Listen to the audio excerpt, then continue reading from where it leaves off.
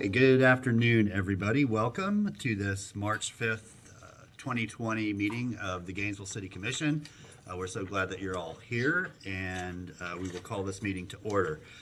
Before we move to adoption of our consent and regular agenda, I just have some reminders and or updates for many of you who have been following our process as to some changes that we've made to help you navigate the meeting a little bit better. Our commission rules are working to expand opportunities for public comment to become part of the official record of our public meetings. One way we're doing that is by accepting written public comment online. If you visit the agenda and minutes page of our website, you'll see a link for e-comment. By clicking through, you can leave written comments on agenda items that will be shared with the commission. In other words, we'll see those comments as we cover that item in our agenda through our laptops or tablets. On the same website, you can also sign up to speak at public comment during a commission meeting. We're now asking public comment speakers to register so we can have a more complete official record so that staff can follow up with speakers when appropriate. These online functions are active starting the Friday before the commission meeting, and they close 1 hour before the meeting is called to order. If you miss that window, you may also sign up to speak here in the auditorium with our clerk. We have a sign-up packet that will either be on the table by the door or in front of the city clerk. Also, today is our first meeting with a new agenda format. You'll see that we've added an information page on the front with some guidance on how meetings and public comment work. Then, the only real change is that we're going to start calling items differently during the meeting. Rather than using the difficult to understand 6-digit Legistar number to call our items, we've now broken the agenda into sections. Each section has an abbreviation that we'll use. So, for example, business discussion items are labeled with BD. The first item in that section will be called as BD1 and then BD2 and so on. We hope this will make it easier to follow along with the meeting as we go. The Legistar number is still listed there on the agenda for use when you're researching items on our website. Early public comment is a new addition to our agenda. It allows members of the public to speak to agenda items without having to wait through the meetings for your items to be called. Speaking at early public comment waives your time to speak later in the meeting. You may have 3 minutes to speak on one agenda item or 5 minutes to speak on 2 or more agenda items. We will ask that you tell us what item or items you plan to speak about before you begin so that the clerk can set the timer accordingly. And one last thing, we are asking everyone to sign up with the clerk when you want to speak to an item, not just for early public comment or regular public comment. And so as the clerk reads each item into the agenda, if you want to speak to that item and you haven't signed up ahead of time, you can go and sign up with her at that moment, and then she'll call people up in the order that they signed up to speak. What that will do is just allow us to know when people are up next and a little bit more orderly flow.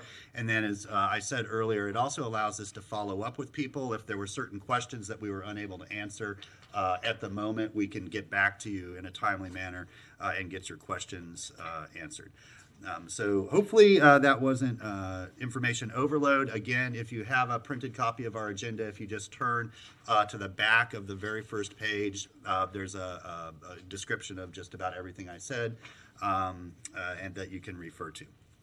All right, so with that, Madam Clerk, our first order of business, please. Our first item is invocation by Prophet George Young.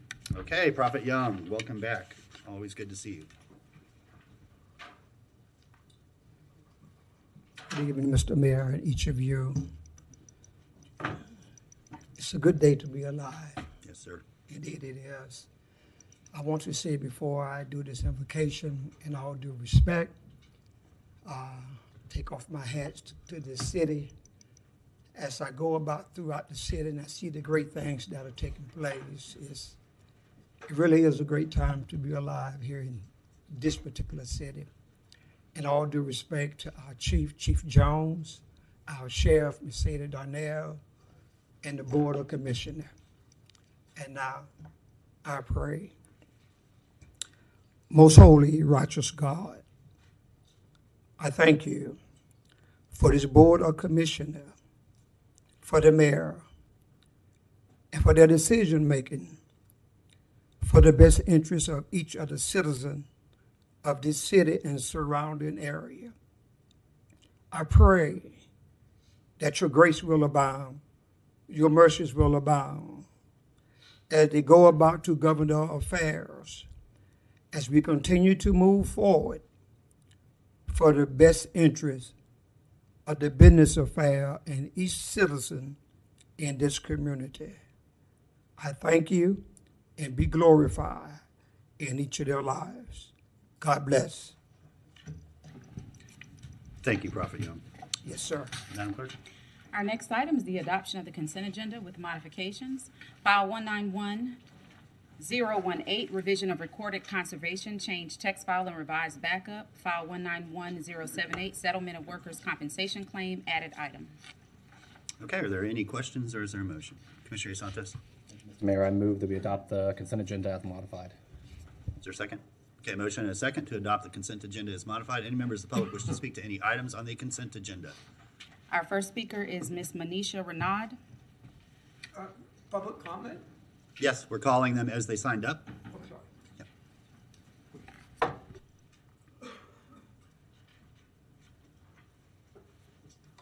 Welcome, and this is for an item on the consent agenda? Yes, this is the early public comment. Okay, we're not quite there yet. We're adopting the consent agenda, just so this is for any items on the consent agenda. Anybody else, any items on the consent agenda? Mr. Donald Shepard. Mr. Shepard, did you? No? Okay. He said no, Madam Clerk. Anybody else on the consent agenda?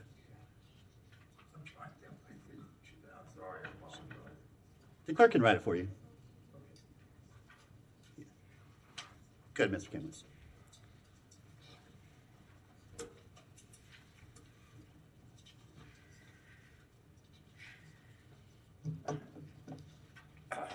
Dave Kimowitz. I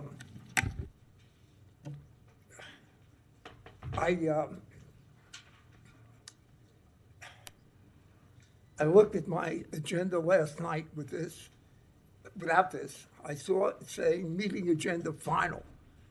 I assumed that certainly most of the people reading that, if they would look through the agenda, would presume nothing else would be discussed. I can assure you I stopped the New York City primary election on something less than this offensiveness. You can't do this. Just eliminate the word final. I'm not going to object, but you did that. You can't do this any which way you feel like. Can we have the overhead so people will understand what I'm talking about? That's it, final. I want that word gone. After that, you can do as you please with your consent agenda. All I'm saying is most people are discouraged if they see that from thinking they have no interest in any other item, so that they would not even know about this. Thank you. Thank you. Anybody else wish to speak to adoption of the consent agenda? Okay, any others, Madam Clerk? Sign up. Okay, back to the commission. All in favor of the motion, say aye. Aye. All opposed? That motion passes unanimously with Warren absent. Madam Clerk? Next item is adoption of the regular agenda with updates. File 191012, GCRA Consolidated Reinvestment Plan, added item and new backup. File 191080, Census Awareness Month, March 2020, and Census Stand Down Day, added item. And file 190901, Strikeout Hunger, added item. Okay, thank you. Commissioner Santos? Mr. Mayor, I move that we adopt the regular agenda as modified. Motion second to adopt the regular agenda as modified. Any members of the public wish to speak to that item? Madam Clerk? Mr. Donald Shepard. Adoption of the regular agenda, Mr. Shepard?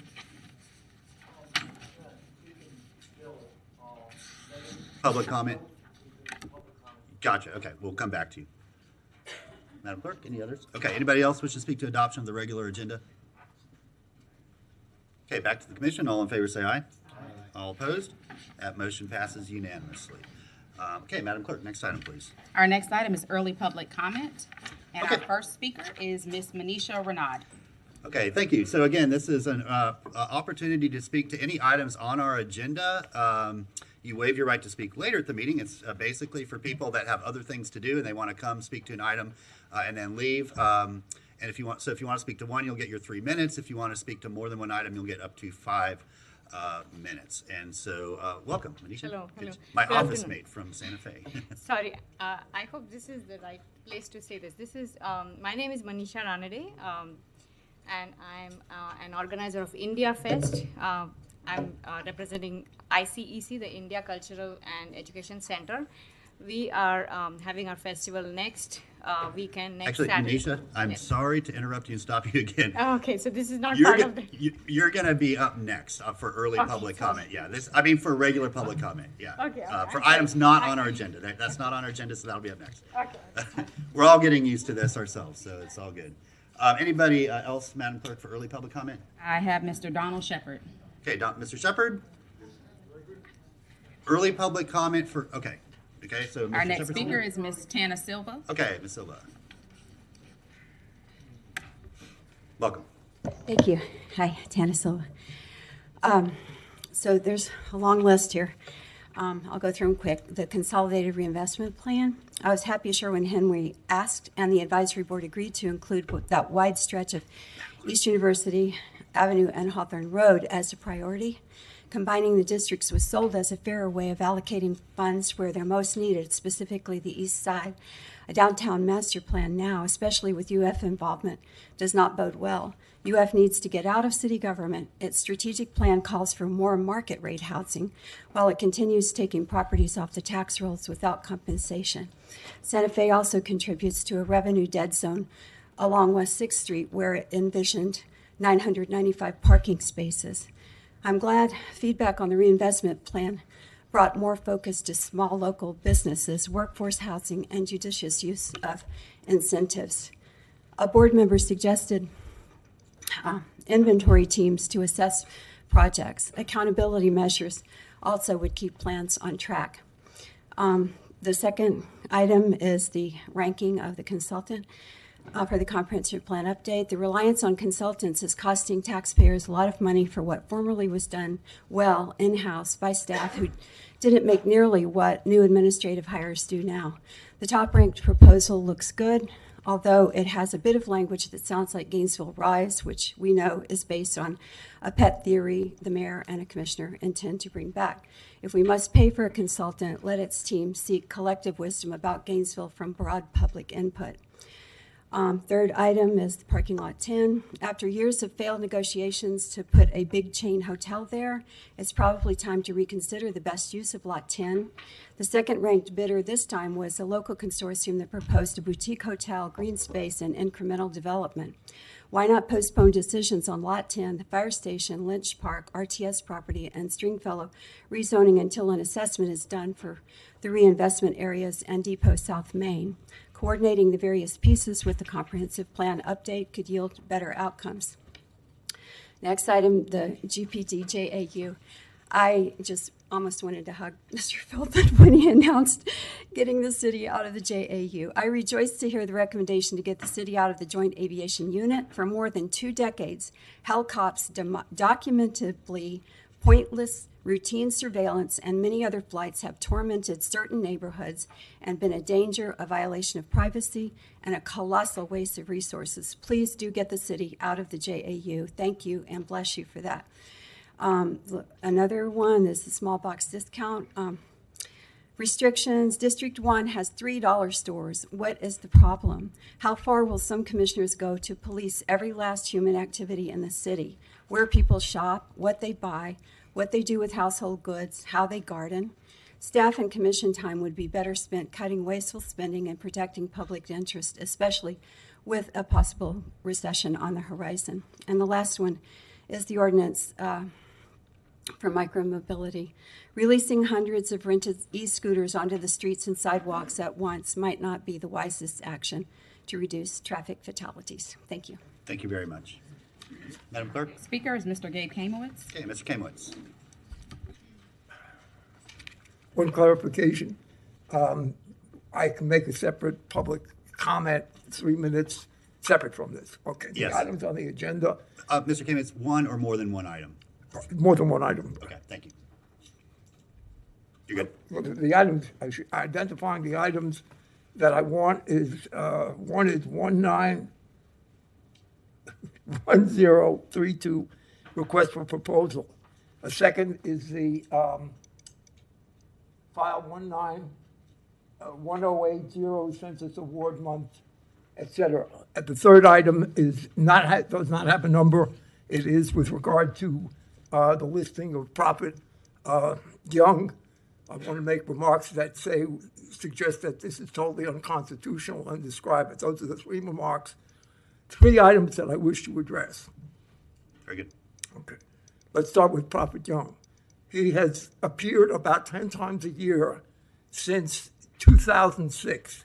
My review of the record shows that there is no other spokesperson, no other minister, rabbi, imam who has ever spoken. I may have missed one or two. But given that record over this time, I would suggest very strongly that either you begin to solicit others to make the invocation, or you have a clear violation of the First Amendment of establishment of religion. You're establishing Prophet Young's religion and religious beliefs, particularly today because he opened remarks that were irrelevant to the invocation. That's that item. Second item is with regard to the three proposals. I would like assurance. You cannot respond. But I have the same gripe as usual. Was there a letting in front of the EO office to make sure that any one of the three qualified as a minority or a woman or a female or other items eligible to make them participate in the voting to begin with? Or are all three totally white male owned, which would be usual since that happens 99% of the time? On the census, on the campaign trail, there was a presentation at one place about census awareness and how it could definitely cost the city money. I would say both of this proclamation is being premature. I pointed out on that occasion that the low count is because there is an incomplete count of people like undocumented and in neighborhoods like the what I call the black ghetto on the east side. And what I'm pointing out is these proclamations have no assurance that those areas will be covered specifically. If you get an undercount, I will surmise based on the last census, that's where it was. So what I'm saying is this generality that they're doing a good job with a proclamation, I think is offensive, should be offensive to all of us. We should be sure, for our own monetary sake, that we know that the census is going to reach out into those neighborhoods based on past experience in which the account appears too low. Thank you. Thank you. Madam Clerk? We have no other speakers signed up for early public Okay, comment. was there anybody else here that wanted to speak at early public comment? Welcome. Thank you, Mr. Mayor. Armando Grundy, resident of East Gainesville. Mr. Grundy, one or more than one items on our agenda? Okay. Are you speaking to one or more than one items on our agenda?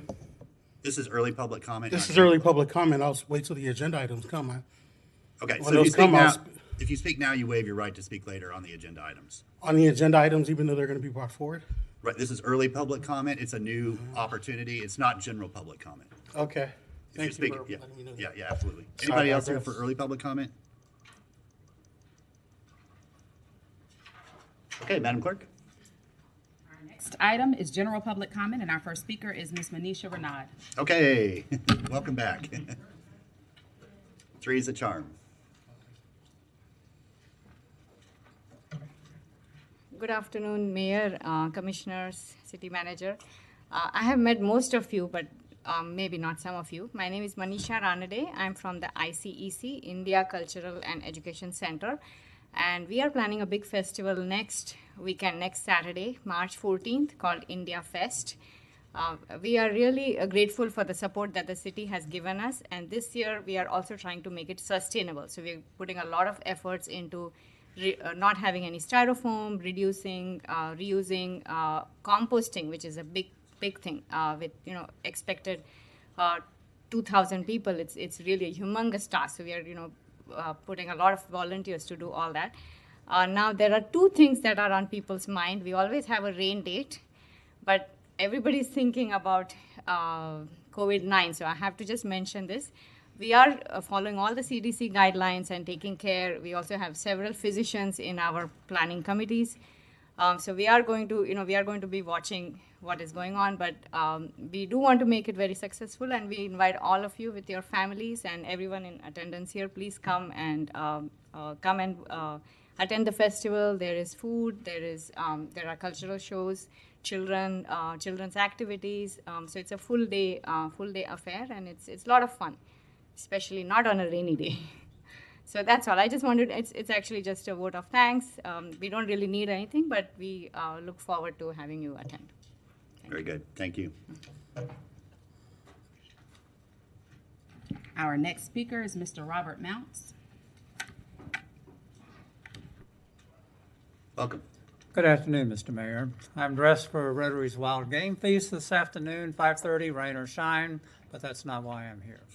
I'm here on behalf of the University Park Neighborhood Association to tell you that last week the Plan Board considered finally a revision to the Land Development Code to permit accessory dwelling units in all single-family neighborhoods. The staff proposal is exactly what we have supported for almost 2 years. As far back as March of 2018, I assured Bob Ackerman, who was then Plan Board Chairman, that we supported ADUs. In fact, some of our members inherited ADUs in our neighborhoods so long as the principal owner resided on the property in the main residence. That's the real thing, especially in our student population neighborhood, which makes sure that we retain the quality of the neighborhood and contain, whatever other problems that might arise from unbridled rentals. After 2 years, the staff presented that proposal and a couple of other things, a 1.5-story height limit, requirement for off-street parking, things of that sort. And what happened, I didn't attend last week's Plan Board meeting because I liked what they were presenting, but Mr. Ackerman presented a motion to amend it, to eviscerate it, to remove the requirement for owner-occupied homesteaded exemption on site and so forth, to remove the 1.5-story height limit, and to allow on-street parking to qualify as the required parking. All of these things are protections which are vital in our neighborhood if we are to accept this compromise, which I thought we had general community consensus on.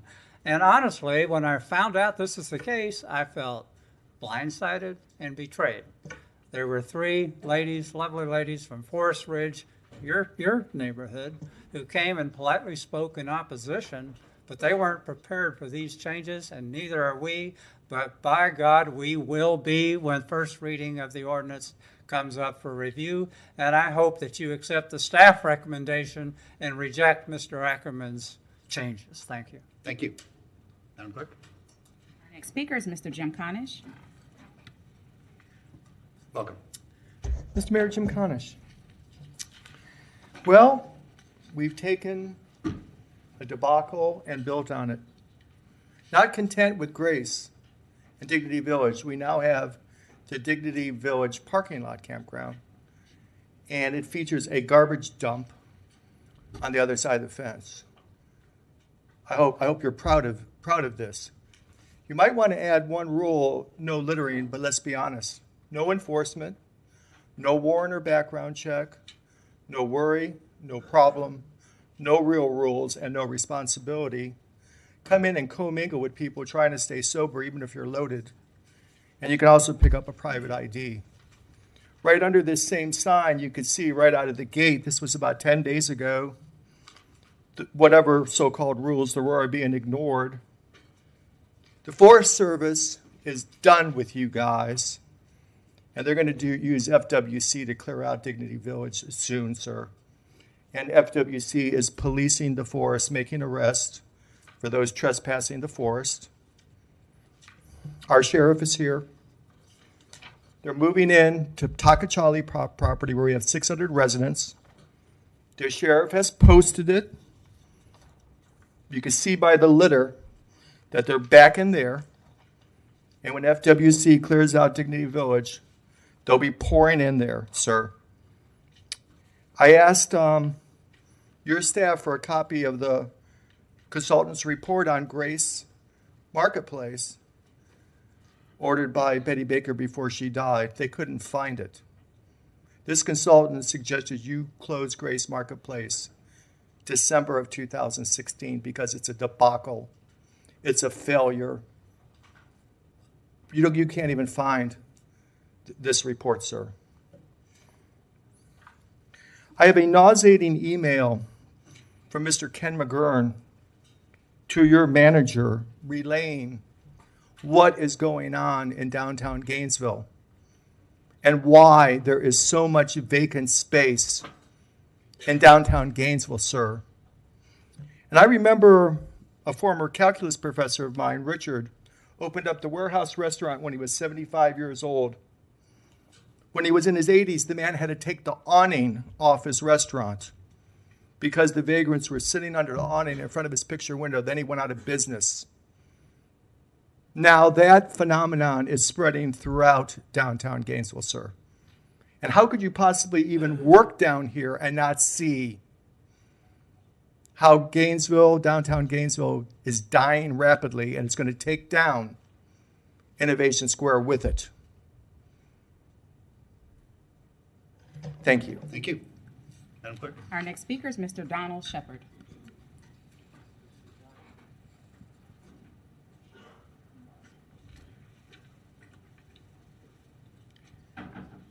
Welcome. Hi there. I'm Donald Shepard, the People's Representative, and this is public comment time, sir? Yes. Thank you, Mayor. My public comment is this: we are happy, tickled pink, to see that we got a new manager at Lamplighter Trailer Park, and I spoke to him in person, and he said we will be coming around and cleaning up the areas. So I'm waiting for that. This what I seen on TV. My next comment is what I seen on TV about the closing of our helicopter operation. And do you want me to go on about that or wait until the comment? Yeah, that's on the agenda, so you'll need to wait till then. Okay, so I'd like to wait on that, sir. So that's what I have. There's many things that this city needs to take and do, and it's all due in time. So thank you very much. Thank you. Our next speaker is Mr. Gabe Kamowitz. Okay, somebody left their stuff up here, sir. Mr. Shepard, if you don't mind just bringing that to the clerk, we'll figure out whose it is. Might be ours. Thank you. My name is Gabe Kamowitz. I'm a candidate for the Gainesville City Commission at large, seat A, as the city refers to it, seat 2, as the county refers to it. Given your new operation, I'm going to try to do this in static style. I will be asking questions. I do not expect an answer at any point. I will tell you that I've spoken with the police chief, and he agrees that I have a right to say to you that whatever you say here may be used against you. I do intend to file. I need a disc of this afternoon's proceeding on these allegations. My questions begin with who violated for the city the handicap parking area, which is now devoted to non-handicapped city commissions. If you go out there, I lucked out in finding the one spot that was not reserved. Secondly, I would ask Commissioners Johnson and Hayes Sandos whether they should recuse themselves from further proceedings, listening to me, or commenting on this, because they have contributed to the campaign of Rena Sackow, my opponent. I would ask further that Commissioner Ariola, who has criticized me on the trail for by racist comments because I criticized Rena Sackow, whether he was bribed to make that comment because he received $35 from Rena Sackow. The final prize goes to Commissioner Harvey Ward, who has so many reasons to recuse himself. I don't know where to begin, but I will try. First of all, I asked him to recuse himself, not only because he contributed in excess of I think $200 more, $272, including his family, and I suspect somebody from Philadelphia who was related to him. But beyond that, that he ought to accuse himself because Rena contributed to his campaign. But going beyond that, he, in 2018, was the 2017 and 18, in his first term, was the registered agent for Holy Trinity Episcopal Foundation. First 2 terms in office, he was in the first year of the office, he was still listed as the director of the foundation. That having a conflict in the private industry should separate him one at a time. Now, the next will be requesting public records for ordinance 160876 for 160740. Thank you, Mr. Kamewitz. I'm afraid One your time more. Mr. Kamewitz, your time is expired. Resolution Mr. number Kamewitz, 023. if you have a public records request, you can give that straight to the clerk, but unfortunately, your time has expired for public comment. If you want to make that public records request, just you can want still to do finish so to the clerk, and we'll I want allow the these I'm individuals speaking respond to to the you. public. That's what I have a right to do. You do, but your time has expired, and you get the same I rights as understand every that, but I other want to person. finish your number. Mr. Kamewitz, you have the same rights and 0232 privileges as every other 302. person. Thank you. Madam Clerk? Our next speaker is Mr. Armando Grundy. Welcome. Thank you, Mr. Mayor. Armando Grundy Gomez. Mr. Mayor, I came before this body 2 meetings ago. I think you were not present. I think you might have been traveling. But I come before you on a couple of things. I rise today in support of process. I come in support of something that may be coming before this as a governing body. Being on another advisory board, we all have meetings, and sometimes a lot of people are present. You appoint us and you send them there. Sometimes some of you up there on that side of the dais may come before us as an advisory board, and you may advocate for positions. So something that may be coming for you may not be coming before this governing body. Before you all, I want to speak into specifically. It's been within local media, it's been in the paper, and I rise in support of the position, not an individual, not a person, but the position. And what I rise in support of is the position of the general manager of your utility. The position of your utility is a very special set of skills. It's not the same as running general government. That takes another set of skills. And I don't think the position of a manager of a utility necessarily, it's probable that they could possess those sets of skills, but not likely. And to ask the manager of a utility to run all of general government and all of the employees, probably not likely. Again, possible, but not likely. And so I understand that there's a move to make government more efficient. And we should make government more efficient, holistically across the board, and not pick at the low-hanging fruit and not cherry pick, because it gives the appearances of other things. It gives the appearances of things like a power grab. We know within this budget, our budgets are tight. Citizens came before you last year, and the level of debt service that GRU is taking on is concerning. But the position of your general manager was given a bad deck, a bad hand. And he's taken on that bad hand and had to take lemons and turn it into lemonade. Those are just the facts. No matter if you feel about the biomass plant, the contract, he was dealt a bad hand. And it's again not about the person, it's about that position. And so what I'm asking you to do is, it's easy to go, you know what, if we take away this and get rid of this, we now have all this money at our disposal we can go to and fro and play with. But what you have before you, and I know I'm recognizing my time, is that this coming budget cycle this year, we can't kick the can down the curb. You pay him $300,000 a year. Thank you, Mr. Listen to Grundy. him. Thank you very much. Thanks. Madam We Clerk? have no additional speakers signed up. Okay, was there anybody else that wished to make general public comment? Okay, thank you all. I'll turn back to the commission. Commissioner Ward. Thank you, Mr. Mayor. In reference to a couple of public comments, I would encourage anyone who has an interest in the processes out at Dignity Village and Grace Marketplace, please go schedule a walkthrough with some of the folks who work out there. They can show you how things have changed. They can give you updated numbers on folks who have been housed in permanent supportive housing, who just weeks ago were in tents in Dignity Village. Don't take some cherry-picked photos that somebody comes up and shows you during public comment. Go to the source, and those folks will be happy to walk you through and give you an idea of what has been accomplished and what remains to be accomplished. Second, because some folks are apparently concerned, I don't have any relatives in Philadelphia that I'm aware of. Thanks.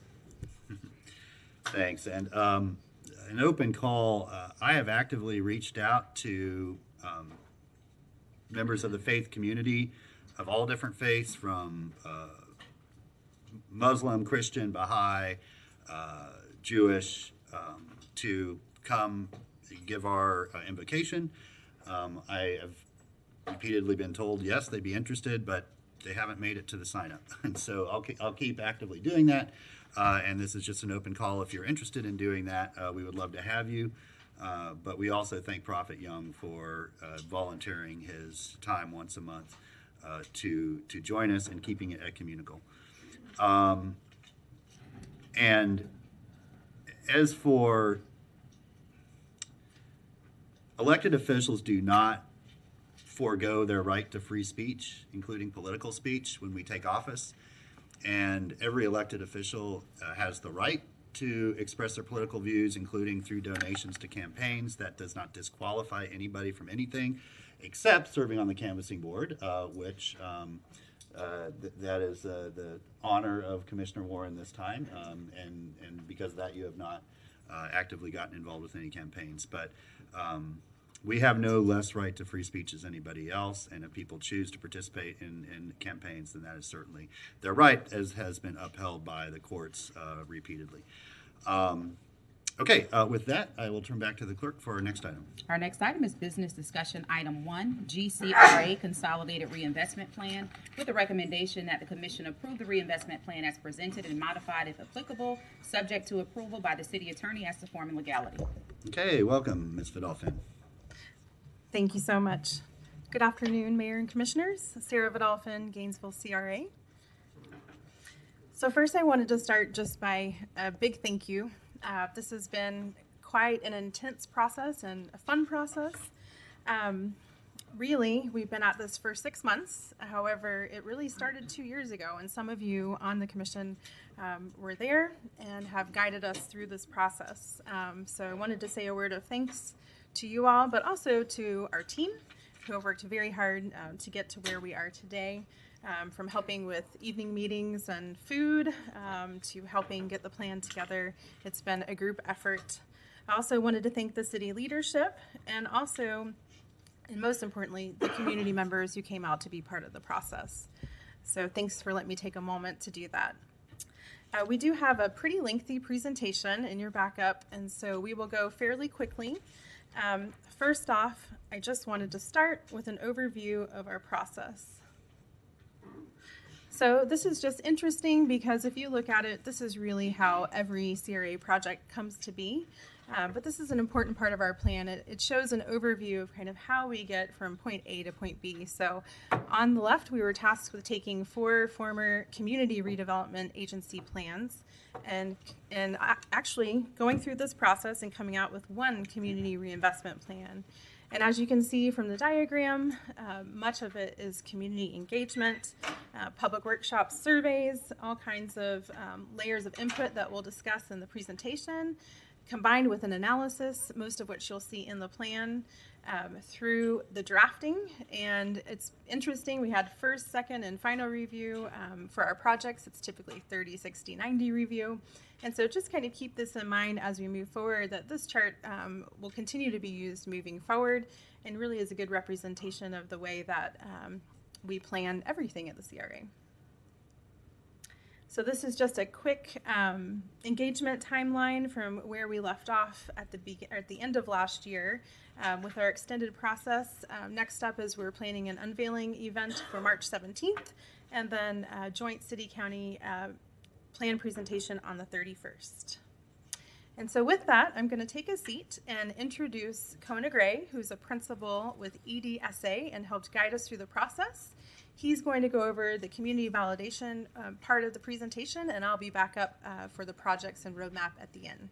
Thanks so much.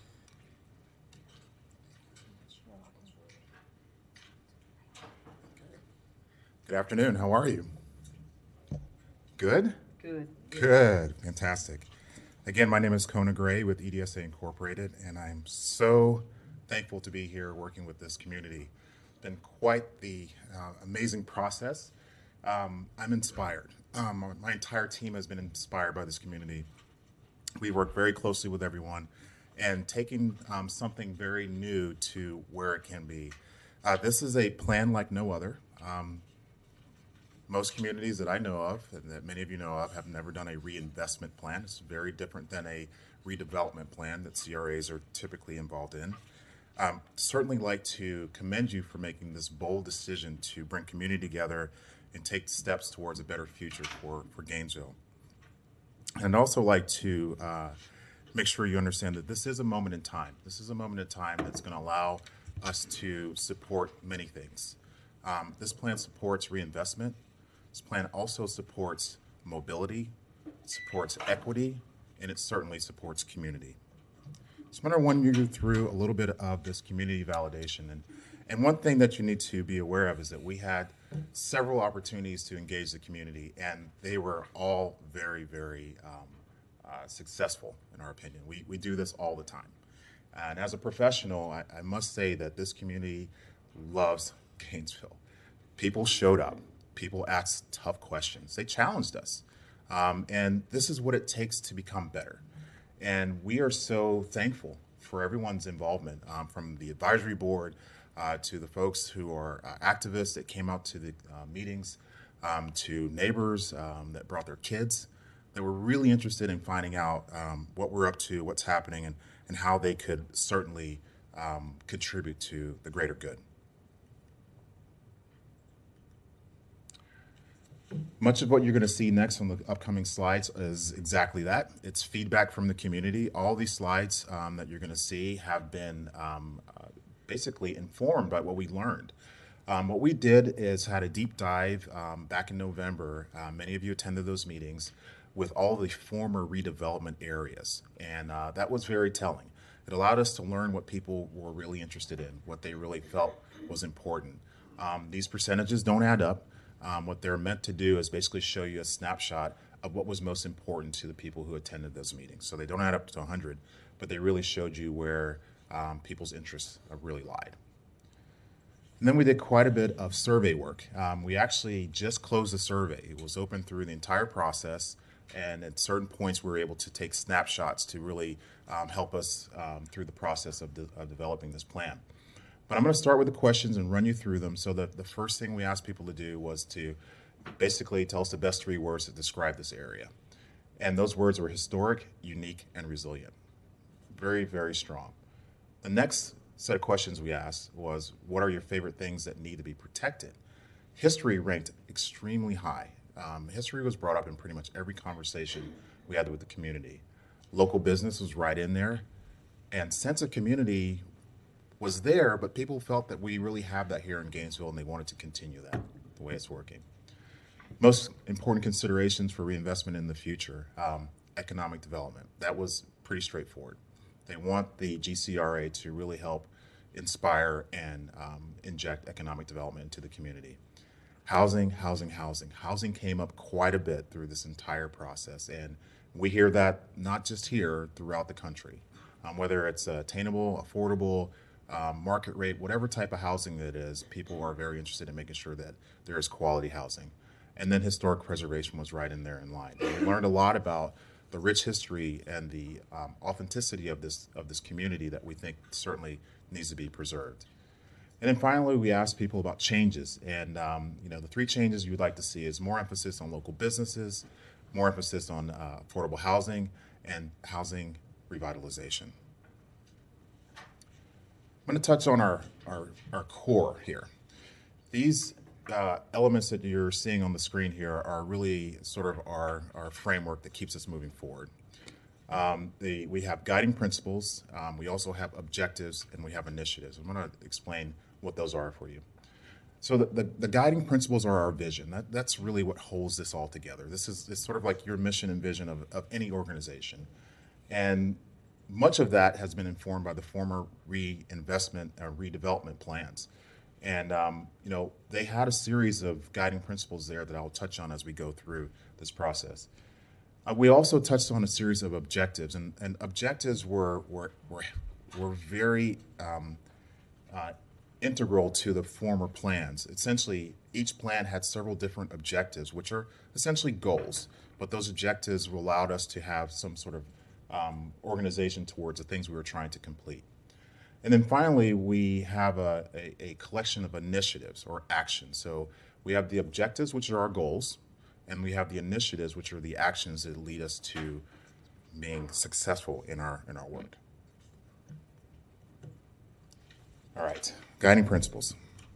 I think guiding principles are something that many people take for granted, but in the profession that we work in land planning, landscape architecture, and urban design, it's important to have guiding principles so you don't get off on a tangent. It kind of keeps you focused. The guiding principles here really focus on many things that are important to community. And the first one is to improve quality of life. Everybody wants that. These are things that are universal, and I think that's why they're so important. To allow for a dynamic and diverse community of all ages. To utilize socially, economically, and environmentally sustainable methods. To form partnerships. You just can't do it alone. And that's one of the things we all know for a fact. We work together to leverage partnerships so we can all be better together. To create opportunities through economic development, local business, and employment. To ensure quality and diverse ranges of housing options. This is very, very important. We heard that quite a bit. To create public spaces that are unique to Gainesville. Depot Park is a fantastic example of what can be achieved. To provide safe, efficient, and a transportation network so everyone can move around very easily and get to where they need to be. And then to create quality local destinations, places that allow you to have fun, retail and entertainment. And so a lot of these guiding principles are supported as well by placemaking. And this is something in the world of planning that is very integral to what we do. Placemaking is not certainly about making a place. It's about the process of getting there. And so these 11 principles are pretty strong. The community is the expert. We've learned that through our process of design and planning for decades. We always involve the community. It's important for us to have a very strong, inclusive process. We're creating a place, right? It's not about the design elements. It's about the place and the process of getting there. It's important to have a vision. It's also important to start really simply. The lighter, quicker, cheaper, so you can test things and see how they work. Start with the low-hanging fruit until you get to the big projects. We always understand that form supports function. It's funny because when you go through this process, you realize that you're not always finished. It's always getting better. So spaces need to be programmed. People need to be coming out. You need to give them different things to do so there's always some fun happening. So now I'm going to touch on the objectives. So our objectives, as we said before, we had several objectives in the former redevelopment plans. We were able to work with the community and all of our advisors to pare it down to three sort of areas of importance, three objectives. And those objectives really revolve around some core things. But the community had a lot to do with that. The community took the former objectives and actually ranked them by percentage. And we did this at every single one of those meetings we had at the former redevelopment areas. And you can see at the top, economic development rose right up, housing and housing revitalization, commercial activity. It was pretty outstanding to see where people felt that the GCRA should be heading. And this was very helpful because it allowed us to really dial into where we need to go next. We also, back in January, had a wonderful community meeting where we asked everyone, how do they feel about these reinvestment opportunities? How should we prioritize them? And we went through a long list of all the things that we have, and we asked people, yes or no, where do you feel we should spend our time? And you can see that some of these projects really rose to the top, such as 8th and Waldo. Most of the participants were very, very, invested and concerned to make sure that we were able to spread the wealth and get investment and redevelopment and reinvestment in the east side of Gainesville. We asked them about our objectives. Are these the right ones? Did we consolidate the right objectives? And most participants really were concerned about small business startup, business mentoring, access to health and food. So economic development really, again, started to come into play in terms of what we should be doing. And then we asked them, how should we pay for this? You all know that these opportunities need to be funded, and we have that opportunity to make it happen. We presented 3 approaches. One approach was a front-loaded approach where we could bond money to really build some larger projects and get that done quickly. The other one's an even spend approach where we would essentially take the funding throughout the period of time for the next 10 years and use that to support projects throughout that time frame. And the other was a mix of both approaches, and you can see what was resoundingly selected. 72% preferred the mix. So we're proposing this blended approach to getting this done.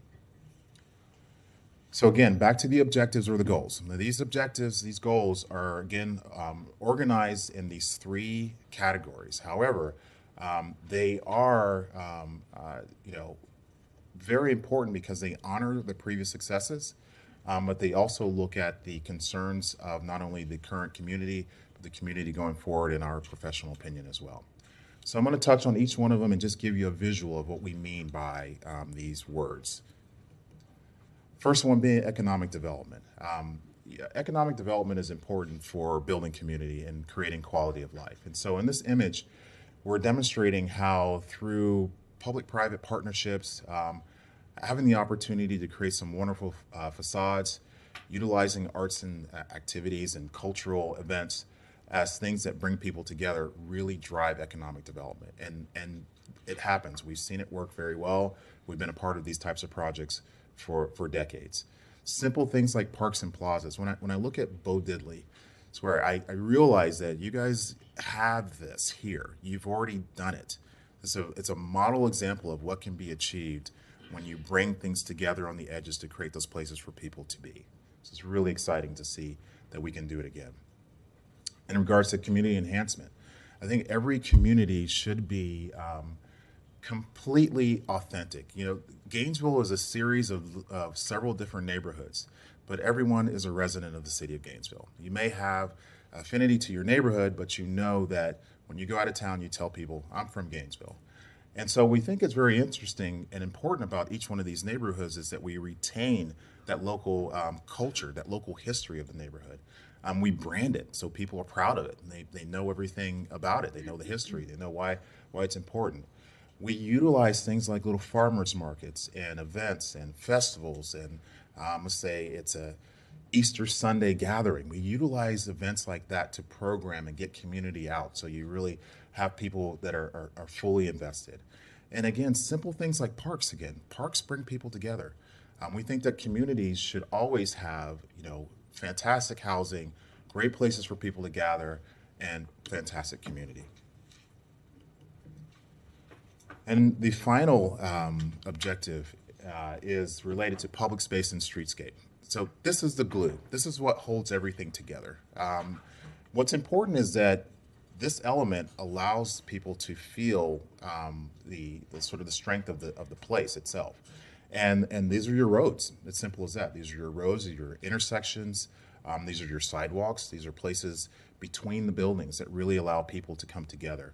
And those corridors should be very well connected. They should be well lit. They should provide the opportunity for economic development, whether it's a sidewalk cafe or it's a shop that could spill out and people can kind of hang out and enjoy their time. It should also be respectful of our environment. We think that green infrastructure is certainly sometimes undervalued. So taking the opportunity to use our environment, use the trees to keep things clean, to allow the air to be clean and thoughtful is really important. and allowing people to be able to get around easily, whether they're biking or walking or whatever they're doing, keeping that connective tissue to the point where it makes the place very, very authentic. So the next step is kind of identifying those initiatives. And those initiatives, really, as we stated before, are projects. They're projects or programs, as simply stated. We went through quite the process with the community and our advisors to identify many projects that you have been working on for decades. You should be very proud of the CRA in the past and what they were able to complete, and the GCRA going forward in terms of shepherding these projects through to the point of creating this quality of life for everyone. So we developed a word cloud, and this word cloud was taken from the words we heard from individuals at these meetings. It was inspired and informed by them. The words that are larger are the words we heard the most. And we use those word clouds to kind of funnel into the reinvestment initiatives that we knew needed to rise to the top. And we have actually developed a criteria to help us judge those. And so through this process, we're able to understand that in order for us to prioritize the projects, we need to have a criteria for deciding which ones are most important, because we heard a lot. First and foremost, are these projects or these initiatives, programs within the GCRA? Are they within our reinvestment area? First question to ask. Do they support our objectives, which is the second question to ask. And as a new city department, we wanted to make sure that the GCRA projects and programs align with everything else that's going on in the city. So do these projects promote equity and inclusion? Are they supported by initiatives such as Plan East Gainesville or the Wild Spaces public places? And also, are they on the capital improvement list? Are they projects that we are already working on that we can collaborate together to complete? And the last thing we did was we took a look back at the Community Vitality Report that came out several years ago to understand the components that make a plan successful, that make projects successful, make programs successful. And these are the components. And the components consist of layers. We're combining multiple objectives. And if economic development and community enhancement are working together, it's much better. If all three of them are working together, it's a home run. Connectivity. Are we able to connect? Are we able to bring all these neighbors together? Scale. And you'll see as Sarah begins to go through the opportunities here, the scale of the projects varies. Some are big, some are small. Is it authentic, right? It has to be all about Gainesville. So we think it's really important to make sure that all of these things that we're going to bring forward have this historical, this cultural significance that really make it work. Do we have partners? Partners make it happen. And that really allows us to focus on the long-term success and actually leverage the funding and the support that we have. And then finally, health and safety. Is this objective, is this project, is it doing something that's going to be friendly for all communities moving forward? So Sarah's going to walk us through these projects, and she's going to talk about them in detail, and then we're going to talk about the next steps. Thank you. Thank you, Mr. Cohn. I appreciate it. Ms. Fidolfin, welcome back. Thank you so much. Mr. Gray. So this is quite a task. I believe we have about 28 different items on our roadmap, so I will go briefly through each one, actually not a lot of detail. And I'll preface it by saying some of these are initiatives that have not yet been fully scoped out, and you'll see that in your backup. So there's more work to do to get to the bottom of kind of what the CRA participation will be in each one of these initiatives. But I can say without a doubt that these initiatives are very important to not only our advisory board, but the community that we worked with, and I hope with you all too. So first up is the 8th Avenue and Waldo Road area. And this, I can say resoundingly, was probably the most important initiative to our board specifically. You can see from the shaded area what is located in the GCRA district, and there's just a lot of opportunity there. This is an area we've looked at for a long time, but we think that things are aligning to really make a big impact in that area. Cornerstone Campus, as you know, our first big economic development deal was with Mariu NutriSciences. We have other properties there and have been in continuing conversation of how to get more buildings built there, and also to use it as a place for companies to stay in Gainesville. This will be kind of our next level recruitment for this campus, is really connecting the GTech incubator with the other incubators in town and creating relationships where people know if they want to stay in Gainesville, this is a great place for new vertical construction. Downtown master plan, rethinking downtown Gainesville, focusing on that and working with other partners within the city to do this master planning with the community. Economic development finance programs. So as you know, we've had a few that have been fairly successful. We asked for permission to rethink these as part of the process. I can say without a doubt that 3 kind of areas of focus came through in this process that are very important to the community: healthcare, food, that includes production, distribution, sales, and restaurants, and banking are really the 3 things, or the 3 areas that we've been asked to focus on moving forward. Former Fire Station number 1 redevelopment on South Main, former RTS site redevelopment. GTech management is something that we've been involved in since last summer when we renegotiated the lease with Santa Fe College. Just a note about that, we will be moving in there in April. That will be our new home. We closed on the 802 Northwest 5th Avenue building last week. We're excited to move over there and also to refocus our efforts on how to take this community and city asset and move it into the next 20 years as we're approaching its 20-year anniversary in December. Innovation District is an area that we've invested in substantially. Our work as of late has been extending the Southwest 9th Street work to the north and the south through development agreements that you all have approved. This also relates to our public realm area, where we have 2 major corridors that go through Innovation Square that are major connectors east-west. So this is an area that we received some feedback about continuing our work there. Power District redevelopment will be bringing back with a different way forward, working with potentially a real estate broker to help move this important initiative to its next level. And then the University Avenue and Waldo Road corridor improvements. This potentially could be also and is in the public realm area of the plan as well, but there's been a lot of discussion about a potential job center here and the CRA getting involved in that.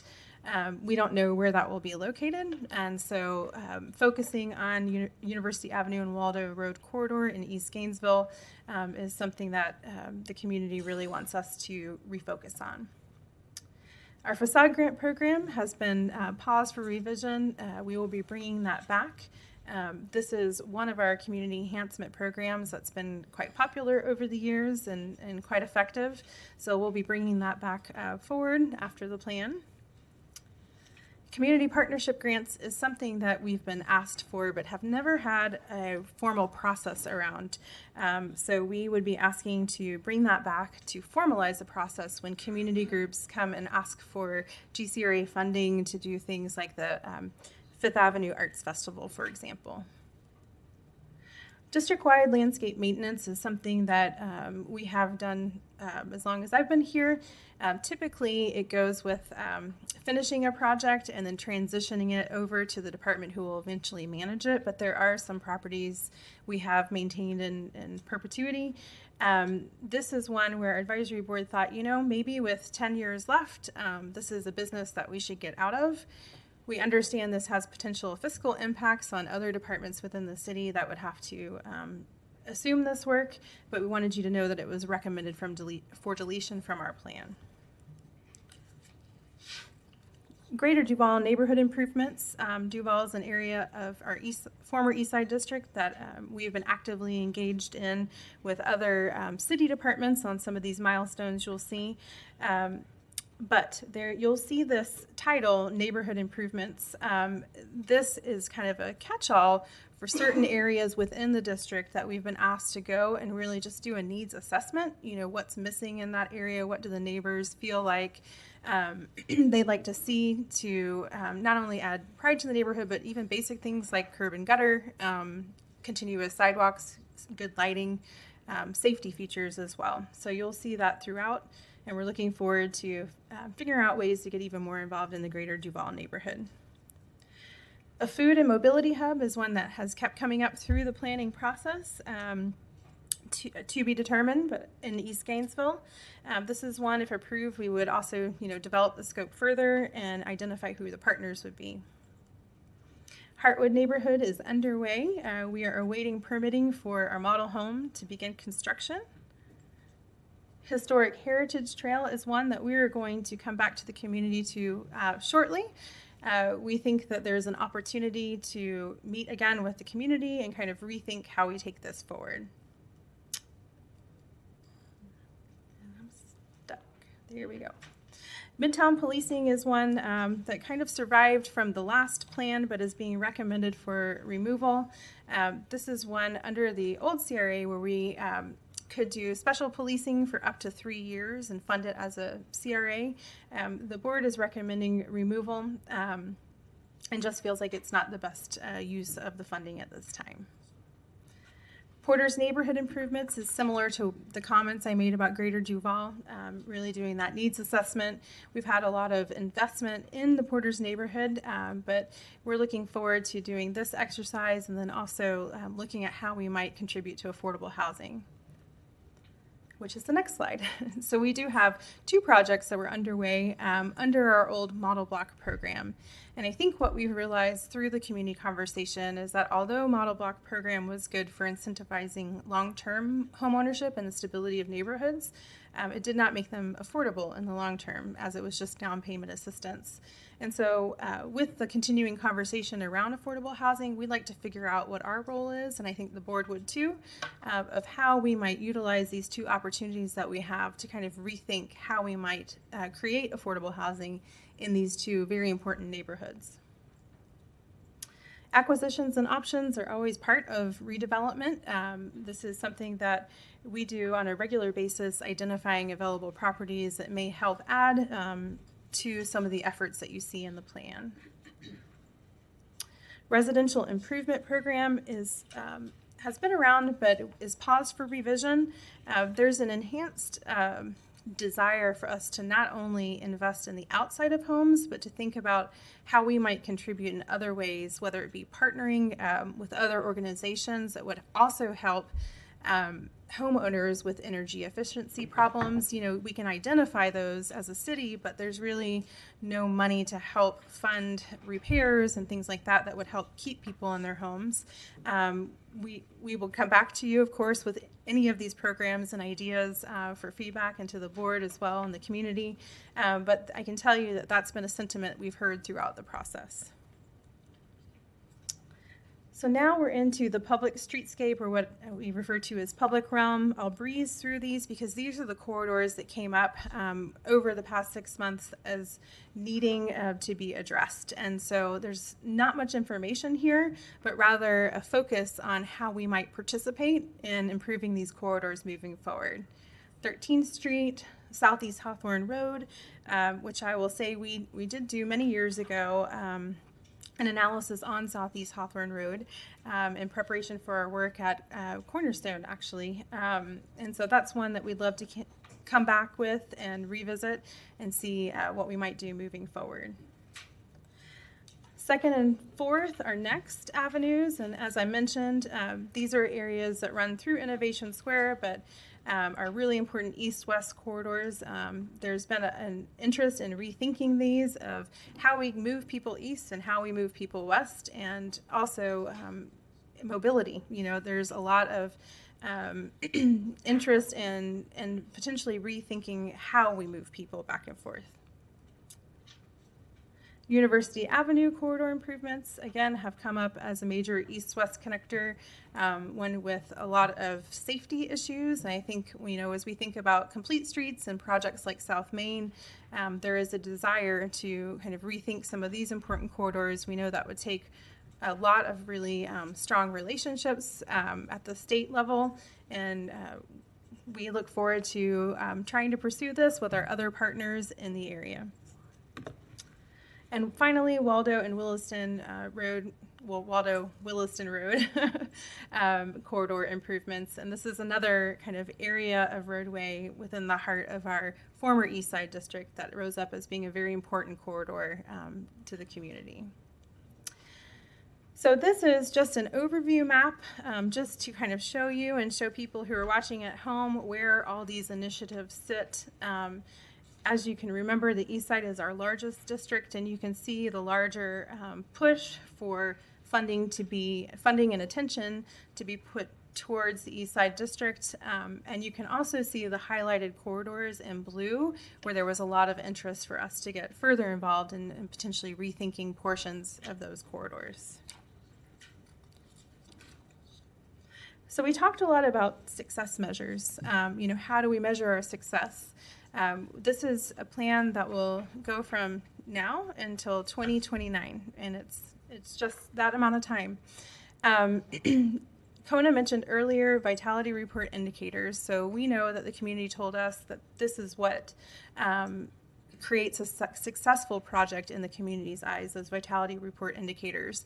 Those surveys and that process was set up to be repeatable. In fact, it was something that we were really concerned about doing, because back when we were CRA, it seemed like the only thing that people would ask about when talking about success was the growth in property values in the areas that we serve. We felt back when we did this report as part of strategic planning that that's not the only indicator, of the vitality of a community and how people actually feel about the work that we do.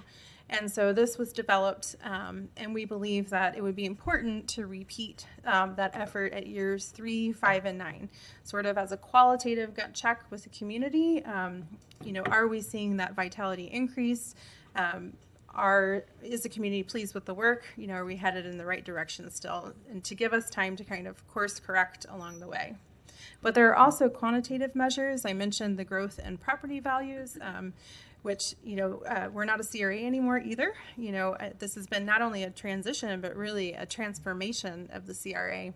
And so we're thinking about it a lot differently. One indicator, of course, in project management is, are your initiatives completed on time and within budget over the next 9 years? But we also did a really extensive land use economic study, really looking at the value per acre of properties throughout the district, which was very telling to kind of see the growth and see where the growth had been adjacent to the work that we had done, or work where we had been involved, with the support of the community and you all. So that gives us an interesting quantitative insight into the success of our work. So our advisory board meeting was continued until last Thursday. So we had a really good lengthy conversation over 2 meetings, and there was a motion to approve the plan. So they approved it at the board, adding the Hawthorne Road corridor, and then doing a deeper dive into evaluation criteria and decision-making framework. And so we've done that and kind of explained what we could. I'll tell you, it was a rush to get all this feedback in for today's meeting. As you know, we're under a really tight timeline per the, I'm trying to think of the word, or per the ordinance. Thank you, I heard it. Thank you, staff. And so we're happy to be here today. It has been a wonderful experience doing this work, and the work that we do depends on the community being engaged and wanting to see the agency succeed, or now department succeed. So we have enjoyed this. We're happy to bring this to you today. If you have any questions, we're all here to answer any questions that you might have. And here is our staff recommendation. Thank you so much. Thank you, Ms. Vidolfin and Mr. Gray, both for their presentation. So we will field questions from the commission first.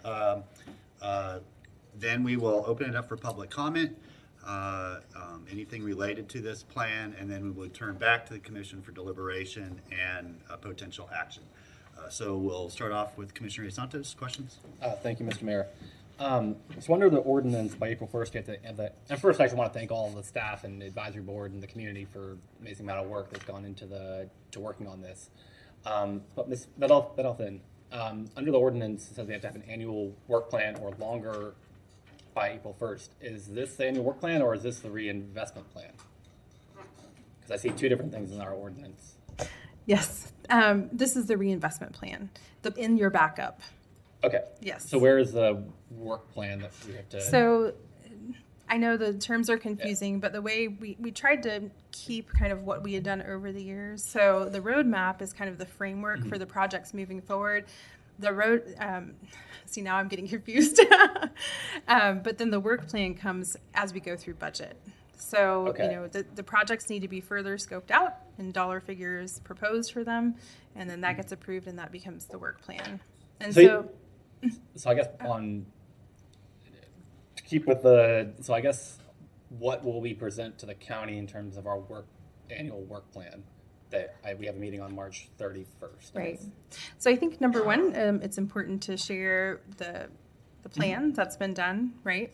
And the work that's been done so far with the roadmap. You know, I think it's important to remember we had a pretty tight timeline to not only transition our agency, but also, you know, this is kind of the capstone or the end piece, right, to what we were asked to do.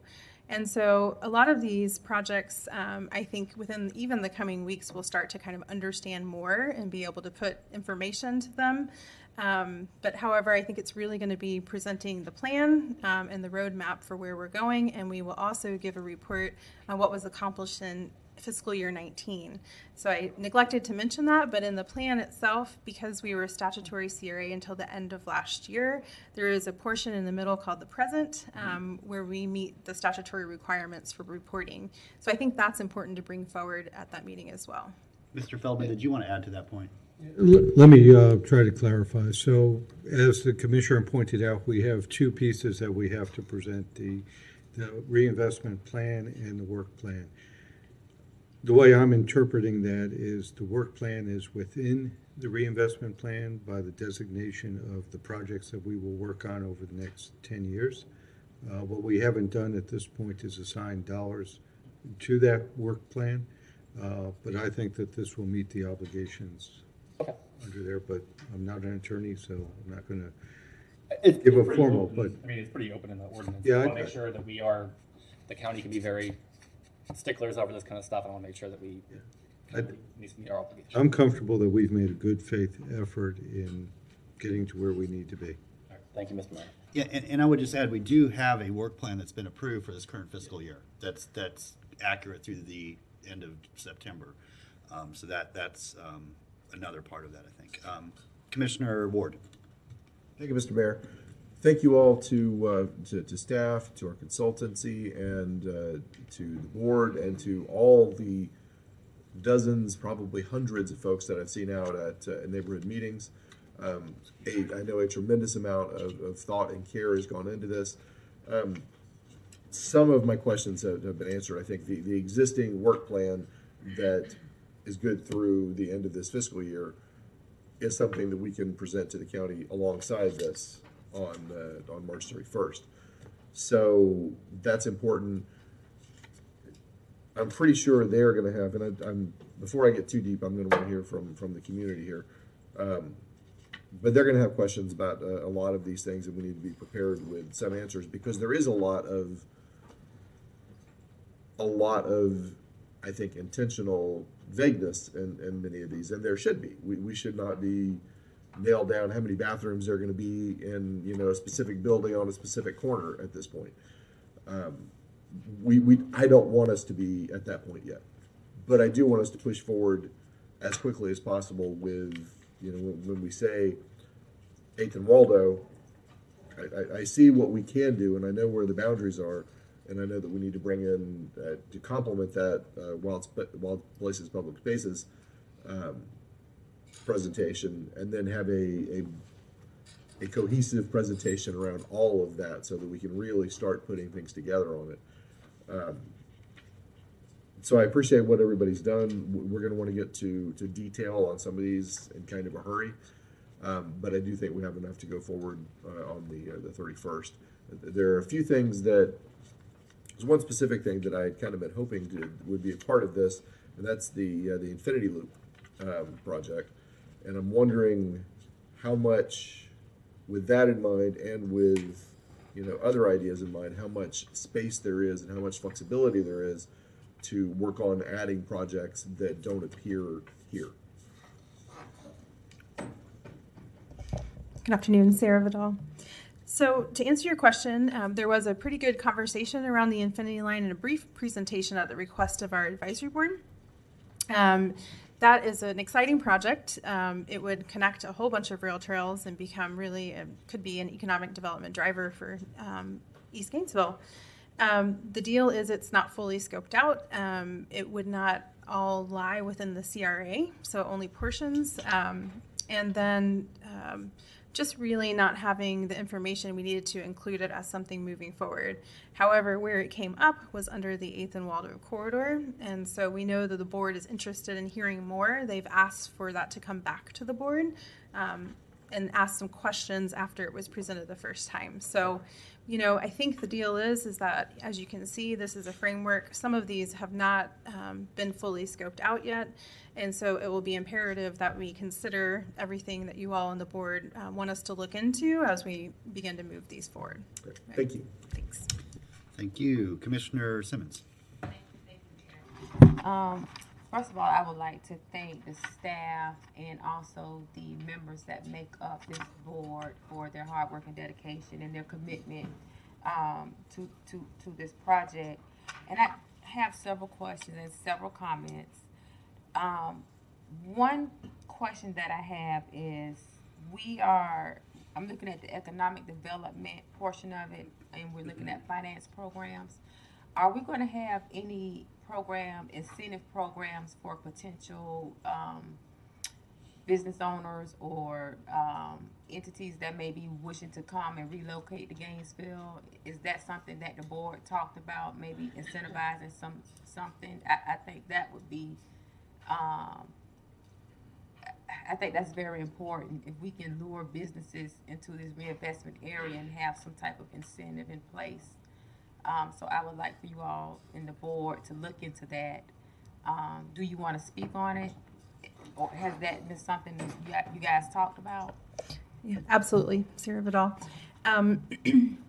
We do have 2 existing programs that will be brought back with potential revisions as well. If you remember, there were job creation and company relocation incentive programs.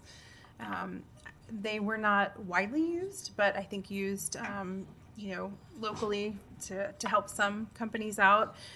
So we're rethinking kind of the tenets of those programs, and we'll be bringing them back. But absolutely, there was a huge thrust towards how do we develop small, local, diverse businesses. A lot of how we thought about it was under the GTech management portion of the work plan, or whatever you want to the plan moving forward. Now I'm going to start using those interchangeably. I'm going to try to keep myself from doing that. But yes, there's a lot of opportunity. A lot of small business people are stakeholders in the community. And so we see a great opportunity to kind of use GTech as a home base for expanding those programs and providing a community space where people can come and not only look for grants and things like that, but also receive services and be part of a larger entrepreneurial community. Yeah, and in addition to that, I'm also speaking on a larger scale because I know the programs that we currently have, they were incentivized. They brought in big companies, the folks in the Ayers building, Mindtree, and that was just such a big deal at the time, but they're no longer here. So if we can look at some other type of incentive to get those mid-level or mid to high-level type industries to come to the area, and specifically in this reinvestment district, let's look at certain, maybe some examples some other places may have to incentivize those type of industries or building or folks coming in addition to the entrepreneur that's local, that's here, that's wanting to get their business off the ground. So I want us to be more creative in attracting, investing in the area. Gotcha. So, I mean, and on that point, I think that's great. And also look at, I noticed the public spaces portion, the streetscape, and I'll be interested too with the board in looking at how we can look more in depth for us the infrastructure. I know we have street lighting, but you have, and I think we need to keep this in context. You're reinvesting in the area that's old. It's a historic area, and it needs to be brought up to a certain place if we're going to have sufficient investment in the area, particularly for private investment. And so if we can leverage our dollars and leverage some of the opportunity that we have to look closely and deeper into the actual infrastructure in this old portion of the city, I think we can, you can get your money back. You can make that back at the end. So I would like for the board members to have that deep conversation about, let's take a look at where we are. We're in the old side of the town. We're in East Gainesville. We're in this area where it's mature, and there's a need. And the surface may be great. We can go and do streetscape all day. We can put in some nice bushes, some beautiful trees. We can paint a house. But what's under that? What does the infrastructure look like?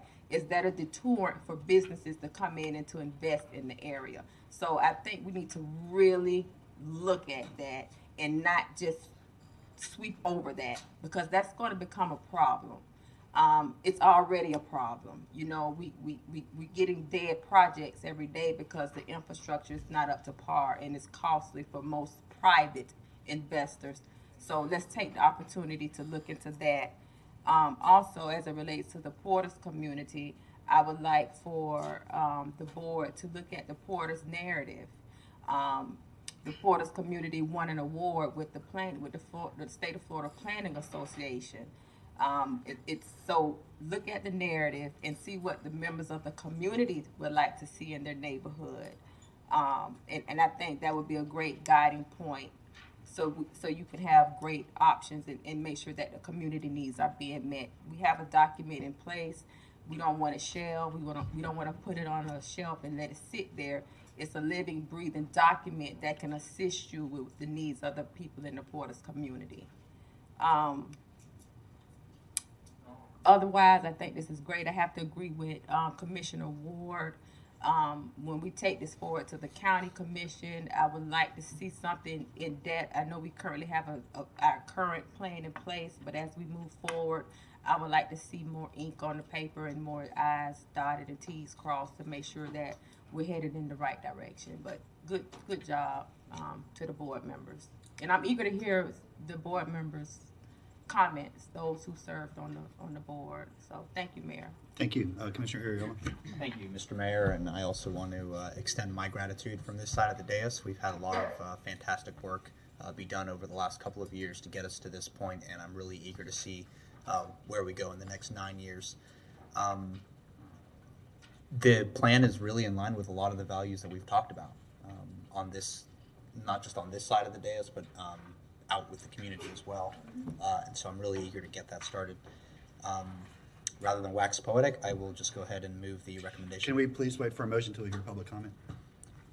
That's our new procedure. We're going to hear public comment and then turn back to deliberations and a motion. I'm happy to defer. Okay. Happy to defer to the chair. All right, thank you. I'll recognize you at that time if you'd like to make the motion. Commissioner Johnson. Thank you, Mayor. Yes, clearly a lot of work went into this plan, so thank you for all the work that you all put into it. I have a couple of questions and some comments. What do you see as the path forward for prioritizing these projects? That's a great question. I think the prioritization is going to come when we move to putting dollars to it, because as we begin to scope out these projects, some of them are more straightforward. We know there are a lot of programs that need to come back, and we're anxious to do that and have been working on it through this time.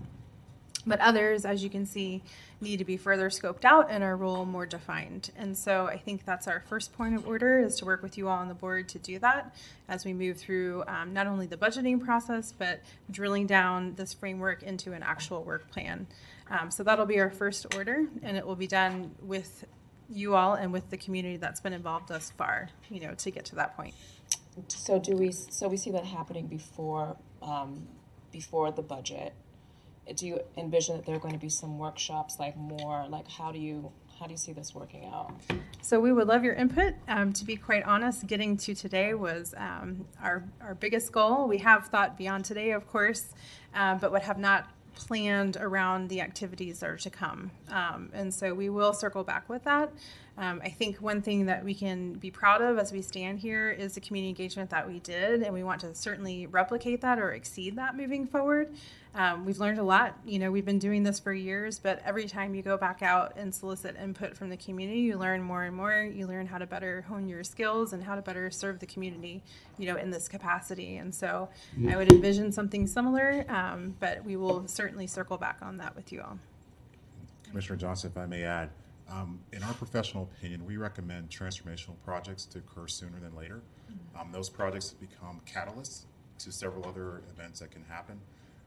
Through the years, and even like in Fort Lauderdale, we looked at a project that many people were not sure of, and that was our waterfront.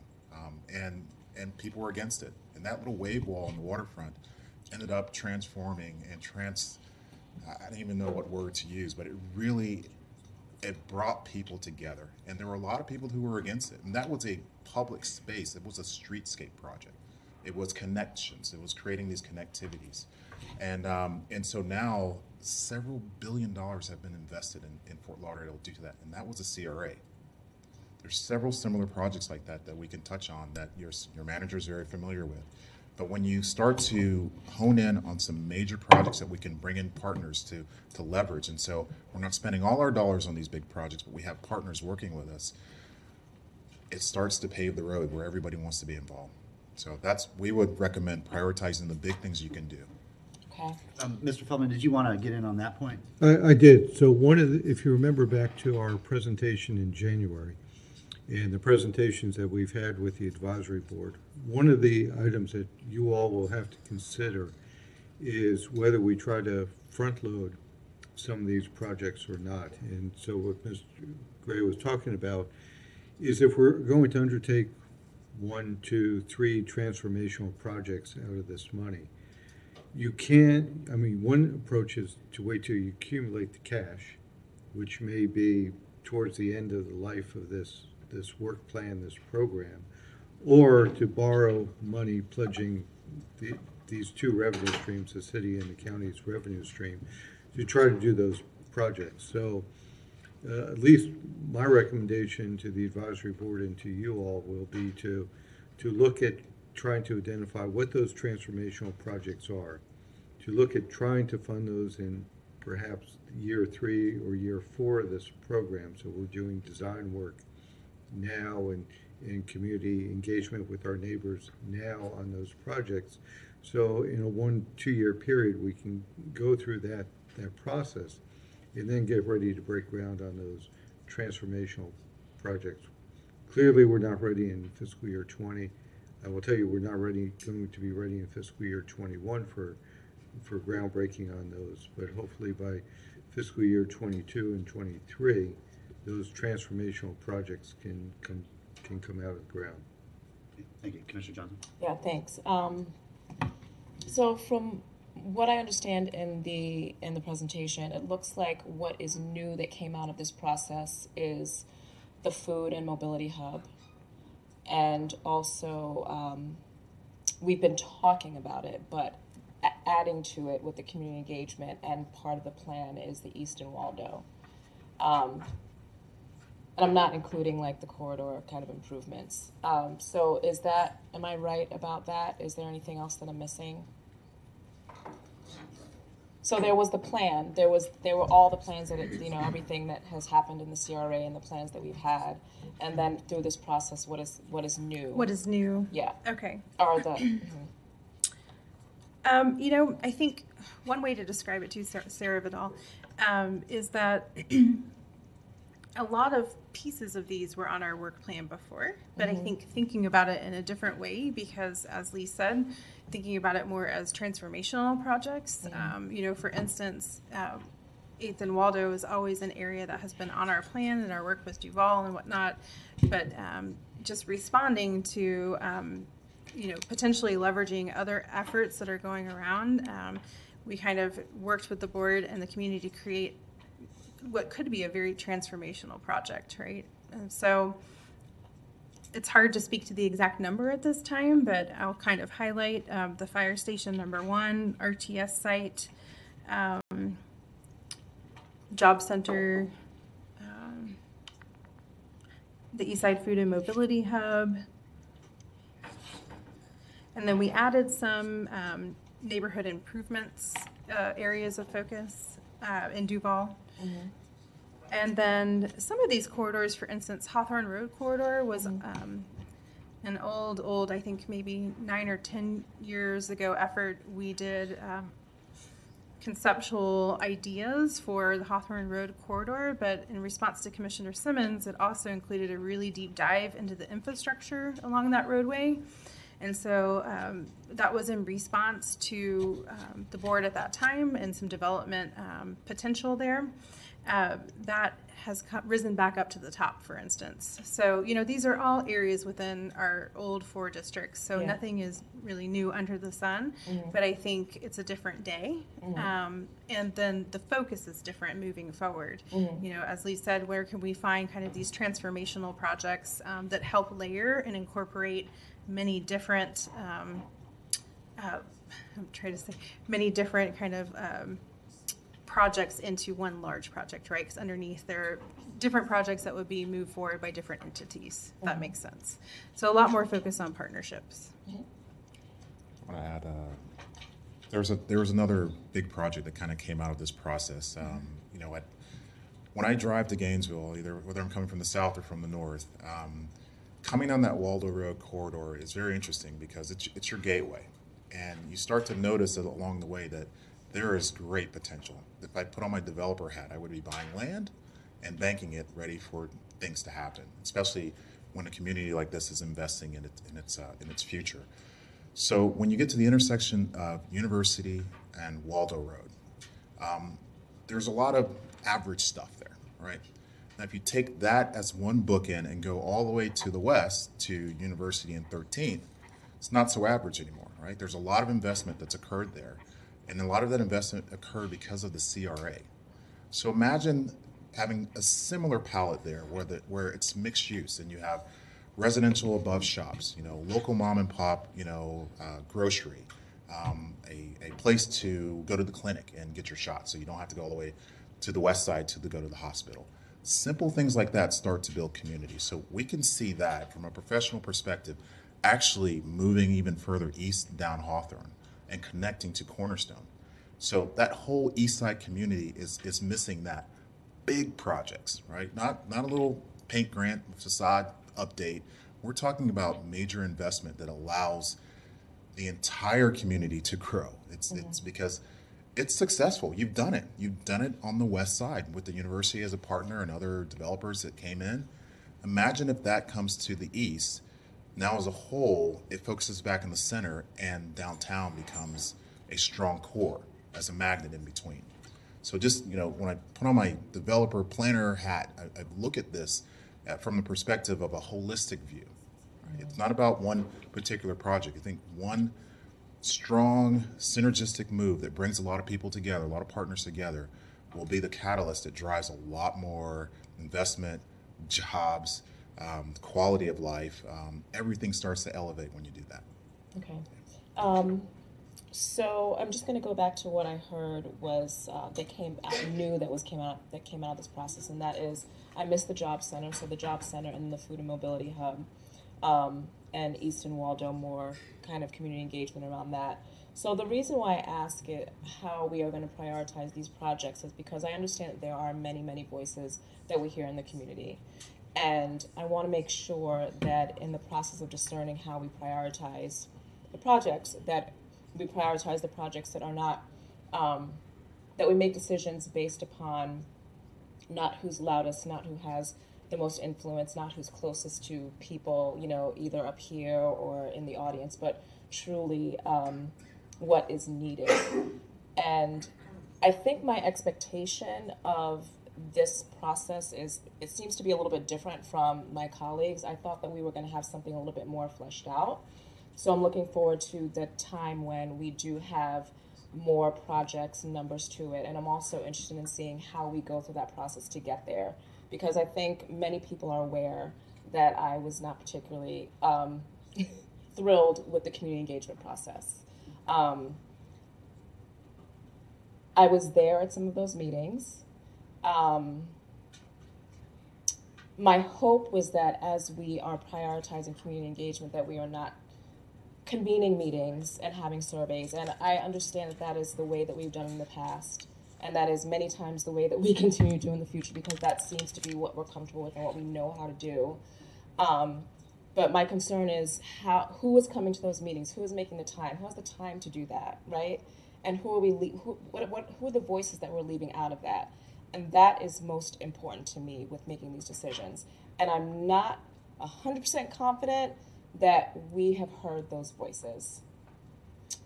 So what I am excited about is the Food and Mobility Hub, because I understand people's need and want for transformational projects. I get that. But at the same time that we've heard about these transformational projects, we have also heard time and time again for practically a decade now that the East Side, there needs to be access to fresh and healthy food. There needs to be affordable housing. That's another piece of this plan that I would like to see a little bit more fleshed out. I remember when we first started talking about this, we were envisioning how can we use CRA funds to boost our or bolster our affordable housing, plan that will come in the future. So I think that needs to be a part of this, a little bit bigger piece of this, not just the monoblock housing, but something a little bit bigger. So what I was saying is that I am glad that the Food and Mobility Hub is a piece of this. Transformational projects are important, but I also want to make sure that we are continually focusing on people's basic needs, which is what I'm most concerned about. I'm concerned about people having access to fresh and healthy food, a roof over their head, clinics. This is what is truly missing that I feel enhances people's quality of life. So I'm hoping that as we move forward through this process, these are the projects that we prioritize. Thank you. Thank you, Commissioner Simmons. Yeah, and I just had a question for the consultant. When you were up earlier, you were comparing Southwest 13 to University Avenue and what the development has taken place, and if holistically, if we could do that on the eastern portion of the city. And so my question to you as a professional, Yes. what would it take to get that? So happy you asked that question, because you're not the only one that asked that question. So typically when developers come in, they're looking for opportunities to partner, right? Can you speak up? Yes. Looking for incentives. They're looking for opportunities to not have to pay for all the parking. They're looking for deals that can pencil out, because frankly, the traffic is there. The trips are there. People are driving up and down these corridors all day long. They are there, right? The median income may not be there for what most developers are looking for, depending on the community that they're building in. But however, there are developers that are looking for these communities. So one of the things I mentioned at our last meeting is that if you're looking for affordable housing, why not solicit, why not find, why not research developers that have successfully brought affordable housing projects to bear? We know several of them in Miami, several of them in Fort Lauderdale, several of them around the country, in DC and other parts of the world. They're doing it. However, they need to be certain that their investments are going to work. The market drives these investments, okay? You know this as well as I do. We've been doing this for 60 plus years as a firm. We've watched many communities transform. And what gets you there is political will. It's being able to all coalesce together for the greater good, knowing that you want to create something that's going to benefit the quality of life. And Commissioner Johnson nailed it on the head. I mean, it's about basic needs for people, right? Housing is a basic need. And we've even watched in other communities where it kind of sometimes gets out of hand where, I'll give you for instance, a simple one-bedroom rental in Fort Lauderdale, the old beach town, $1,200? No. $1,600? No. $1,800 a month. Now, for someone that is a city government worker or someone working at a hospital, that just doesn't do it. You know, it just doesn't work. So the time for that to happen is now, and we would highly recommend that you take the time, whether it's a tour or you bring someone in, to go and visit these communities that have successfully completed exactly what you need. It can be done. I promise you. I've seen it. Been a part of those projects. It can be done. And I have no doubt that it can be done. It's going to get done. And so I guess my question to you, does this reflect that? Does this reinvestment plan, what we just went through this presentation, does this reflect what you just stated? Absolutely. Okay. And the thing about this plan is it has a lot of projects in it, a lot of opportunities. And so the reason why we're bringing you all the opportunities is because we want to make sure that you see it all. Now it's time for you to prioritize, to look at these and say, okay, here's where we really feel we can make a difference, right? This is where the community needs our attention. You know, this is what is going to sustain us for the next 50 years. This city is not going away. 1869, you've been here a while, right? It's time to step up and go to that next level. So it's in the plan. Now we just need to refine it so that you have the work plan or roadmap to get it done. Okay. Thank you, Mayor. You're welcome. Thank you. We'll now turn to the public to share their thoughts with us. Thank you for your patience and for sticking around to give us your input. There was a request that members of the GCRA board get extra time. I'm not going to do that. Every member is treated equally here. And I would argue that you've been given extra time as a member of that committee and your deliberative process up to this point. But we would welcome any members of the board that are here that wish to share their thoughts with us as a member of the public to do so. So Madam Clerk, do we have a sign-up list? Yes, our first speaker is Ms. Sharon Bauer. Welcome. Good afternoon. I'm Sharon Bauer, president of Northeast Neighbors, and we're concerned about the particular project, the redevelopment of MLK and Citizens Field, which is listed as an East Side project, but is not in East Side. It's on the west side of Waldo Road, what Plan East Gainesville called the more prosperous part of East Gainesville. Replacing Citizens Field with a stadium with three times the seating we feel would be detrimental to Carroll Estates to the north, Fairfield Addition to the west, and our neighborhood to the south. And we don't see how it benefits people across Waldo Road. I've attended many CRA meetings in the last 6 months, and people from East Side aren't asking for more development on the west side of Waldo Road that they have to cross the state highway to get to.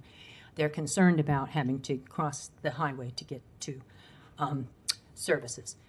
What they've been asking for is development along Hawthorne Road, and that was not even listed in the draft plan that was presented to the board last week, and the board had to add it.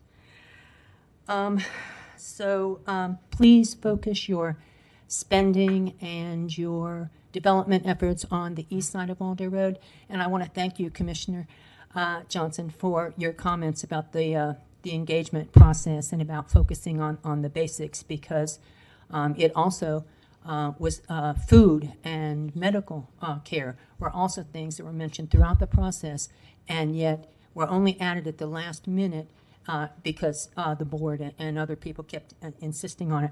Our other concern is the project at University and Waldo that says mixed use at University and Waldo, and we suspect that is not about the east side of University, that it's about our neighborhood. Because in 2014 and 2017, we successfully fought efforts to rezone the oldest part of our neighborhood along University to mixed use. We don't want businesses next to 120-year-old houses, but that's the part of University that's most attractive to the market because we're adjacent to the Northeast and Southeast historic districts. So we'd like to formally request that you ask the manager to schedule a meeting at MLK for the neighborhoods on all four sides to let the city know what they want to see on the northwest corner of that intersection. Thank you. Thank you. Madam Clerk. Speakers, Mr. Donald Shepard. Welcome. Yes, thank you. Now, Shepherd, People's Representative, what we've done is we forgot where Gainesville started. Where Gainesville started was in Hawthorne Road. That's where James V. Wilmot dedicated the first building of Gainesville. The old church that is made with Grimstone surroundings was one of the first things that got developed in the East Gainesville. Our military money paid for that, but where's our city money? The city, since then, has done nothing but strip East Gainesville of their jobs, of their housing, and now they moved into the Duck Pond area. Where are they going next? We need to take and make the outlook of this to the East Gainesville more format. This is my intention in the year to come, and this here plan I have got is much more financial stable, is much more likable and workable for the people. These things that I'm going to be bringing when I run for mayorship are going to be the things that's going to put East Gainesville back on the map, and going to strip the west side of East Gainesville from the financial stability they have. This here is what needs to take and happen, because that's exactly what they did to the east side. They stripped the east side to take and make it an area where people have to take and beg for money. No, we shouldn't be having to do that. We have spent many years swallowing this pill of shame. East Gainesville, it needs to be brought back to the liking and interest of James V. Wilmot. And there's another person out there, Keith Wilmot. Where is his input towards his family's outlook out in Alachua? He needs to come back to Gainesville and spend some of his money here in the city of Gainesville so that we can take and redevelop our city to the liking of the people. Thank you very much. Thank you. Madam Clerk. Speakers, Mr. Jason Mitchell. Welcome. Thank you. Good afternoon, Mr. Mayor and commissioners. I have a lot, so I'm going to try to condense this. First of all, I want to speak to streetscapes. Streetscapes should not be an objective in and of itself. The streetscapes that we have done have been linchpinned by major development. Innovation Square has Southwest 2nd. GRCA is on Pleasant Street, 5th Avenue. The South Main is linchpinned by Cade and Depot Avenue.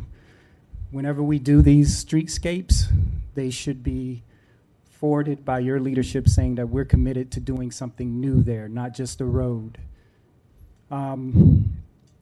If we still want to do things like the 13th Street corridor and these other things, we should look at the remaining funds in the former districts as funding those, instead of using the new monies under the GCRA, because there's remaining funds in each district. And those funds reflect the economic development engines under the old plan, whereas East Gainesville has a negative 3% increase, and you see the increases that are inequitable on the other ends. Second thing, the community enhancement title does not reflect commitment to housing. I would suggest that we would make that community enhancements and housing, so it can be clear to the public that we heard you. If you look at when Conan presented the report, which he did an excellent job on, and I commend him and his staff, that there was a lot of feedback on housing There was 21% that said we wanted housing, be it affordable or mixed. That title does not reflect that. That's fluff. People do not know what that means.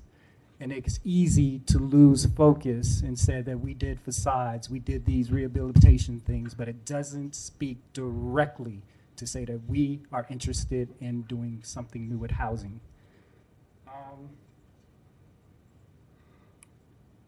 So we are all familiar with the racial equity study that was done by UF, racial equity measures.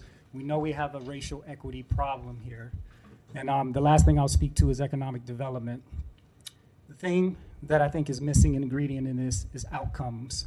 When we talk about economic development, we want to look at hard outcomes, and that is reflected in the dynamics of business creation and job opportunities, particularly for people on the east side of town. We don't need a UF project that just do brick and mortar, but it's not supplying jobs to the residents of East Gainesville. Thank you very much. Appreciate your comments very much. 6 seconds? You're 6 seconds over. Oh, I'm over. Yeah, you're over. I'm sorry. Thank you very much. Thanks for being here today and sharing your thoughts. Madam Clerk. Mr. Armando Grundy.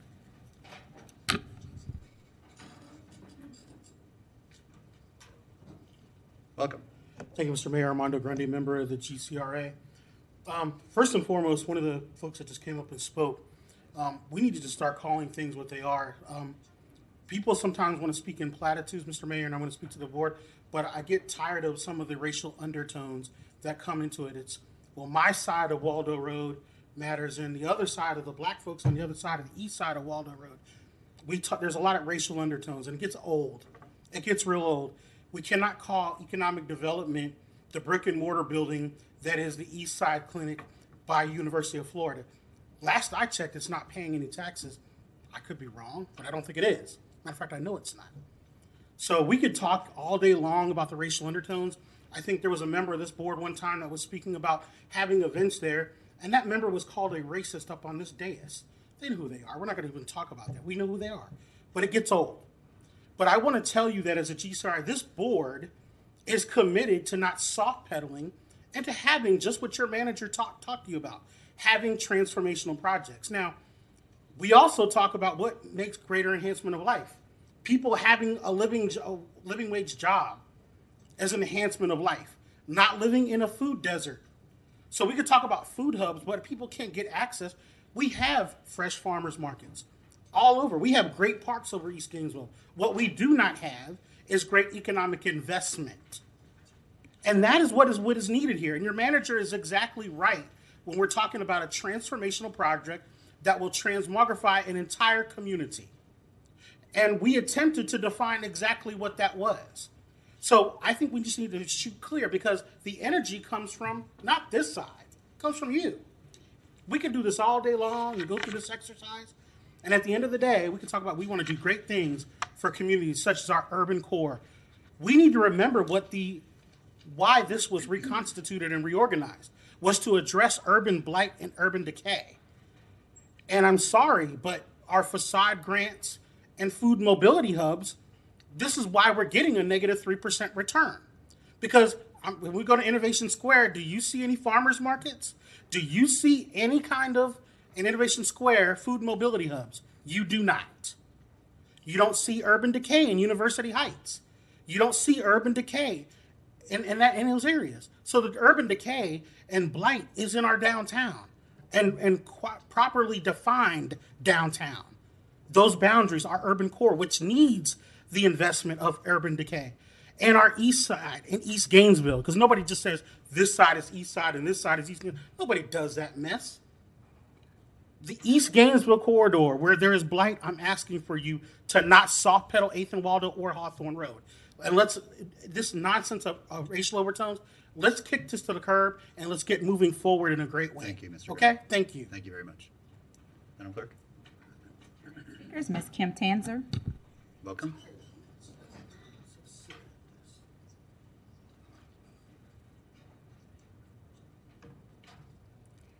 Thank you. I came to speak to one specific element of the plan, but listening to what you all are talking about, I'm going to speak more broadly too. The first is that I would ask that throughout the document and throughout your thinking, you consider the whole Fifth Avenue Pleasant Street neighborhood as one integral historic African-American neighborhood. The maps don't reflect that, and your recent zoning decisions will have the impact of eliminating one half of the neighborhood. I think, can I have the overhead? I think it's important that you recognize that this is the eastern half of the Fifth Avenue Pleasant Street neighborhood. This is the western half. It's equally historic. It's not recognized in the map, and you're in the process through many things that you're doing of destroying it right now. So I hope that you will change that initiative throughout your business in the City Hall, but in particular in the plan itself. What I would say is that right now what you have more generally is an inventory, not a plan. I think it's premature to improve this. What I see is that you have about 30 projects, all of which are well-intentioned, and if there's an advantage to having one CRA area rather than 4 districts, it's to be able to look at the whole city in an integrated fashion, and you're not doing that yet. Maybe there hasn't been enough time, maybe you're trying to satisfy a county commission deadline, but I would say it's just not cooked yet. And I don't think that it will be possible for you as commissioners to make the kind of weighted decisions that Mr. Gray is suggesting would be the next step. So I hope that you will reconsider approving this today or renaming it an inventory. In particular, I want to focus on the fact that I'm looking at a book that I got maybe a week ago, so maybe things have changed and I just don't have an updated version of this. But the version that I have doesn't have any numbers in it. There's no money. And so, has that changed? Okay. Well, you're not talking about money. And I think really the whole point of having this plan is to figure out how to distribute the money that you've received so far and what to do with the money that you'll get in the next 10 years from whatever sources. They say that if you don't have a strategic plan, then your budget is a strategic plan. I honestly do not see either one yet. I think they can be there. I have a lot of respect for Mr. Gray's work and for his firm's work, and it may be that it's just too soon to get to that point, but I would say there's no way that this city can do those 20 or 30 projects effectively or that they will add up to something bigger. You have to prioritize, and that's going to have to do with money, and it's going to have to do with decisions that will make people unhappy, as Commissioner Johnson has suggested, as well as making some people happy. But you're not ready to proceed, and typically a work plan is what comes after a strategic plan. Very good. Thank you so much for being here. Madam Clerk. Speaker is Mr. Mark Goldstein. Welcome. Before I begin, could I ask you not to start that? The parking lot is blocked from the public, and I would ask the city manager, you'd ask the city manager not to have us arrested or our cars taken, because this is an important public hearing, but you can't park. Yeah, we have a bat eradication issue that they needed that But area. you're having an important public meeting without the ability to Nobody come. will be arrested, Mr. Goldstein. Can you start Mr. Goldstein's clock again? What? I asked her to start your clock again. I didn't understand. I asked her to start your clock over again. Thank you. I paid $300 the last time I tried to park here because they had a bunch of tickets, and I'd just as soon not have to go through that again or have my car towed while we're having a public meeting in the afternoon when it's difficult for me to leave my laboratory and come down. This plan appears to be the standard top-down developer-driven plan to me. I can't speak like Kim Tanzer spoke because she's an expert in the field, or like Mr. Mitchell, Jason Mitchell, or Sharon Bauer. They've experienced those things. When I was a mayor and mayor commissioner, I made sure that the first thing that happened was we sent all of our great staff into the neighborhoods and really understood what they wanted rather than make a top-down centralized bureau, an entire operation coming down to us from the city. Just the general principle of consolidating everything you do under one management operation really hands it over to development interests and takes it away from the neighborhoods. We always were very, very concerned about what each group wanted. We don't have to consolidate everything. We have different neighborhoods with different needs. And I don't see in this plan that you've really asked what they want. I see developer interests that are enormous, and especially if you consolidate it. The gentleman who's most effective here, Mr. Coffey, who comes down with developers and represents them, gets everything they want. The neighborhoods, however, through enormous numbers of hearings, have been essentially shunned. And now you have an increasingly top-down consolidated city plan, which I hear spokesmen saying this is wonderful, but it's really theory. I think Kim Tanzer said it best, and so did others. You're not listening to us. What you're doing is forming a more powerful, more top-down, more centralized city program that we're going to have to live with. But that's not what the city's about. Wasn't about back then, and nothing's changed. We're still neighborhoods. We're still trying to survive. Affordability has become the big word here, and everything comes under affordability. But if you can't pay the utility rent, you can't afford the apartment. I don't care if it's $1,800 or $1,200 or $600. People are running off because they can't afford to live here. We don't mention that. So there's a deep, perhaps unintentional deception in much of this. You're not going to create affordability.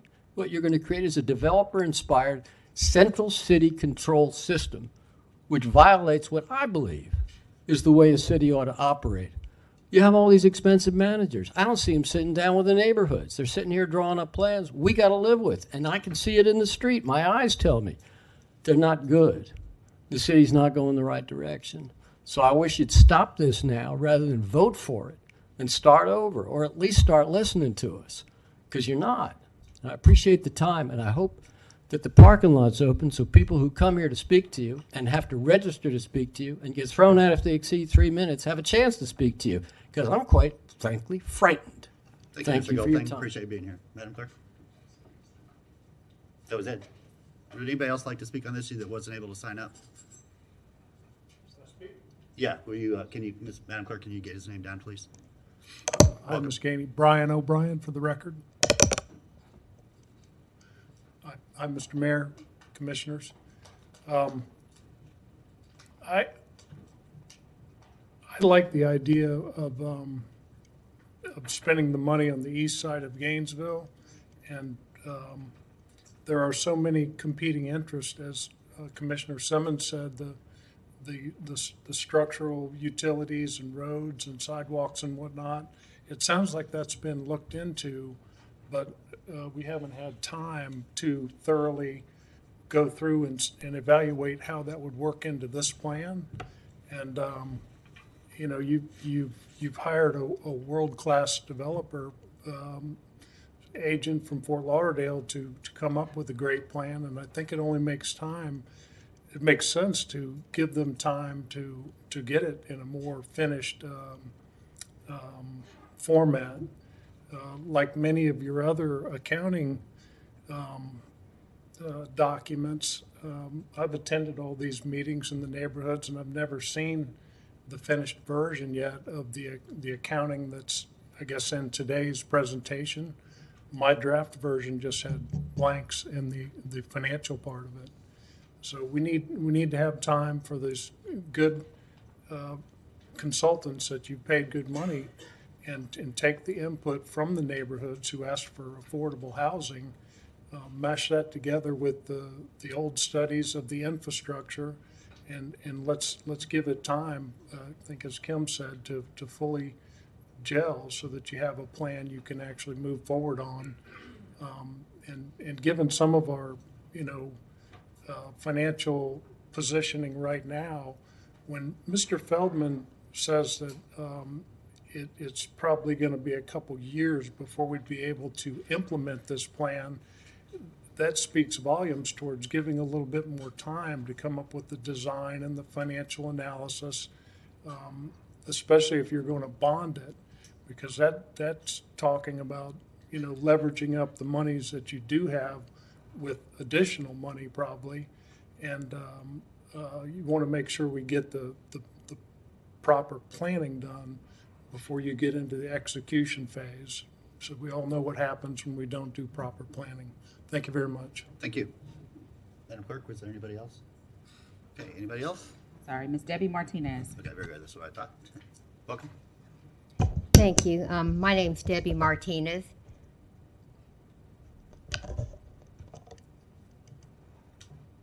I want to echo what Ms. Tanzer had to say, Ms. Bauer, and Mr. Goldstein.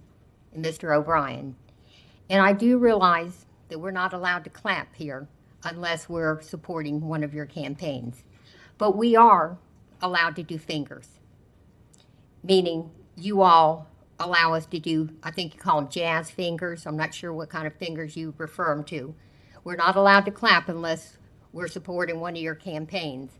So for the people I just echoed, I give them the greatest applause in the world through my fingers. Thank you so very much. Okay, Madam Clerk, was there anybody else? Okay, we'll turn back to the commission, and since I reserved my comments first time around, I've just got a couple things to add. For the corridor improvements, I agree with the need for attention to be focused on those corridors. My concern is all but two, I believe, are state highways. The 2nd and the 4th Avenue corridor are under our jurisdiction. The rest, we will be depending upon the state of Florida Department of Transportation to be cooperative with our plans, and that can be problematic. And so we are going to need to be very determined in our pursuit of those. We are going to have a very well formulated plan that we can convince the Florida Department of Transportation is in our community's best interest, and also preserves the point of their state highway system. And that has been a challenge in the past. And so, you know, that is going to be an area where we're going to need to do things differently and better than we have in the past. And again, I say that not to say we shouldn't pursue them, because those are all very, very important corridors. But it's not so easy when they're not one of our roads or transportation corridors that we're dealing with. So we need to be cautious about that. I also just want to share with the commission and the advisory board. I am generally going to be much more supportive of a front-loaded plan that creates large transformational change. That is what is needed, and I think that, you know, what we've seen in the past, because of fiduciary restrictions in the way that the districts were created, we were limited to small incremental projects and initiatives. But clearly what is needed, especially along the Waldo Road corridor, whether we're talking about University in Waldo or 8th and Waldo, is a suite of projects that is a catalyst for economic development and broader residential and commercial redevelopment. So, you know, I know that's the next big discussion that the advisory board will be having, how to prioritize both the projects and the funding. But I hope that is a direction that they are willing to take us in. And finally, we need to set up from the beginning the ability to be agile. At some point in time, opportunities will present themselves that are not before us today. And a lot of that can be because of our investment. There will attract private investment that we don't see today that could change the dynamic of what is going on. And there might not be need for as great a public investment in areas because the private sector has taken over and is running with that, and we can reposition. And so, you know, we're trying to look out on a 10-year horizon, which is important. We know what our funding is going to be. We know what the needs are today. But one thing I did like about the plan is that you know, 3, 6, 9 year sort of checkup of where we are, and reassessing, you know, have things changed since March 5th, 2020, when we're in the very sort of early stages of this. And so that agility should both be expected and I think reinforced as we kind of get out into the implementation of this plan. But other than that, I'm happy to move this forward and allow us to present it more broadly to the public and to the county. There's clearly a lot of work that needs to be done on the details, on the financial priorities and where we're going to invest that money. And frankly, that's a decision or a discussion, I'm sorry, that needs to be had by the advisory board. Now that they know what has bubbled up from the community is where they want to see the major investments. How do we allocate those dollars to realize those? And that, that's going to be March's big tough lift. And we're all looking forward to that. So thank you, and especially thank you to all the people that were active in this process up to this point. And I think, as Commissioner Johnson said, we're just going to be looking to expand that and continue to grow that level of interaction and input as we move this forward. Commissioner Ward. Thank you, Mr. Mayor. I've got several different things that I've different points that I've put together here. I want to follow on what the mayor said. The projects that are going to be most appealing to me are going to be front-loaded transformational projects, because that's what we promised from the beginning of making this change to the CRA. We didn't promise that we were going to do small, incremental, $5,000 a year, $10,000 a year programs that over a 10-year period would show up and look great. We promised we were making these changes to make transformation, to really change neighborhoods and change lives for the better. So those are the programs to the advisory board that I'm going to be most interested in seeing come back and most likely to be willing to vote for.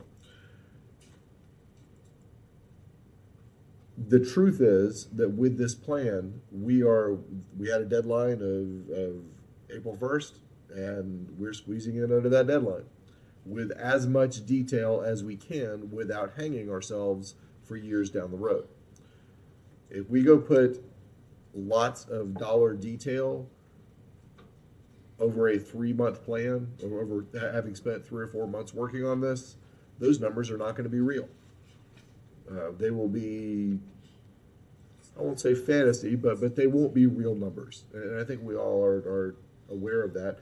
And I'll tell I'll say that again on the joint meeting on the 31st. We want to put numbers on the page when we have a project that we know we're doing. That's when we do the detail. If we do detail now, we will regret it. Now I want to know what are the options to work with, and then how do we prioritize them, and then how much does the door cost? How much does a different color of paint cost? That sort of thing is what we do after we know what the priorities are from the larger group of items that you've put in front of us. So those are my thoughts on that part. You mentioned earlier you said when you put your developer planner hat on, you can see driving down Williston-Waldo Road, lots of opportunity coming there. And I want to remind people, as I have done dozens of times over the last few years, that we need to be prepared for exactly that. We're going to invest, we are currently investing millions of dollars in the area within a few blocks around 8th and Waldo, and everybody knows we're about to spend a whole lot more millions of dollars there. Between Reserve Park and the renovated, rebuilt Clarence R. Kelly Center, what we're going to do through Wild Spaces Public Places with MLK and with Citizens Field and everything else we're talking about, we need something. Our community needs something like a community land trust to be prepared for the private investment that is likely to follow. If we don't do those things, there's going to be gentrification. We have an opportunity now to get in front of that, not necessarily the CRA, but as a larger community, we need to be aware of that. If you put in millions of dollars of public spending in a concentrated area, private money will follow it and prices will go up. there are many ways to defray that, to make it work for everybody, but not if those forces don't start working right now. So if we get 5 years down the road and all of a sudden prices are unaffordable in the Duval neighborhood and nobody got around to setting up, there is a land trust in Gainesville working right now. If that doesn't get turbocharged, nobody should be surprised. So this is not the first time I've said this. It's going to happen, and I hope that we're up to the challenge. Because if we are, then magic's going to happen. And if we're not, then something very different than that will happen. So that's another thing. It occurs to me, and has occurred to me over the last 6 months or so, that we've got 3 booming neighborhoods around Gainesville, and they're booming for various reasons. There are lots of good things happening, but 3 stick out to me. First is Grove Street. The city has not really done anything to incentivize Grove Street booming, but it is booming. There's really cool stuff happening in the Grove Street neighborhood, just kind of organically. And when I say organically, you can make a list of 5 or 6 people who are the ones making it all happen, but it hasn't been a city planned approach to it. Southwest 4th Avenue, the 4th Avenue Food Park, that's been more of a partnership between a few community members and the city and the CRA over the years. A lot of thought and planning has gone into that. A lot of folks from Porter's, a lot of folks who are investors from elsewhere can do a lot more there, but there's really cool stuff happening there, and that's one of those things where partnerships have worked. The Reserve Park neighborhood, there are businesses there that are booming. Some of them are booming because the city of Gainesville has been very hands-on in helping them grow. We've built an amazing park there with community input as part of it. And then there are other entirely private concerns there that are benefiting because of all this. I say all that to say there are other places we can do this. The Hawthorne Road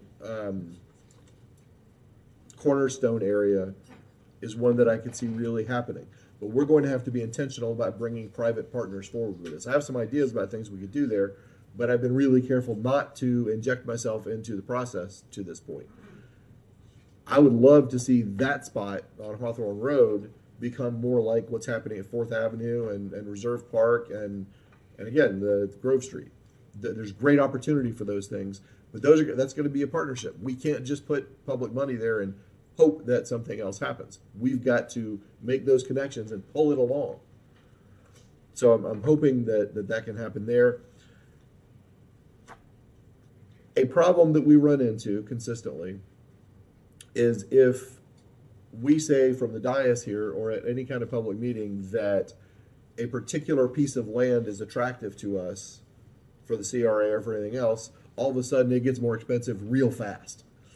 So I'm not going to mention any specific acquisitions and improvements that I'm thinking very strongly about, but I've talked about some of them to staffers over the years and to individuals, and it's going to be time that we start making those things happen. Because if we don't, I see us being kind of hamstrung in a few places if we don't make some very strategic purchases. Again, I'm not going to say what they are, but some of you are very aware of what they are. We need to be thinking along those lines, and that brings me toward a conclusion you'll all be happy to know. I know that for the last year and a half, the CRA staff has been held in place and had to work on things that really aren't CRA projects, that are a little more meta than actually getting things done. That time is over. You know, when we have this joint meeting in a few weeks with the county, we have to hit the ground running. A great deal is expected of staff, particularly CRA staff, as we move forward, and you've got to be up to the task. There can't be any discussion of, are we doing the right thing? Are we, is everybody on board? We all have to be on board. We've been promising this to the community. We've committed a lot of money to getting things done and a lot of community involvement and enthusiasm and emotion to getting things done. After that meeting on March 31st, we have to go get it done. We have to start making it happen and showing results to the community and to ourselves. Thank you for the work that you've put in during this planning time over the last year and a half. But the rubber has to meet the road after that March 31st meeting. And I'm challenging you and us to make sure that we're all on board to get that done, because there's no turning back from that point. We have to do it. We have to move forward, and we have to do it together. We have to do it in partnership and without rancor, but there's going to be some friction. That's okay. But we have to be moving together, arm's length forward from that point. Thank you. Thank you. Commissioner Santos. Thank you, Mr. Mayor. I mean, this is one of the most important things we're going to do over the next 10 years. It's an incredible amount of investment that we're going to have here.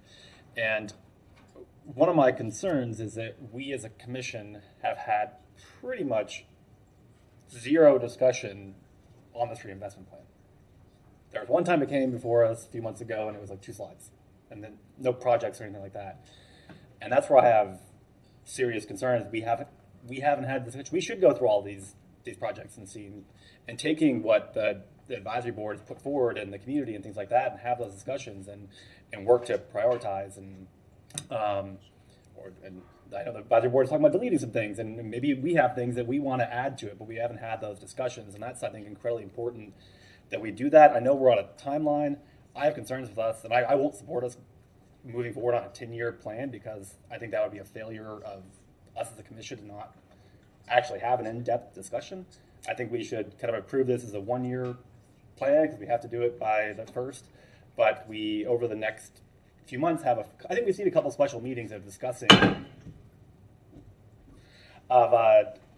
discussing these projects and talking about kind of, we all ran for office, we all had goals of what we want to do, and I think this is a way to kind of take the community's involvement and talk about how we can move things forward. There's incredible projects in here. 8th and Waldo, the new things being added on Hawthorne Road and University and Waldo, and being able to build mixed-use kind of facilities there that will then, I think, kickstart things to happen. And making sure that we have a vibrant downtown. I'm very worried about our downtown and the urban decay that we may experience. And if our downtown dies, our city dies. And we need to, I say that. So I guess my ask as commission is we just move forward, say this is a 1-year plan, and that we, over the summer, fall, before we go into the year, have a couple special meetings that we can discuss and get feedback from the advisory board. And maybe there's things we want to add or take out, and also I think talking about these in terms of money. There is a limited amount of money, and maybe we have too many projects or not enough projects to meet the budgetary constraints that we're under. So that would be my ask, that we move forward. This is a 1-year plan, and that we have some special meetings to go through these in depth and taking the feedback from the community. And so we do our duty as commissioners. Thank you, Mr. Mayor. Thank you. Commissioner Ariola. Thank you, Mr. Mayor. I would just like to, before I make a motion, just read from the presentation. So from October 2019 to February 2020, the City of Gainesville hosted an extensive series of public workshops to help inform the work of the newly created Gainesville CRA and its consolidated work plan for the next 10 years. The public was encouraged to attend and share ideas on how the GCRA can best serve the community. The community engagement workshops were held for each former redevelopment area. Staff presented at neighborhood association meetings to encourage as much participation as possible. Of those numbers, there were 15 engagement meetings, 5 meetings of the advisory board, and this came before the City Commission 3 times. So I just want to sort of say that to remind everyone that it hasn't just been time passing by. So much work and so many conversations across our community has happened to get us to where we are. And of course, we have a long way to go in terms of seeing these projects through. I think that we will spend time, to the commissioner's point, I think we will spend time getting into the work plan and deciding on, how we're going to sort of proceed these projects. we do need a guiding roadmap of principles for our staff and for the community to begin to envision the next 10 years. We can't just, in my view at least, I think we can't just say, well, let's approve this for 1 year and then see where we are in the next year. I mean, certainly, as the mayor pointed out, we're going to be agile and we're going to leave room to make adjustments. But I think for the purpose of continuity, I think it is important that we approve the tremendous amount of work and time that so many people, both from staff and both from the community, who've put time into this. And we can get into the work plan details in its due course, which will be what we get into next after we've had our discussions with our partners across the street. So, Mr. Mayor, I'm ready to move the recommendation. Okay, And I ask that we unanimously approve this, please. I'll second it. Motion and a second to approve the plan. Commissioner Simmons. Thank you, Mayor. I just wanted to add that one of the things that is missing in this plan, and the gentleman made an excellent indication of that, Mr. Mitchell, is the housing element. And as I look through the actual program, I'm seeing when they ask the survey, and this comes from the community, what are the most important reinvestment consideration? Economic development and housing revitalization. What are the top 3 changes you would like to see? Business and affordable housing. So as I continue to go through this as the guiding principles for the for this reinvestment, the guiding principles, one of them was to ensure a quality and diverse range of housing options. And I'm not seeing that in this plan. I see a mention of model block homes here and there, a paint program, a facade grant, but not seeing in this where we actually focus some of our attention on housing, particularly diverse range of housing options and affordable housing. I know model block, Sarah spoke about that and how we'll go back to the drawing board on that. But I want to see that added to this. As the gentleman stated, I believe it was community enhancement and housing, and I think that needs to be prevalent. We need to have housing in this somewhere, and we need to focus on that, particularly in this new investment area where housing, I believe, and I think we all believe, it is even though we have this problem throughout the city, but I think we need to really have this in this plan, and it needs to be highlighted as such. So I don't know if we can add that to the motion, or how would we go forward with that, but it needs to be in the plan as housing. Okay, thank you, Commissioner. Let's get these couple other comments, and we'll ask Ms. Ms. Fidel to comment on where that's included and then how we might be more specific. Can I say one more thing? Of course. And that goes to what Commissioner Harvey Ward was stating about the community land trust. This may be an avenue towards community land trust. If we have something to stipulate housing in this plan, then maybe this could be a vehicle to a community land trust or in some type of way. Thank you. Commissioner Warren? Thank you very much. And going back to what Commissioner Hayes Santos was talking about, feeling that this isn't prepared enough, I do feel like the conversations that's been in the community and a lot of the big decisions are going to be coming through the advisory board people, which will continue to get feedback from the community. But I did go to several of the meetings that were held back before the end of the year. It would be great to get more people to participate, more of the residents. And I feel like that's part of the community conversation that we're going to have to just find ways to build on their participation better, because it's been a challenge for every topic that we look at. But I don't see anything that I've heard from the comments today that would justify my wanting to slow the process down, because it's a paper plan. There's nothing in concrete at this point. The funding needs to be discussed and arranged to go along with everything else too. We really are working on the element of meeting the needs of what we have going with the county, for one thing, but also the needs of what the CRA would go through every year at this time anyway. And there's nothing that, in a 10, I always feel 10-year plans are a little ambiguous anyway. You know, it's kind of like, it's important to have those goals, you know, that that that's the North Star that you're striving for. But you don't know if you're sailing, you know, where the tide and the wind are blowing. You don't know what other issues are going to come up that we're going to have to adjust those plans. The big issues, housing and economic development, are going to be difficult for us to do that alone. And we really have to build on the stakeholders and the other partnerships that we have with this.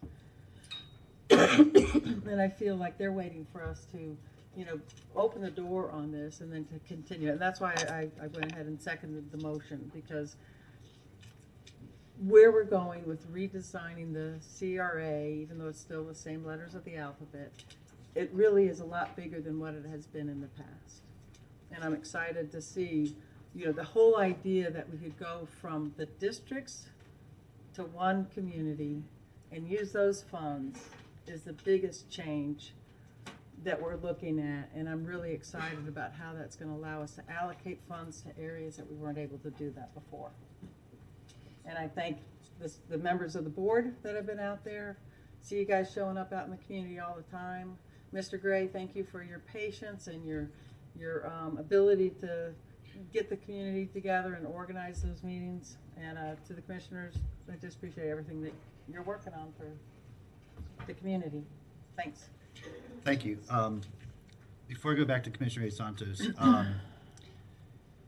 want to clarify two things. First of all, we have agreed to present our plan to the county annually. Isn't that, we're not just presenting it this once and then that's it for 10 years. Don't we bring it back to them? Right? So in essence, this is a one-year plan. We're saying in principle, this is a 10-year plan and that there's 10 years worth of projects in here that we then need to focus in on and figure out when we're going to do those and how we're going to fund those. But we're going to have to come back every year and refine what that means, and especially what that means in terms of our budget allocations for each year. So I don't see any daylight between what you're suggesting, Commissioner Santos, and what we in reality have to do, since we have to come back every year anyway. And I mean, so we can do that. If the maker of the motion wants to modify it, we can, but I think even if it doesn't, we're able to accomplish what you're asking for, since we're required to do that anyway. The second is, I think this is a good question about where in this plan is embedded affordable or attainable housing. Mr. Gray, you mentioned it in your presentation. You certainly pointed out that it bubbled up to the top of the public as they engaged. I think what is missing, and what Commissioner Simmons is pointing out, is there's not a bullet point under one of those things, under community enhancement, for example, that says attainable housing. And so can you talk a little bit about how it is embedded in here, and, Yes. and then that will better inform us if we need to add some specificity to what we ultimately approve. First of all, thank you for raising that, because that was certainly something we feel is important, and the community feels is very important as well. So as it relates to housing, you need to have the mix. So in our mixed-use projects, there would be apartments of all different types, different sizes, opportunities for everyone to enter an apartment depending on their range of financial ability. In our communities, in many of the communities, there are vacant lots. Yeah, is that better? There are vacant lots, and we feel that there is an opportunity to partner with developers that will come in and actually build homes, you know. And these are things that can be done with partners such as Habitat for Humanity, et cetera, that will come in and build new homes. Those homes could be mixed to the extent where they have, you know, a mother-in-law suite. They could have, you know, smaller units, bigger units. But there's most definitely city-owned property in these communities that could be utilized to basically to foster that inclusion. But your point about a specific bullet point, if you look through the text, it's written in, but there is no specific project that says affordable housing, because the GCRA, that is not the GCRA's primary responsibility. We intend to partner and support affordable housing with all the other groups that do it throughout the community. So it is certainly well taken. It is in the plan. It is intended that we support affordable housing and that we work together with all of our partners to make sure that we can bring that to bear. But I think through the vetting of the projects, this is the opportunity through the advisory board and others to work together to make sure that the projects that are identified, especially a mixed use project, has housing, has affordable housing, has all different levels of housing, so everybody has an opportunity to live in a quality way here in Gainesville. I hope that answers your question. Yeah, thank you, Mr. Gray. Okay, Commissioner Santos. Thank you, Mr. Mayor. And Commissioner Ward and Simmons both, I mean, I think seed money for community land trust, I think, should be part of this. I think that's, put $1 million out there, do an RFP and say, go, I mean, with $1 million, you can get $5 million worth of property that can be bought for that with down payment. And Commissioner Ariola, this is the guiding roadmap, but we have not had, my reasoning, we haven't had that discussion of the guiding roadmap. There's questions coming up now about housing, affordable housing, and we just haven't had those discussions. That's why I think before we do the 10-year one of the reinvestment plan, that we just do 1 year, and then the next, over the fall or summer and fall, we actually dive into these kind of deeper questions to make sure we're all on the same page. But I do hope we can have those, if the motion does pass, that we at least have those discussions coming into the fall and summer. Thank you, Mr. Mayor. Thank you. Commissioner Simmons? Yeah, thank you. But I'm kind of perplexed at this moment, because I thought that one of the projects that we're working on is Heartwood, and we're providing several affordable housing through the city of Gainesville's department. That's one of the projects. Yeah. So, but you're telling me you don't do that. I'm just confused, and the answer was kind of vague for me. And I'm not comfortable with vagueness as it relates to what we can and cannot do with housing that's attainable or affordable, because there's a need. We agree. So I need something more. Okay, and we could certainly add a bullet under community enhancements, Yes. attainable housing strategies. I mean, that's absolutely. That's Okay, something that because I think we're kind of doing that. Yeah, So I think we can do it. just to Okay. be explicit about it. Yeah. Thank you. Commissioner Ward? Thank you, Mr. Mayor. I'm not asking to put this on the plan today, but I want to say it out loud so that I don't forget and so that it becomes part of the conversation. I love the idea of doing an RFP for a community land trust, such as Communities That Care, which exists, but doesn't have to be the only community land trust in the city. In addition to actively funding through some piece of this plan, I would be very interested in broadening this to a discussion outside the CRA necessarily, to include city lots, as we've already started working on the idea of dispersing city lots to through a competitive process to nonprofits for development for housing. I would like to see us just get an inventory of the lots, and if we can choose a land trust or land trust sort of organization that can be the partner as a land trust, to not only fund it with cash, but to give them lots, to all the lots to start working with. If we're not going to do anything with it, let's put them in the hands of an organization that does that.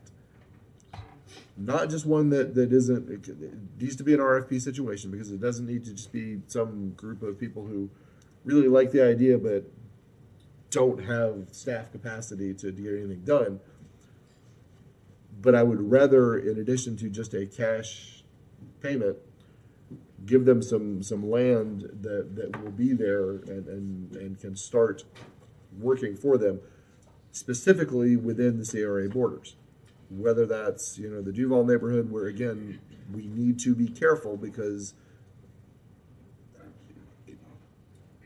land values are going to rise there because we are already saying what we're going to spend in and around that neighborhood. We need to be aware of that. So when we have lots that are city owned, I would like to put them in the hands of, in those areas, I would like to put them in the hands of a land trust to start counterweighing what's likely to happen. We can certainly do it in Porter's and other neighborhoods, but I like the idea of specifically if we have lots that are in the CRA area, let's start thinking about a way to turn those over to a land trust, as well as give them some financial capital to work with. Giving them real estate capital to work with would really jumpstart any land trust. Thank you. Thank you. So maker of the motion, mind adding attainable housing strategies under community enhancements? Yes, I'd be happy to add that. Okay. Commissioner Warren, you okay with that? Mr. Mayor. Okay. Thank you all for the discussion. We've got so much work left to do, but we are at a point where we can move that forward. And so all in favor of the motion, say aye. Aye. All opposed? No. The motion passes 6-1 with Hayes Santos in dissent. Commissioner Johnson? I'd like to move that a plan for the prioritization of projects and a plan for community engagement for the prioritization of those projects come back to the commission for approval. And I'm open to a time frame. Okay. That'll depend on the advisory board and when they can hear it. Staff, was that already going to happen? A prioritization and funding, a funding prioritization and engagement plan, was that already going to come back? Sarah Vidal, yes, indeed. So the thing is that the last time I asked for this and it never happened. Okay, so can you trust me to put it on the next agenda that we have as a commission? I'll place it on there. Okay, great, thanks. Because we have our spring recess, so it gives a little over a month to come up with that. Okay, and I will do that, and I'll work with the city manager on what that looks like. Okay, thank you all. I do not want to require our sheriff to come back to us at the end of tonight's agenda. And so I was hoping we could do a little agenda management and take up the aviation unit item next. Is there any objection to that? I think it's a good idea. She has arresting power. So we would like to, and for those of you on the afternoon agenda, we'll do our best to try to get to you, but I think this is going to take us a little bit of discussion here. Okay. Madam Clerk, you want to read that next item? Next item is on page 11, business discussion item 5, Gainesville Police Department and Alachua County Sheriff Office Joint Aviation Unit with a recommendation that the commission discuss the termination of the contract on September 30th, 2020 to allow Alachua County Sheriff's Office to transition to alternative funding, recognizing that if the aviation unit remains funded by countywide dollars, the city of Gainesville would expect equal access to the services of the aviation unit as is provided to other municipalities and unincorporated portions of the county. Okay, thank you. Mr. Manager, I'll turn it over to you. Thank you, Mr. Mayor, members of the commission.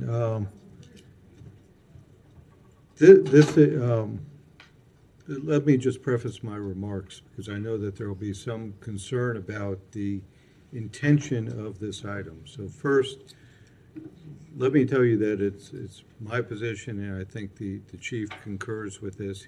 I saw him a minute ago. He can certainly speak for himself. I see him raising his hand in the back.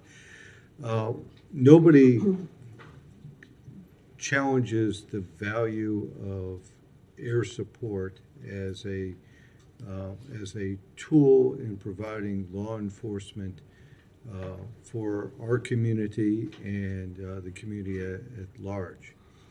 The issue that I'm raising for the commission's consideration is it the right value to the city in terms of our contribution, and what should our contribution be for an aviation unit in light of other cities and the unincorporated's participation.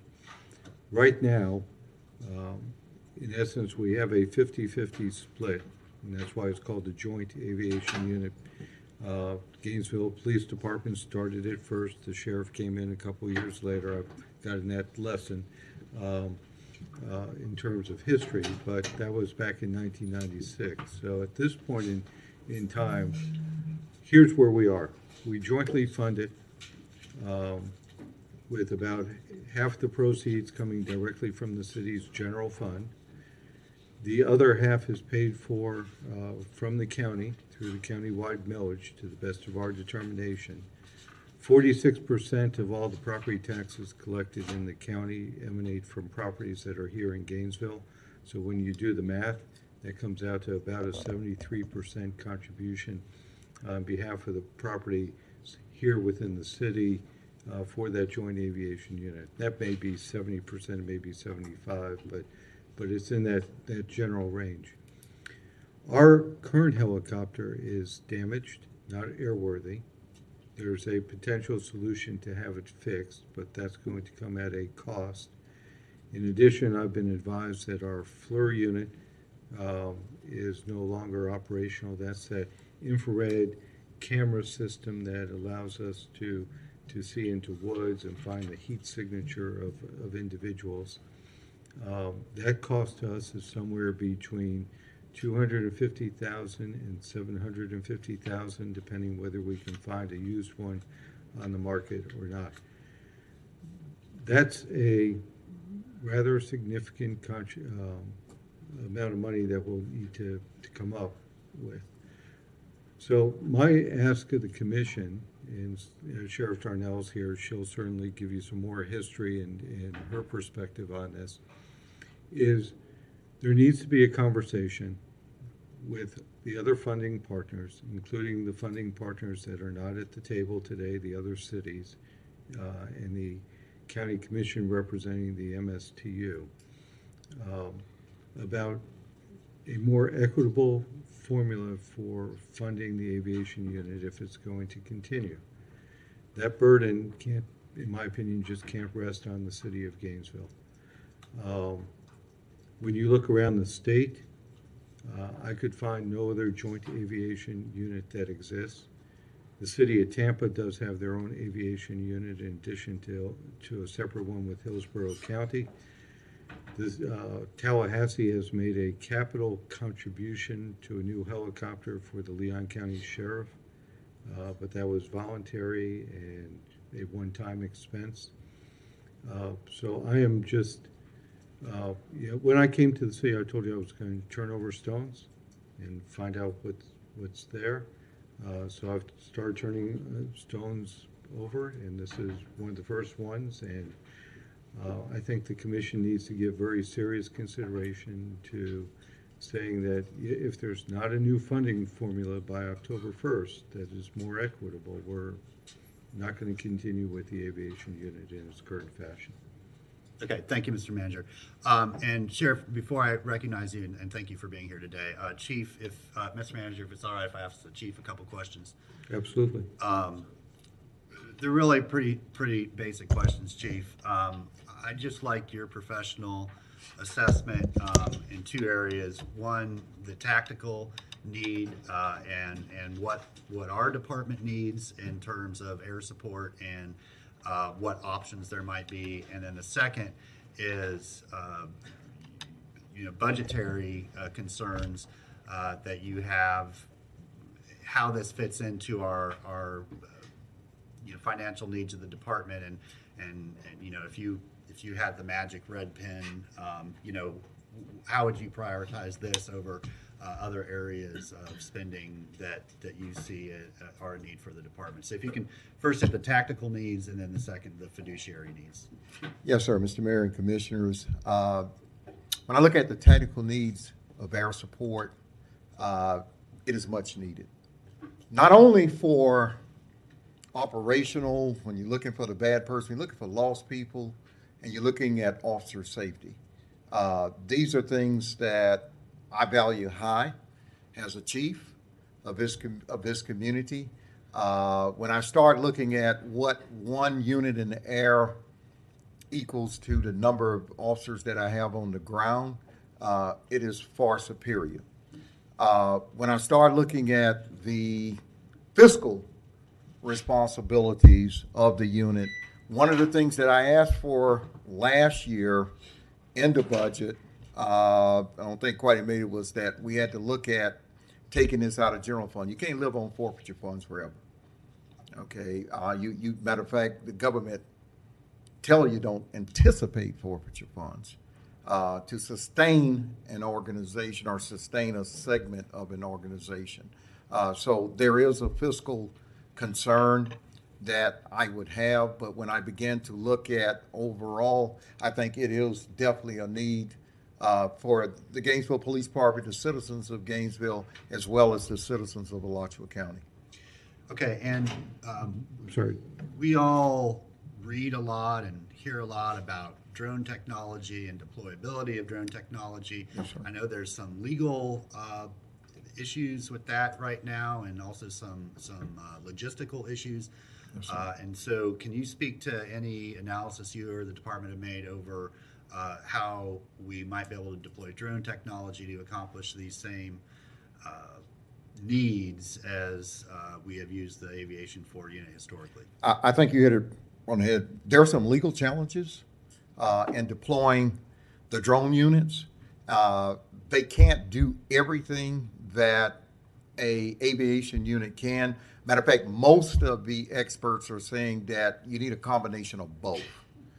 There are times that they're very appropriate, but then there are times that you're going to need that helicopter up in the air to make those things happen. I think there's some pending legislation right now that is going through the legislature, and I think it deals with crowds of more than 50. I may tell you something inaccurate, more than 50 that you could use it, but it is still going to be some limitations from what I hear, from what I read of the proposed legislation that is making its way through. Okay, and I think I just met with Sheriff and Colonel Hockstep 2 days ago. It all blends together, right? But I think that legislation died. If that's the same legislation that you're referring to, Colonel. Okay, so I didn't know that. Yeah, that's. I think it was that day. That Okay. happened, so you're not behind the times. So, Mr. Mayor, let me just correct one thing that Sure. the chief said. In the past, we've used forfeiture funds to fund a portion. Right. However, in this fiscal year, it's all general fund. Okay. Yeah, I asked for it. Right. That's correct, sir. Yeah. Okay. Thank you. I know there's lots of lights. Are any of these specifically to ask questions of the chief, or would you rather hear from the sheriff first? I did have a question. For the chief? Yes. Yeah, go ahead. Well, thank you. Yes, sir. I appreciate the bringing up of the discussion in the first place. My concern relates to the fact of our own unit being out of commission. How long has that been the case? I would have to ask staff, I think, what about June? June of 2019? Yes, sir. Okay, so we're coming up almost on a year then. Yes, sir. Why haven't we fixed it, and what's the plan to fix it? Well, that's the thing. We got a manager, and we're looking at that. We were fortunate to use one of the sheriff's helicopters. We fly as a combined unit, and so, you know, we interchangeably. They've flown our unit in the past. We've flown their unit in the past. So it's not like we were not providing service. We were providing service, sir. Because of the Joint Aviation Unit? Yes, sir. Thank you. And I'd also like to just point out, I appreciate that. That concludes my questioning, but I'd just like to point out that City of Gainesville probably should not be acting as though the other municipalities in our county can hold the same water that we can. I think that's a path that we ought to not go down. Thank you. Okay, Commissioner Warren? Yeah, also for you, Chief. Yes, ma'am. With the consideration of what you were just saying about being able to use sheriff's helicopter also, so is one helicopter being used double time? Now, I'm not a pilot, ma'am, so I wouldn't respond to that. I think we got some people here that And my can. concern would be Yep, is that yes, we're ma'am. putting twice the amount of hours. on the unit. Yes, ma'am. Yeah. But if, you know, so. I think it was an additional unit, but I don't want to say that. Okay. That the sheriff can respond to you on that. Okay, and then the consideration, you know, that there's an aviation unit there. I was wondering if you have any sense of how how this would affect the morale of the other officers if they were to see that we, you know, at some time phased out the aviation unit. And maybe we don't even need to talk about it because we're really just talking about how to do the funding of it. But we've just gone through so many years of getting our the FOP, our police officers, up to a good salary, and I just want to make sure that we're supporting them in other areas too, that they're not feeling that we're trying to pull away from other strengths that they've got in the community. The only thing do you have any information about how they're? The information I can say, I worked at the Gainesville Police Department. We did not have an aviation unit, and then what you have to do is rely on other counties to fly in. And sometime as a commander, I've asked for other counties to come in and help, and they say we have no units available. Okay, so then you have to make do with what you have, and that's very, very, very disappointing. Now, I'm not saying this unit is up 24/7 because it's not, but it is comforting to know that you have air support. It may not be right there when you know immediately, but oftentimes they try to contour their schedules when they think they have the greatest of need. I appreciate what you were saying earlier, that the use of the helicopters really does support what is able to be done on the ground, and we don't have the drones in place yet. I know at some point that'll be part of it. With the forfeiture funds, though, are we currently I don't remember what our balance is on that amount. I don't have the balance now, but I did, as the manager indicated at the last fiscal year, I did ask that it be moved over to the general fund. Okay. Yes, ma'am. I'm interested in hearing what the sheriff has to say too. Yes, I did get a chance to go up with a helicopter and hear the two individuals, the pilot and the officer who's observing, and there's a great deal of pride in the work that they do and what they're able to accomplish with those eyes above. So anyways, just appreciate everything that you do. You know, you have a do not exit clause on your contract. You're not allowed to retire or anything like that. Okay. Anyways. Thank you. Thank you, Chief. I appreciate it. Sheriff would love to invite you up and share your thoughts with us if you'd like. Welcome. Good evening, Mr. Mayor, Commissioners. I appreciate the opportunity to be here, and I do appreciate Chief Jones's comments in support of the unit. First, let me preface one of my presentation or my comments is to thank my staff who have been here and been with me throughout this process once we heard that the aviation unit may be terminated. So I appreciate those who have been here and those who have been helping me prepare for along the way. The other thing I'd like to say is also for your new manager, Mr. Feldman. I wish him all the best and all the success, and I want to do whatever I can as sheriff to help him succeed. We have all been new in our positions, and I would say nothing disparaging about this except the process. He made a comment reference when he had been charged to look under a rock. Well, when you look under a rock that's a joint rock, you do need to talk to the other people that helped place the rock in that position. And I think that was one oversight that was done. I don't think that the damage is unmanageable. I think it is able to be repaired. There's certainly a lot of opportunities here. And my Colonel, David Huckstep, and I have spent the better part of this week meeting with each one of you, and I appreciate the time that each one of y'all spent, the questions you ask, and the genuineness to which you listen to our comments. As I mentioned, the unit, the aviation unit, is a joint unit. And it takes a joint effort to be able to save it. The concern I have is the wording in the agenda item for tonight to discuss the termination of the contract as of this September.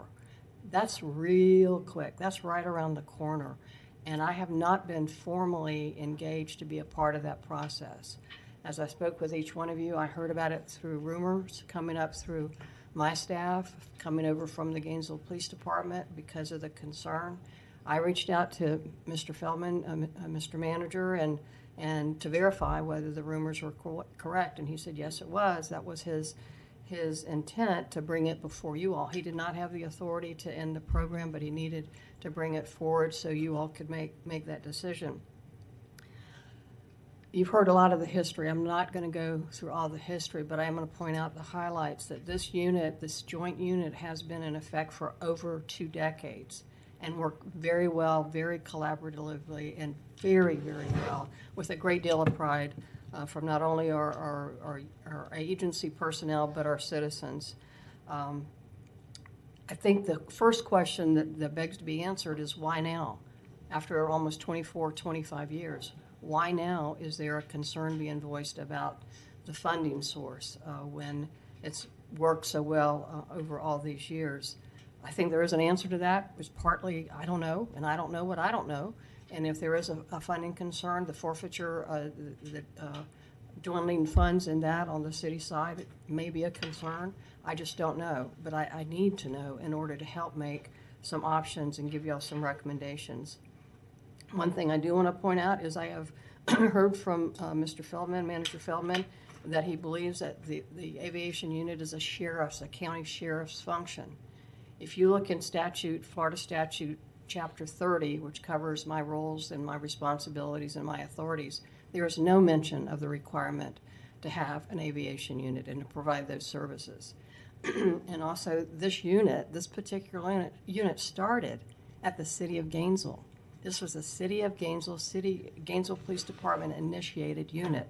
That's part of the history that has gone back to the 90s, and it started because of a series of horrible crimes that were serial crimes, serial murder, serial rape, serial church arson, and that pointed out to the need to Chief Waylon Clifton at the time and of the need for an aviation unit, have air support, because we were now as a community being subjected and targeted, and the research will tell you in the area of serial crime that communities that have universities and colleges are targeted because the victim pool is greater. And so we've got to accept that reality. We did, or the city did back in the 1990s, and accepted the reality that we need to have air support. The sheriff back then, at the time, Sheriff Ulrich, saw the wisdom in that, and he joined and offered to form a joint unit, and that's where the joint unit started all those decades ago. The need has not gone away. In fact, I would submit to you that the need is greater now than ever, due to crime trends, due to population growth, due to annexation on the city's part. Your territory is growing, so the need for a city and our county to have aviation support is even more of a need now. I heard someone who spoke earlier, and I know the sentiment that it's noisy. I get that. It can be annoying. It's annoying unless you need it. And when you need it, you don't care about the noise. You just want it to get there fast, and you want it to catch the offenders as quickly as they can. It is a force multiplier. As part of the funding that you see before you in your agenda packet, is that the estimate is around $300,000 for the cost of the program on the city side. And there's a similar number on my side of the ledger, about a little over $300,000 for the cost of it. The bulk of that cost, though, in yours and mine, are the salaries of the 2 sworn personnel that are assigned on the city side and the other 2 on my side. If you are cutting are looking to cut that $300,000 on the city side, that's telling me, unless you tell me otherwise tonight, that you're talking about cutting 2 sworn positions from the Gainesville Police Department. We all know that GPD needs more officers, not less. So if you're looking to save that money, a good portion of that money is going to be the elimination of 2 sworn officers.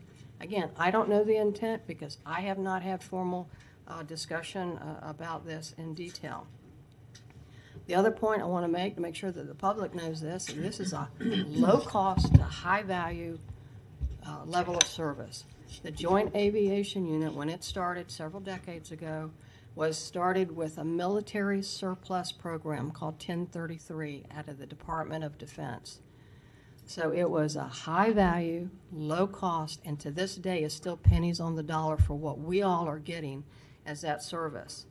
The first helicopter, it's no longer still in existence, but the first helicopter the city of Gainesville bought was $600. If there's an epitome of the best recycling and repurposing project that we all take great pride in our community, this is one of them, and it has been going on, again, for over 2 decades. I already covered the staffing amount. The issue of drones, you're absolutely right, Mayor. The issue of drones through the legislative process is needed. It was a priority of the Florida Sheriff's Association last year. I was part of the legislative group. It was one of our 3 priorities that we submitted this year. I was on a phone call this Monday where I was told that the process had been stalled in committee and likely was not going to make it out of committee. So we were going to have to put it on our priority list and try again next year. If the technology is not there yet, and it's not, so a drone cannot substitute for an aviation unit, and the laws are not there yet to give law enforcement the ability and capability to do what we need, we're stuck in the water. So until that legislation changes to be able to use drones with better technology, drones are not going to be the answer. I think they will. I think that will happen in several years, but it's not now.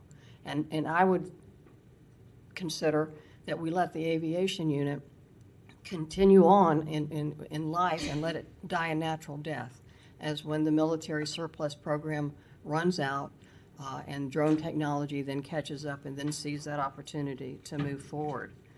Another part of error that's in the agenda item, and it again probably comes from just lack of awareness, is that it states in here that no other municipality in the county has been asked or makes any funding contribution. As part of this process, I have learned this week that, yes, indeed, the city of Archer and the city of Hawthorne have been paying into the MSTU, which contributes a portion toward the aviation unit. So that is not a true statement. I do think there is a need to talk to some of the other municipalities, from you all city commissioners, county commissioners, to city commissioners, manager to managers, to talk about that funding a need to make it better across the table. You will never, though, get the money that you need out of a city like La Crosse or Waldo. You're just not.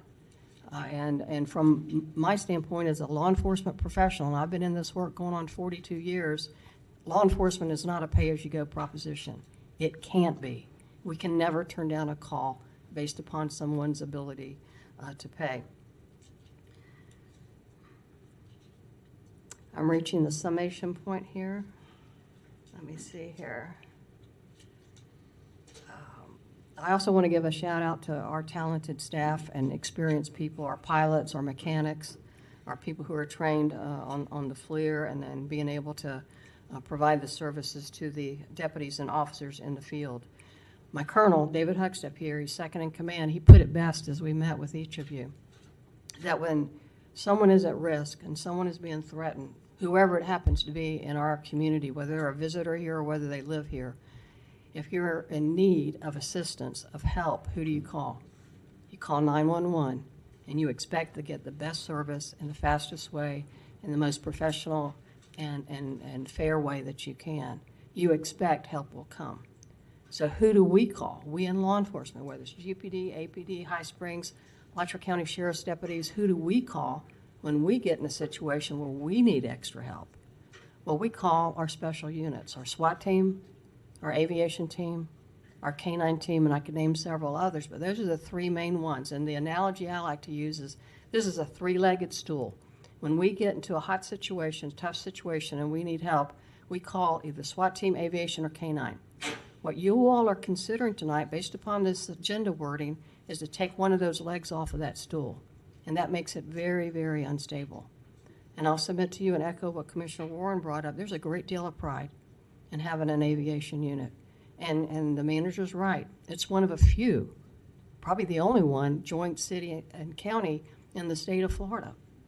I submit to you that is a positive, that this community came up with a resolve, low cost, creative way to fund an aviation unit that provides a great deal of service and value to our law enforcement community and to all of our communities. So think about it from the standpoint of your community, who you represent. Are you going to take away this potential high value item from them?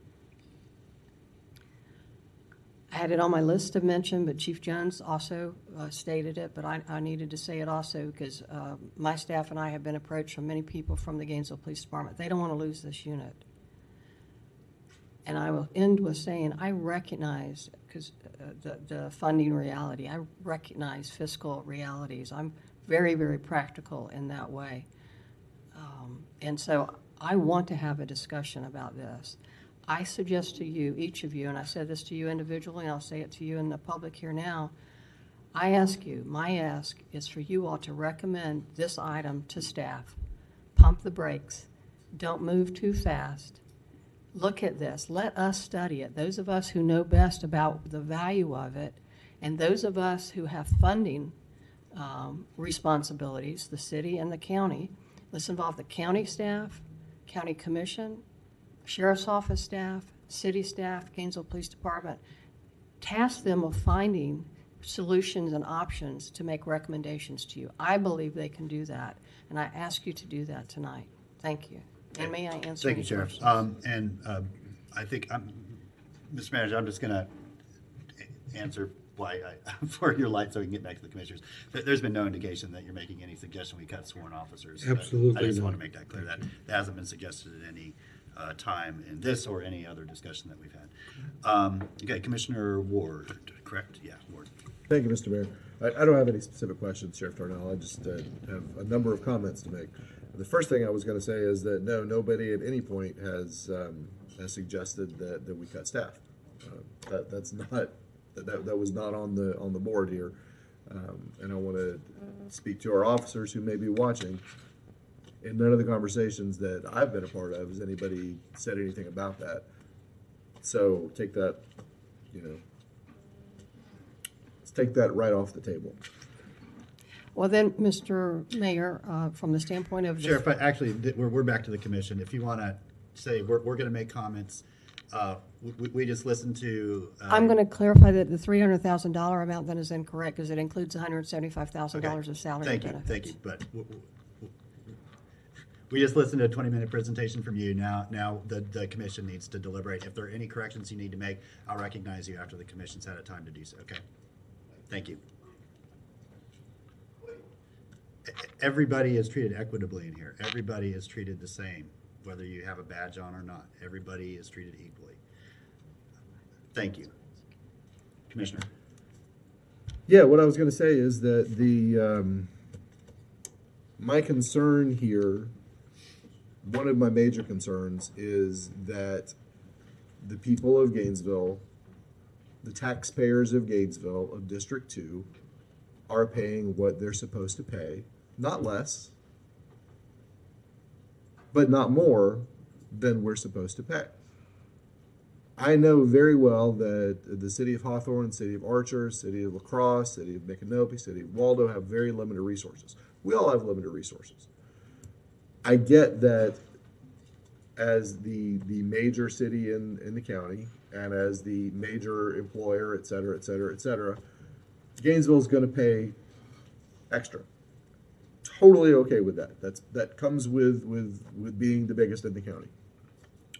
But I want to make sure that everybody who can pay is on board with some of it. I want to take the opportunity to figure out, are we in an equitable situation here financially? And if we're not, then we need to correct that. And yes, we need that. That will involve conversations with our manager's office, with GPD, with ASO, with the county commission, and with other municipalities who are large enough potentially to be a part of this. And that for them is part of becoming a larger community. You get to pay some extra freight when you get larger, just as Gainesville has. Maybe we're already at an equitable point. We don't know because we haven't had this discussion for a very long time.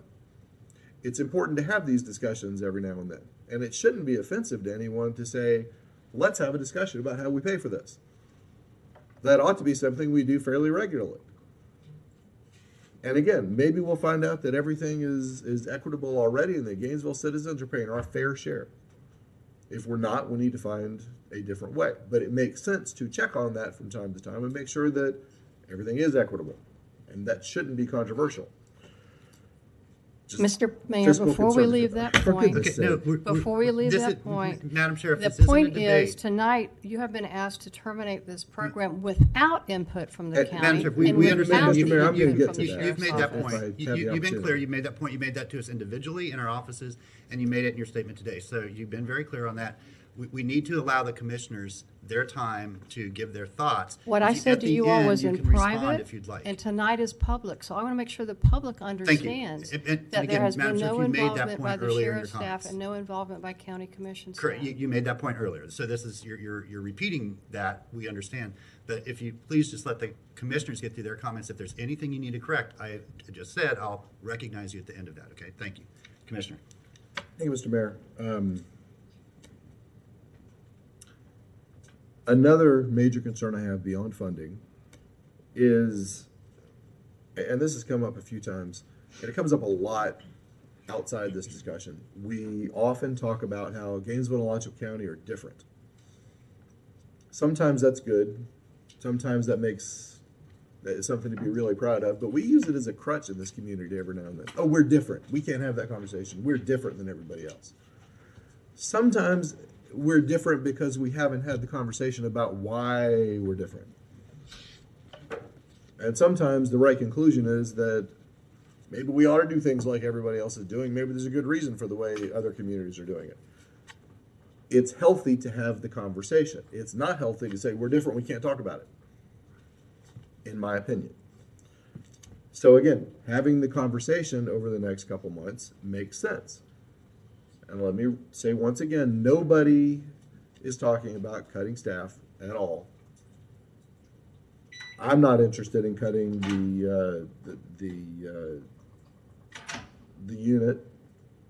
It makes sense to have air support. I'm uncomfortable with military terminology for it, but that's another story. Another point that I want to make is that we keep talking about how this has been going on since the 90s. I want to make absolutely sure that in 2020 and moving forward, we're using the best available technology, not saying this was really good technology that we got surplus in 1995 or 96. So let's not talk about whether or not it's good for today. We ought to have a conversation about whether we are using the best technology to keep us safe in 2020. And that's a conversation that we're going to have moving forward. I recognize through a variety of conversations that drone tech may not be the right tech. I'm not sure drone tech is the right tech anyway, for many reasons. But this having come up is not a bad thing. We ought to be comfortable as a community having conversations about how we pay for things, who's paying for it, is it fair, and are we using the right tech? That's a common sense way to govern, and it would be wrong of us to just say, oh, don't turn that rock over, that'd be scary. No. We need to have the conversations about how we pay for things and whether or not it's equitable and whether or not we're using the right technology to make the decisions. I'm not interested in shutting it down. Nobody's interested in cutting staff. We are interested in making good fiscally conservative decisions about how we pay for things and whether or not we're paying for the right things. Thank you. Thank you, Commissioner A. Santos. Thank you, Mr. Mayor. First, I want to say that I'm strongly supportive of an aviation unit. I think our community needs one. I'm a pilot. I grew up working at the airport, watching. We were 300 feet away from where the joint aviation hangar is, and I watch them take off every day, and they would go do their things and fly around, and I think it's important. But what's also important is that our Gainesville residents do not pay more than everyone else, and that is what's been happening here. We're paying 73% of the cost for 48% of the calls.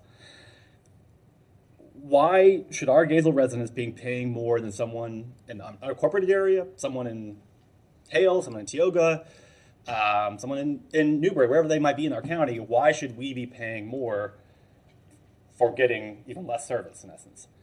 I think we talk about affordability, we talk about how we want to make it cheaper to live in Gainesville, And by doing it the way that we are funding it now, we are making it more expensive to live in Gainesville than it is to live in unincorporated areas. And I think that's wrong. How other counties do it, I mean, to your point, I want to look into it as fair or not. Look at the numbers, they're not. And I think the way that could be fair is that the county funds it out of their general fund, and then it's available to the whole county. It's available to all of the different police departments throughout the county that are separate from the sheriff. And that's a fair way to do it. While in the past we've done these 50-50 splits and funding things, as we see with these numbers, that means every time we do that, Gainesville residents pay more. And I can't continue to do that, to have our residents pay more taxes for the same services. That's just wrong. So I would support us moving in terms of, I think the county should fund it, but with the county, sometimes it does take a strong stance. If we say, hey, we want you to pay more, they're going to say no, most likely. I think we should say that we want to end it on the 31st, and that the county should pick up the remaining of the funds to make sure that the unit continues to move forward. But my question to the commission is, why should Gainesville residents pay more than residents who are in unincorporated areas or in other municipalities, when a lot of the other unincorporated areas are very, very wealthy areas as well? Thank you, Mr. Mayor. Thank you. Commissioner Simmons? Thank you, Mayor. I would like to see everybody just sit down at the table and have a conversation about this. This agreement has been in place, you're right, for over two decades, 20 years. That's understandable. But from my perspective, I would like to have a conversation with everybody who's stakeholders at the table.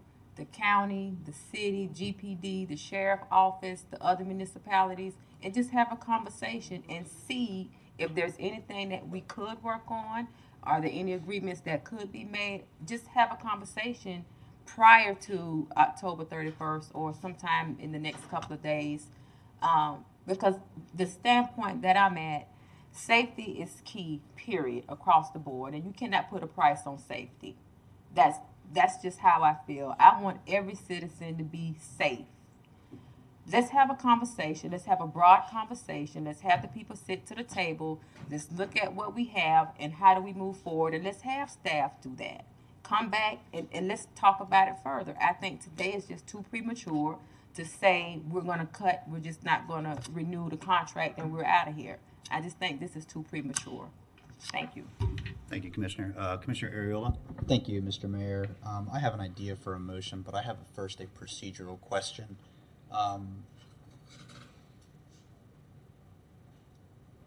The recommendation includes a discussion on the termination of the contract for dated September 30th, 2020. Has that termination been executed? No, sir. Okay. No, the manager doesn't have the authority to do that. That's why he's bringing it to us. So Okay, he's asking for the authority. Pointedly my question. Thank you. I appreciate that. I think that the best thing for us to do at this point is to, as the commissioner said, convene our stakeholders to have a discussion about a future funding plan for the Joint Aviation Unit. I too find that this is an extremely important part of what law enforcement does in terms of tactical options. Aerial support is extremely vital depending on certain situations. I'd also like to get us a plan back for how we're going to get our helicopter back functioning. I think that if we're going to have a Joint Aviation Unit, we ought to have our helicopter working as well. So with that said, Mr. Mayor, I'd like to move that we direct our staff to convene our stakeholders with Joint Aviation Unit and to return with an equitable funding option for the future, including a plan to bring our own helicopter back to functioning operation. Okay, motion second. Would you mind adding to that motion that we place this on our next joint city-county commission meeting for discussion? Yes. Okay. Yeah, so the motion is to bring together our respective staffs and other stakeholders to discuss the future of the aviation unit, including funding options, the restoration of the city aviation unit so it's fully operational, and to place this item on our next joint city county commission meeting for further discussion. Thank you, Mr. Mayor. If I may Sure, go ahead. conclude my thoughts, I'd just like to share this conversation. Obviously, if anyone has been watching city discussions when it comes to shared funding with the county, it may seem like you're watching an episode of Groundhog Day. I just want to say that the notion that, just because there's a lot of history, I know that one of our fire chiefs often talks about institutional memory being about 10 years. But just because of that doesn't mean that we can't have these conversations now. And it doesn't mean that anyone who has entered a role should not initiate conversations about things that have history, because times do change, and I think that it is important that we allow that. So I just wanted to make sure that that notion was addressed. Okay, thank you. Because we've all been new. Yes, we have, many times. Commissioner, before I get back to you, since I haven't made any comments about how I feel we should go forward, I absolutely see the need for the unit. I agree with the sheriff that I think that in its current iteration, its days, its months, its years are limited. Very quickly, we know the life cycle of where military technology filters down to civilian law enforcement technology, where it becomes workable. And that's why I asked the question of the chief, and I asked the question of the sheriff and the colonel in my office to reinforce that we're not there yet. Commissioner Santos makes an important point, though. If we just casually say we think this is unfair in its funding split, which it clearly is, county, please fix this, they're not going to take it seriously. So there has got to be some sort of urgency to this, and we need to see some movement. That's why I wanted our next joint meeting, which means that our staffs are going to have to get together very quickly and start looking at the numbers and the service provision and what the other communities are paying and how they're benefiting, because this really is an equity issue. And the status quo. This is not the first time this is brought up. This was brought up a decade ago, and asking for the sort of legitimacy of the unit. I think some very honest questions have been asked about whether fine and forfeiture fund is the appropriate way to pay for this. We made a choice last year that it was not, and that should be paid for through general fund. Those are difficult questions that need to be asked. And I think if nothing else, the rest of the community outside the city of Gainesville, whether it's the sheriff's department or the other municipalities or the unincorporated areas, we're simply looking for an equity of responsibility here for this unit.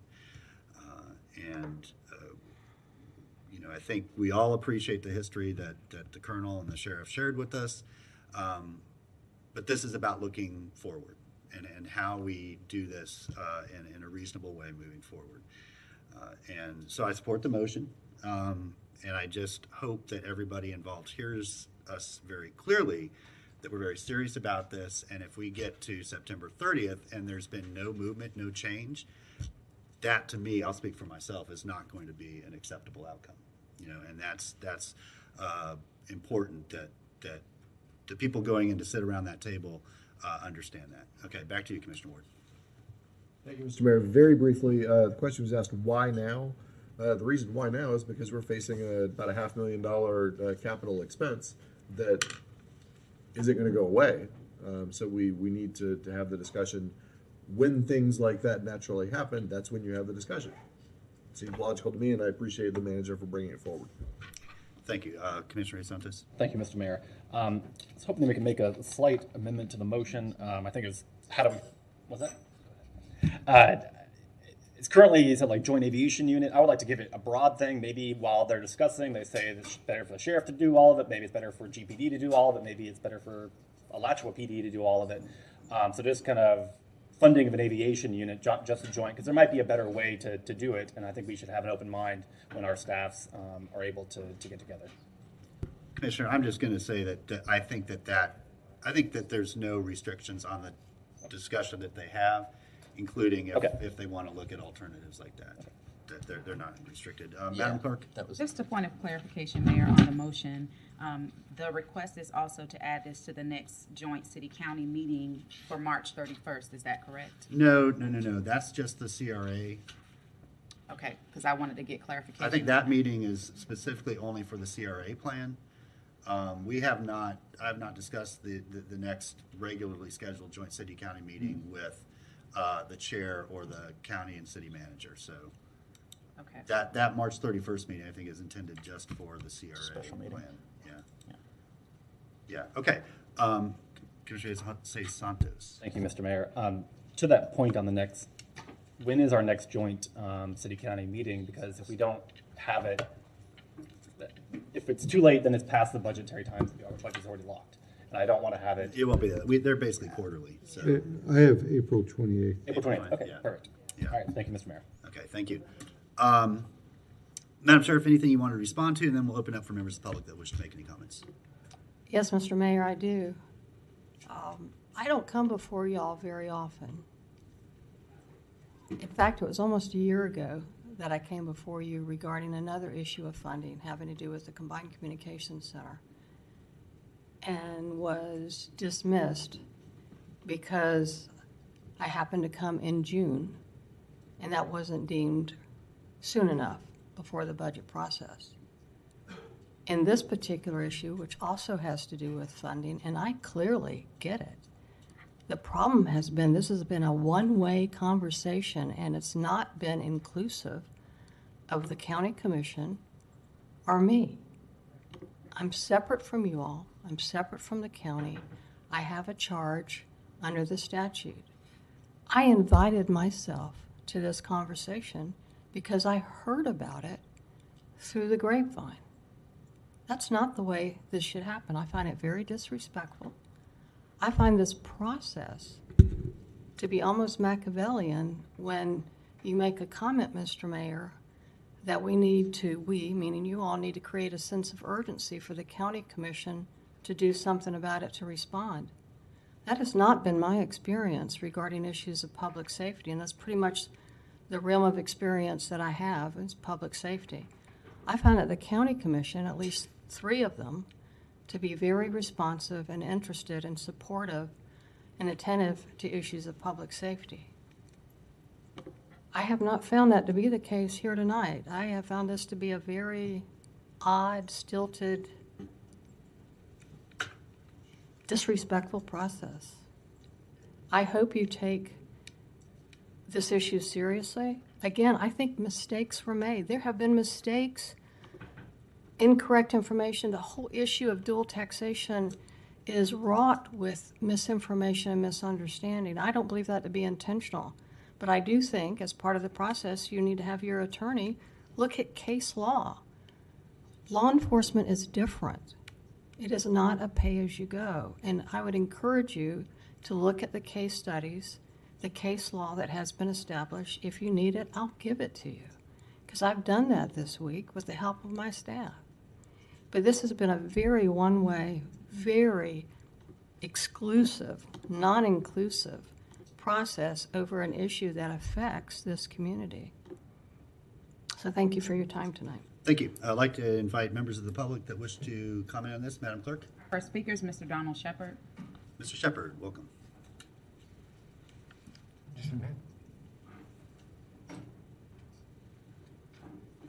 I'm Donald Shepard, People's Representative, and as a People's Representative, I find a lot of the things that have been transpiring in this meeting, things that have been of the uneducated items. These items are something that you don't have the field work to take and know what is the transactions of their labors.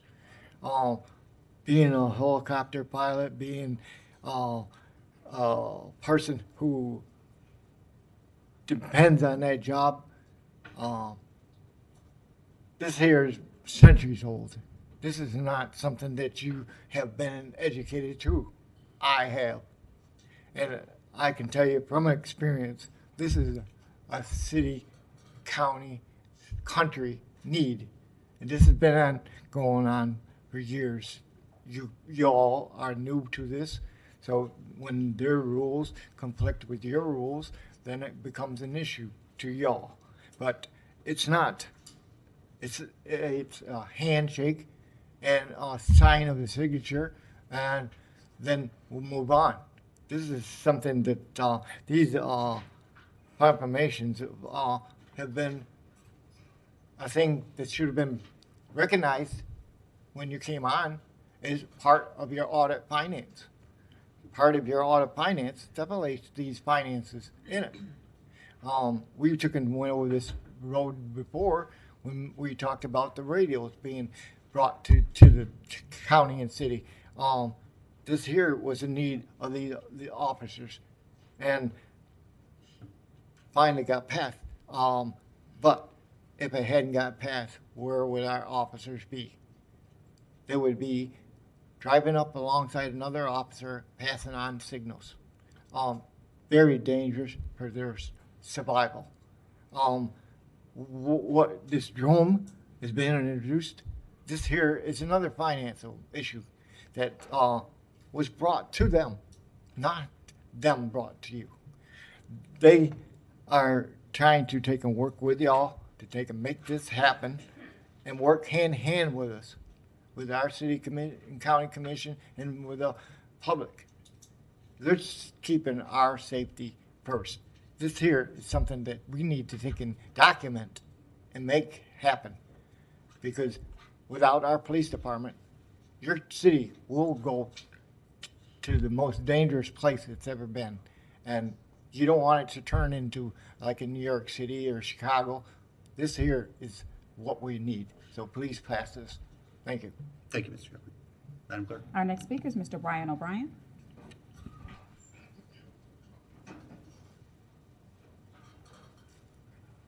Welcome. Mr. Mayor, Commissioners, thank you. Brian O'Brien. I'm not sure where to even start on this one. The agenda made it clear that you were looking to vote tonight on terminating the joint city-county aerial unit. And we just heard from the sheriff that she wasn't even consulted prior to this being brought as a motion to the city commission. Is that true? I don't know. She's talked with me, I know that.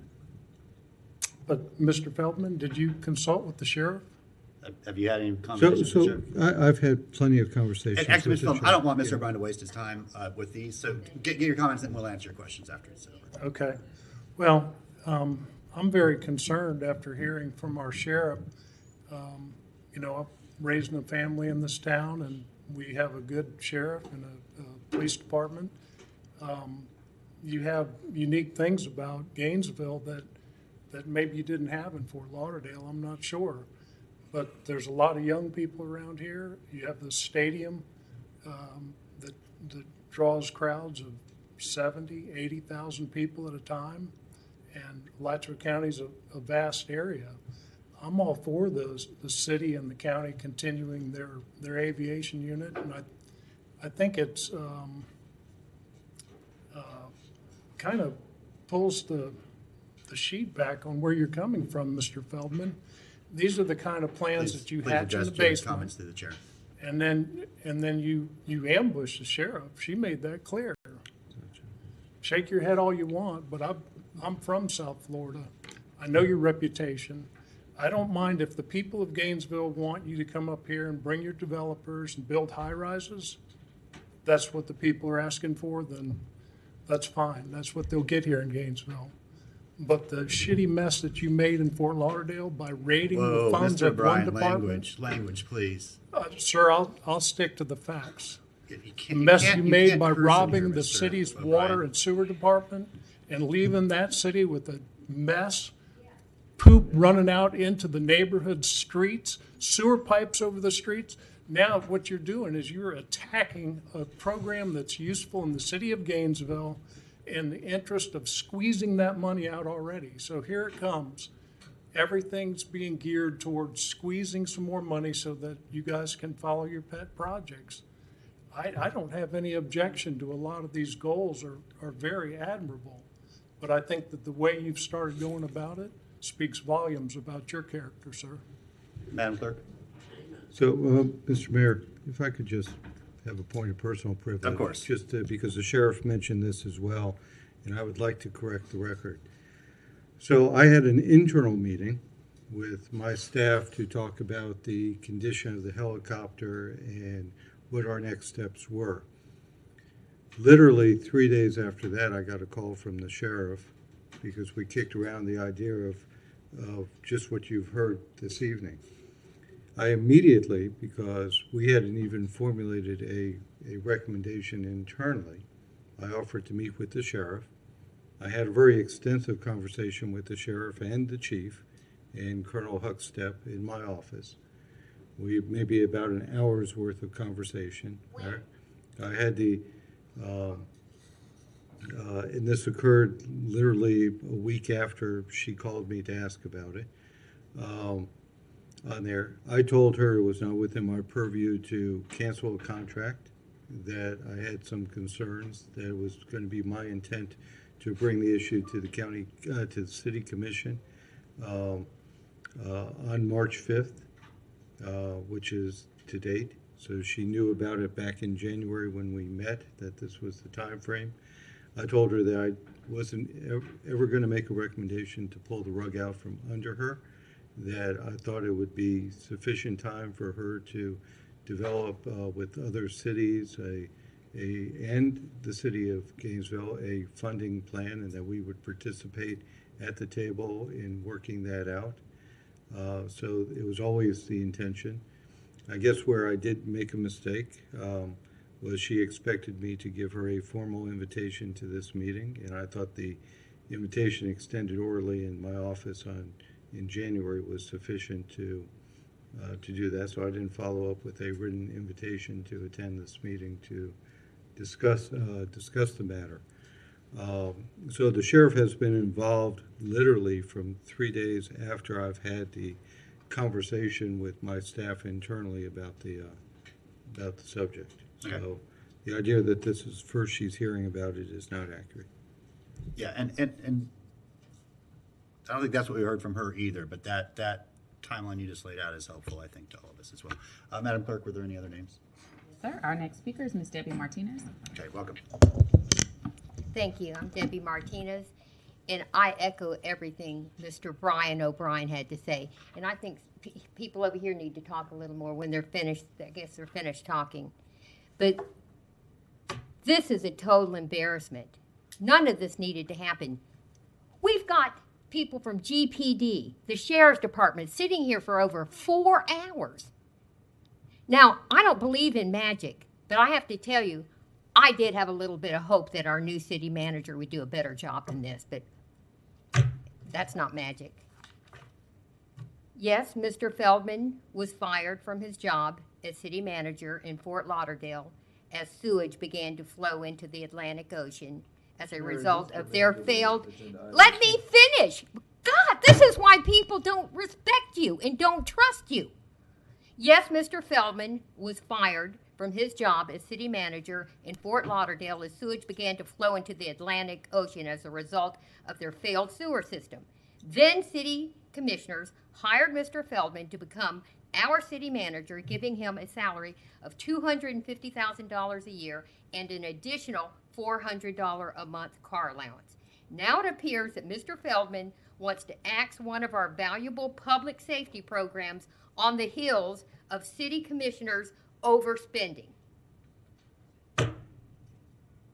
If you really cared about how our tax dollars are being spent, you would have thought about it long before now. Like last year, when you increased your bloated budget even more to where we had to start another regressive policy, raise GRU rates again, and raise property taxes. So yes, the public has a lot of trouble trusting you, and now I believe they're going to have a lot of trouble trying to believe in magic and trusting the new city manager. Thank you so much. Thank you. Madam Clerk? Speaker is Mr. Bob Tuning. Welcome. Hello, Mr. Mayor, Commissioners. Let me start off by saying that you all have an ethical obligation and a sworn obligation to make good decisions based on facts as best you can. We, the citizens, have a ethical obligation to show up and speak our mind about things that concern all of us. Mr. Mayor, at the State of the City address, you said you believe that you all were the best governing body or politicians in the state of Florida, if not the country. I'm happy that you said that you were going to discuss this thing about the aviation unit. You're going to discuss it at further length and hopefully, come to some decision to keep it in place, regardless of what the city manager feels. And he may say, okay, I'm going to overturn, whatever stones I can to look at funding and where we spend our money. But on the consent agenda, within, I think, the last month and a half, you all, on the consent agenda, spent $450,000 on pathway lighting at Depot Park. So we have an aviation unit that, the tax dollars should be used equitably. On the other hand, we have ambient lighting at Depot Park for similar, probably for aviation units, probably less money than that. So you have this obligation to make intelligent decisions. We're waiting. We, the citizens, we're waiting for those intelligent decisions. Thank you. Thank you. And I want to make very clear, I never said we were the best governing body in the state or the nation. I said our public safety units were the best in the state and probably the nation. I certainly did not say that about ourselves. And we cannot spend wild spaces, public places money on law enforcement. That is not an allowable use of that revenue source. Madam Clerk, next fund. Our next speaker is Mr. Ernesto Martinez.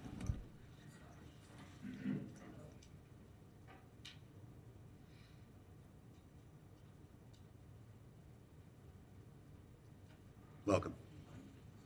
Good evening, everyone. I am Ernesto Martinez, and I must start by strongly supporting Mr. O'Brien's comments, that real nice lady, Miss Martinez's comments, and Mr. Tuning's comments. And with a very sad heart, Mr. Mayor, I'm going to tell you that your treatment of the sheriff was not only condescending and rude and disrespectful, but I think it was totally, completely out of character for you to talk to a lady in that manner. I strongly suggest you offer her an apology. This bit about Gainesville is not Alachua and Alachua is not Gainesville. It's my understanding that Gainesville is a city in the county of Alachua County. In my opinion, that makes them one and the same. Pretty much like GRU, DBA, City of Gainesville, GRU, DBA. Who owes what? Nobody knows. My curiosity now goes to the new city manager, Mr. Feldman. I heard the figure $300,000 to support this aviation unit. Is that correct? Crickets, that's okay. The general fund transfer from GRU at the last budget, to the best of my recollection, was $338 million. Quickly take your calculators and calculate 1%. The acting city manager, Ms. Bowie, suggested that you lower your budget by 1%, and you guys acted like someone had died. I just wonder if Mr. Feldman actually had any idea what he was stepping into when he came here. And I want to welcome you to Gainesville. And by the way, our debt is approaching $2 billion. The debt service on $2 billion is a whole lot of money. And I look forward to the day that they terminate your contract along with Mr. Bilarski's. Thank you. Madam Clerk? Our next speaker is Mr. Armando Grundy Gomez. Welcome. Thank you, Mr. Mayor. Mr. Mayor, I want to speak to my commissioner for a second, the District 1 Commissioner, and stating that there's no cost to public safety.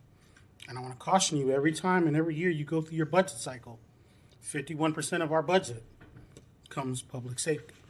Could be wrong, but it is. And every time you go to renegotiate the contract, when Ms. Bowie did a phenomenal job of renegotiating that contract, guess what comes into play?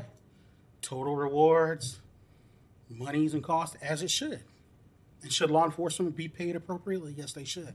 Should firefighters be paid appropriately? Yes, they should. But also what comes into play is what we're paying. And I don't always agree with Mr. Mayor, with Commissioner A. Santos, but I agree with him on this one. And if we're paying 70%, I think everything comes into play, including the level of debt service on GRU. But we're not talking about GRU right now. We're talking about this relationship. Now, if the sheriff was treated badly, I'm not going to get into that back and forth, Mr. Mayor. I'm not really interested. But could we always do a better job? Sure. But I also look at past history, too. The sheriff has always been in constant conflict with people across the street. Constant conflict. Day after day, month after month, year after year. Constant conflict. When you don't like your way, you go to people you support for running for governor when you don't get your way. So it's always constant conflict. It's always, I've been treated badly. But how have you been acting? But again, I don't think I heard anybody say that they're going to lay off one Gainesville police officer, nor should you. And if that rhetoric is being pushed, and I hope that's not being pushed by GPD, which I have not heard, but I don't think that's the case. And if that is the case, shameful, but I don't think that is the case. And nobody in this city wants, we're going to support GPD. Clearly we are, and clearly you are. And I am very proud of the level of service that we get from GPD on a level, on a service basis. That said, too, we need to look at everything in our relationships and the dollars we spend, to include the Combined Communication Center. Because it wasn't long ago, same police chief that was up here was talking about the dollars we spend going to the Combined Communication Center. That's another conversation for another day. But we need to have that conversation. And we're spending more per call than we should be, or we're getting mischarged per call. We need to look into that, because that's not ethical. And as a taxpayer, you're daggone right. I'm going to ask you to do that. And when it comes down to budget time, I'm also going to ask you to tighten your belts when it comes to our debt service as well. But I appreciate the fact that you're looking into it. And I conclude. Thank you. Thank you. Madam Clerk? That's it? Okay. Okay, we'll come back for a vote. I just want to make very clear, though, that from every single person that spoke, including the city manager, we all made very clear that we support the aviation unit, that it's important, that air support's important, that we wanted to continue it. You didn't hear a single difference of opinion on that from anybody. And for it to be framed in any other way is irresponsible. This discussion is about funding equity. And that needs to be taken seriously. If that means some people's feathers get ruffled for us to advance that conversation, then so be it. We're all adults in the room. We can have that conversation. So our staffs will get together. They'll have a conversation. We, as a joint body, will have that conversation. We will figure out what is fair and equitable for not only the residents of Gainesville, but our other cities and the people living in the unincorporated area of the county as well. That's what the conversation is about, not whether we support the aviation unit or we support our law enforcement officers. We are unanimous in our desire for the value that they have to be continued, and that it should be funded fully. It's just what is fair for our neighbors here in Gainesville. Mr. Manager, is that an old light? Okay. Okay. Madam Clerk, can you go back and repeat the motion real quickly? Absolutely. The motion was to direct staff to convene stakeholders and return with an equitable funding plan for the aviation unit, as well as prepare plans for the repair of the city's aviation unit, and add this item to the next joint city-county meeting agenda. Okay, thank you. All in favor of the motion, say aye. Aye. All opposed? Motion passes unanimously. We will be in recess until 5:30.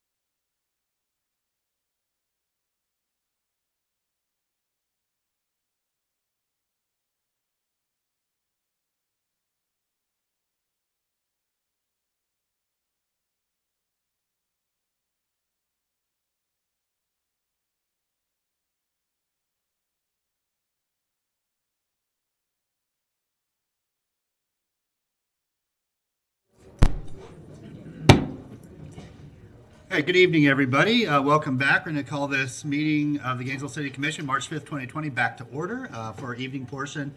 So happy that you all have joined us tonight. Madam Clerk, what is our first order of business, please? Our first item is the Pledge of Allegiance. Okay, please stand if you're willing and able for the Pledge of Allegiance. The flag is right up here. I pledge allegiance to the flag of the United States of America and to the republic for which it stands, one nation, under God, indivisible, with liberty and justice for all. Thank you, and please be seated.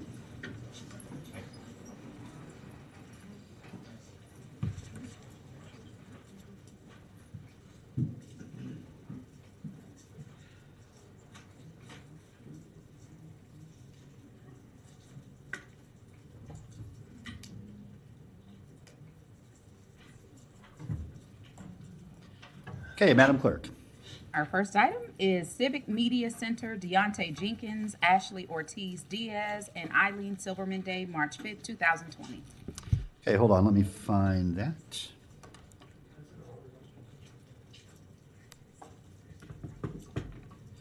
Madam Clerk, I'm not seeing that proclamation. Hold on.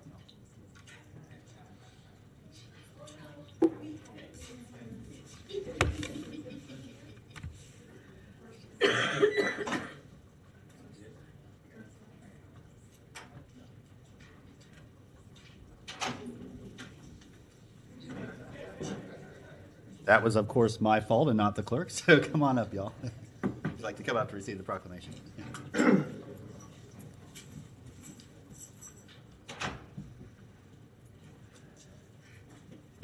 of room, come on over, yeah. All right, welcome, everybody. Whereas the Gainesville, excuse me, whereas the Gainesville Cultural Affairs Board's Business Arts, Individual Arts, and Lenny Kessel Lifetime Arts Award recognize those individuals and businesses that have made significant contributions to the advancement of the arts in our community.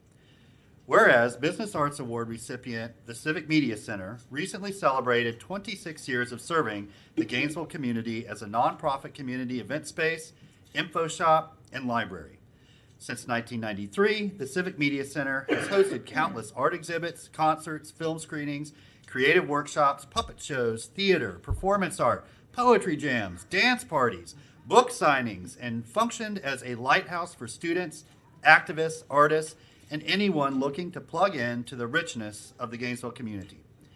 The Civic Media Center is much more than a library. It is Gainesville's room of requirement, shifting forms over the decades to meet the changing needs of our community. That's a Harry Potter reference for all of you uninitiated out there. My daughter at home just got that, though. Whereas Individual Arts Award recipient Deontay Jenkins and his company United We Dance provide adults with little to no training the opportunity to learn and perform. His dancers train in various styles including ballet, hip-hop, jazz, and contemporary. The company hosts unique community performances for audiences of all ages and backgrounds to enjoy. Mr. Jenkins has taught weekly classes for the Pace Sharp Center for Girls. The experience helped youth build skill in performance, sharpen discipline, and strengthen self-esteem. He sets high standards for his dancers. Mr. Jenkins has a heart for community. He is a visionary with great courage. And whereas Individual Arts Award recipient Ashley Ortiz Diaz, and a 2018 UF MFA recipient, is currently the head curator of the Foremost Gallery. She has successfully brought conversations to Gainesville through her artwork, while also empowering and amplifying the voices of active community members and incarcerated individuals. This year, she partnered with the Gainesville Incarcerated Workers Organizing Committee to create an exhibition which displayed writing from incarcerated individuals, protest materials from solidarity demonstrations, and artworks created by youth held in pretrial detention. During her years at UF, she was one of the key organizers to form a student-backed coalition to address racial and gender disparity amongst key aspects of the program. And whereas Lenny Kessel Lifetime Arts Award recipient Eileen Silverman has been involved with the artistic community her entire life. Her belief in the importance of the cultural arts has translated into her TV show dedicated to sharing with the community all of the opportunities Gainesville has to offer. The Eileen Silverman Show has been and continues to be a resource for those with limited access to or comfort with the internet. Her guests cover all aspects of life and help get the word out about the services, assistance, and opportunities available. Eileen Silverman's passion and energy are never flagging. Her personal and professional dedication to the arts and her community are mind-blowing.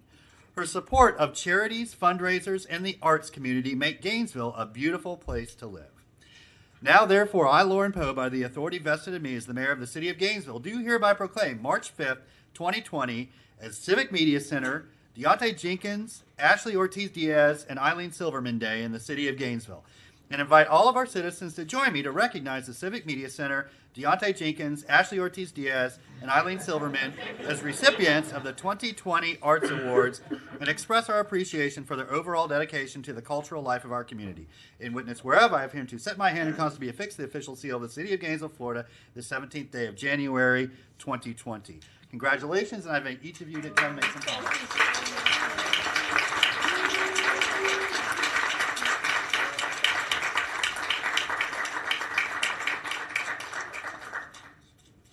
Hello, hello, hello.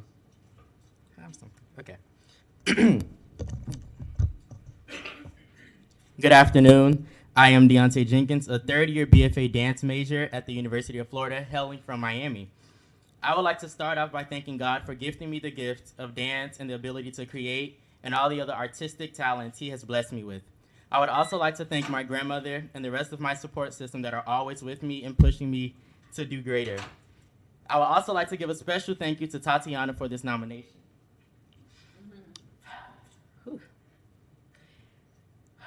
I would have never thought that at the age of 21 and being a young business owner for just 2 years would have led me to such an honor like this. My first company, United We Dance Entertainment, LLC, was first chartered at the University of Florida fall of 2018. It was founded and under the artistic direction of myself and originally under the direction of Brittany Young and I. As time went by, the company then gained 3 phenomenal assistant directors and choreographers who has helped mold the company into what it is today. Ariel Dykes, Imani Sylvan, and Noisha Noel are all dance majors at UF as well and have played a significant role with this journey. While being a growing performing arts company in the Gainesville community, its focus on and off campus is to ignite the passion of the arts and open the eyes of those who are not accustomed to the performing arts world. Without a doubt, this little baby of mine has blossomed into what is now a well-respected dance company, especially to the students at UF. My main goal was to give back to the Gainesville community what I was granted back at home in Miami when I danced for one of the most elite and well-respected dance company there, the Young Contemporary Dance Theater, also known as YCDT. Aside from UWD, this year I decided to start up an all-boys company called I Dance Drill Team. With only the thought of having no more than 5 committed dancers, I ended up being blessed and gained 8 talented gentlemen who had their premiere performance 2 weeks ago at UF and has been the talk ever since. I can honestly say that my work is just getting started, and I will continue to impact the community through my company and mostly as an individual artist. Thank you once again, City of Gainesville Parks, Recreation and Cultural Affairs Department, and the Gainesville Cultural Affairs Board for this heartwarming award and recognition. Thank you.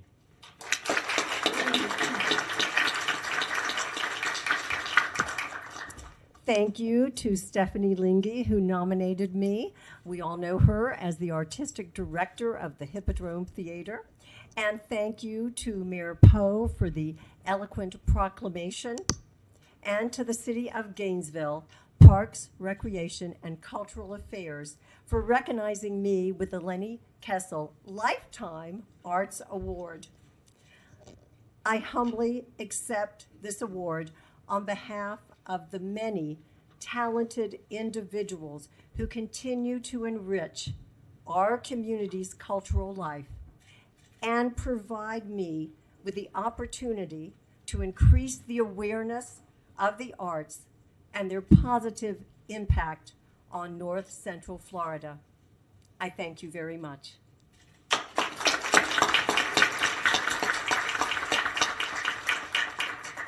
Hello, everyone.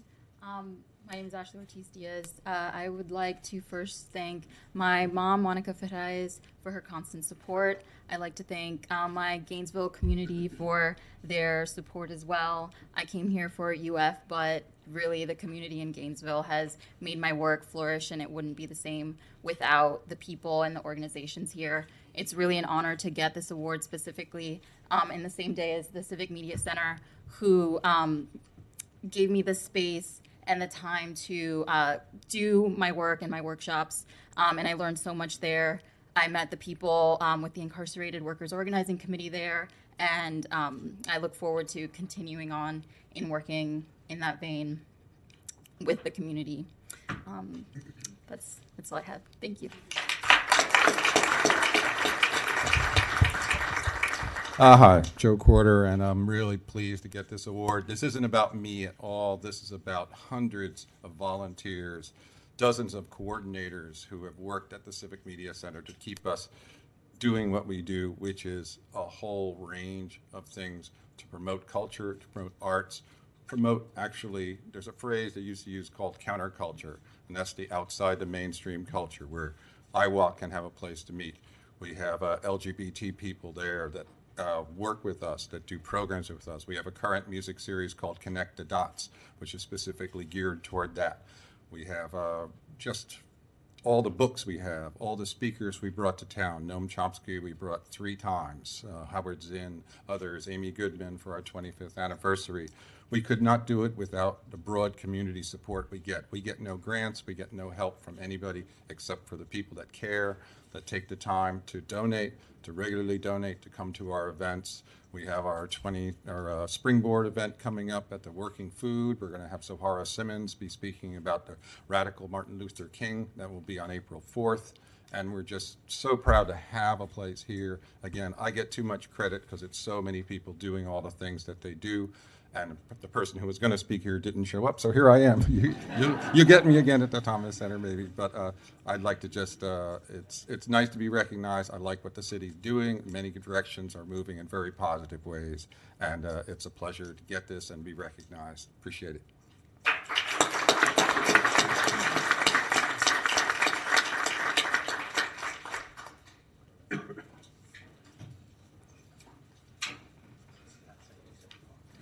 Thank you all. And Russ has your signed copies of the proclamation, and so he will get those to you. And thank you all for making our community so awesome. I'm so proud to be a part of it. Madam Clerk. Our next item is Oakleana Caraballo Day, March 5th, 2020.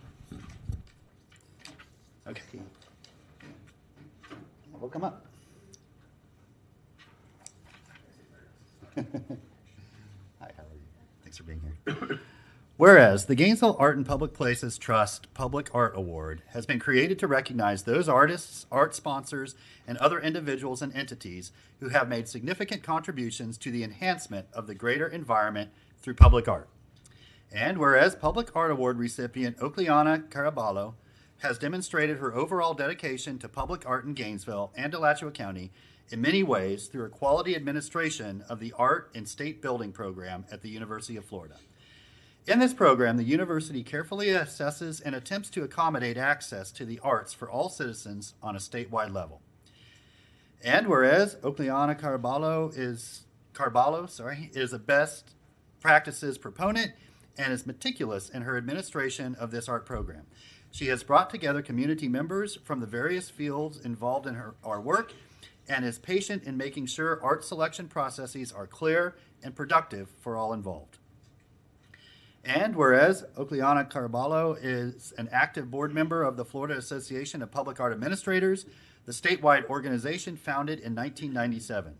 She works with artists, architects, project managers, and also compares notes with our peers and is active in conversations in the field from technology to maintenance to ordinances. Professionalism and respect for artists and their rights is inherent to her approach to the development of our public art projects on the University of Florida main campus and throughout the state. And whereas, as a University of Florida graduate student coming from Florida State University, Oakleana Caraballo has settled in Gainesville like so many alumni. She has grown and prospered, managing her life through many incarnations of Gainesville's growth. From school to aerial dance to capoeira to a fabulous marriage and 2 wonderful children, she is a healthy, well-balanced, good-hearted example of a Gainesville young professional. She is intelligent, open-minded, has many friends, is well-respected, and is truly a good person. The most beautiful attribute of all. Now, therefore, I, Lauren Poe, by the authority vested in me as the mayor of the city of Gainesville, do hereby proclaim March 5th, 2020 as Oakleana Carbella Day in the city of Gainesville, and invite all of our citizens to join me in recognizing Oakleana and expressing our appreciation for her dedication to the cultural life of our community.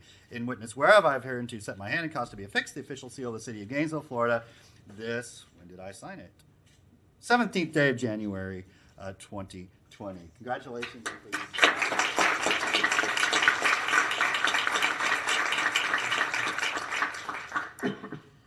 I'm not sure how to follow that up. Thank you very much. It truly is an honor and a passion to be involved with bringing art to our campus, working with artists who are actively bringing creative and meaningful works to our community. As the mission of public art and universities are quite the same in my eyes, creating a sense of place where ideas come together and where culture is created. I look forward to many more prosperous years in the public art field. I want to thank, first and foremost, Dr. Amy Vigilante for recommending me for this, and thank all of you here tonight.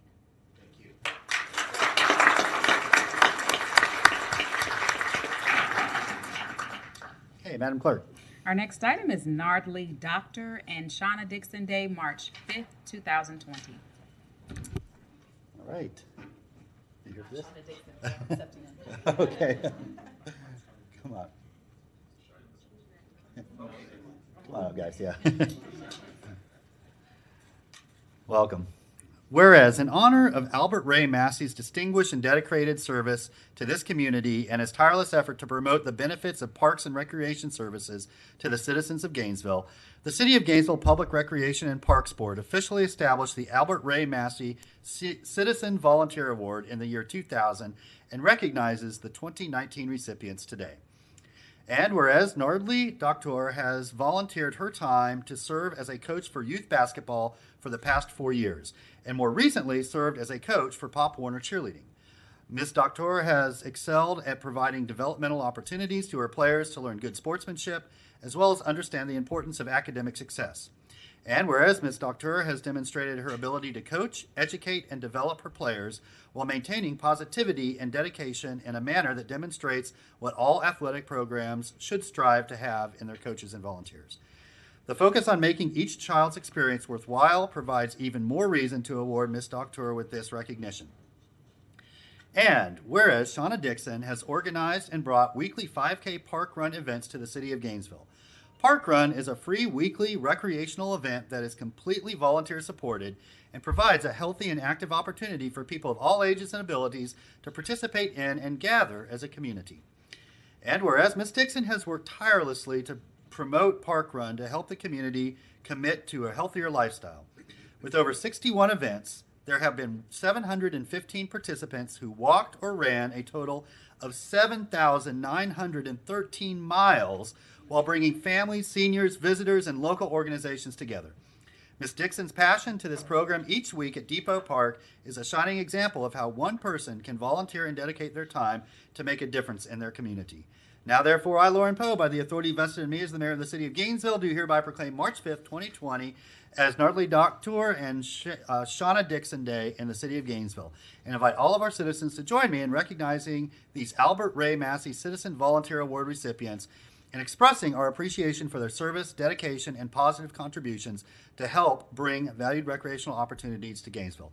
In witness whereof, I have here set my hand and caused to be affixed the official seal of the city of Gainesville this 24th day of January 2020.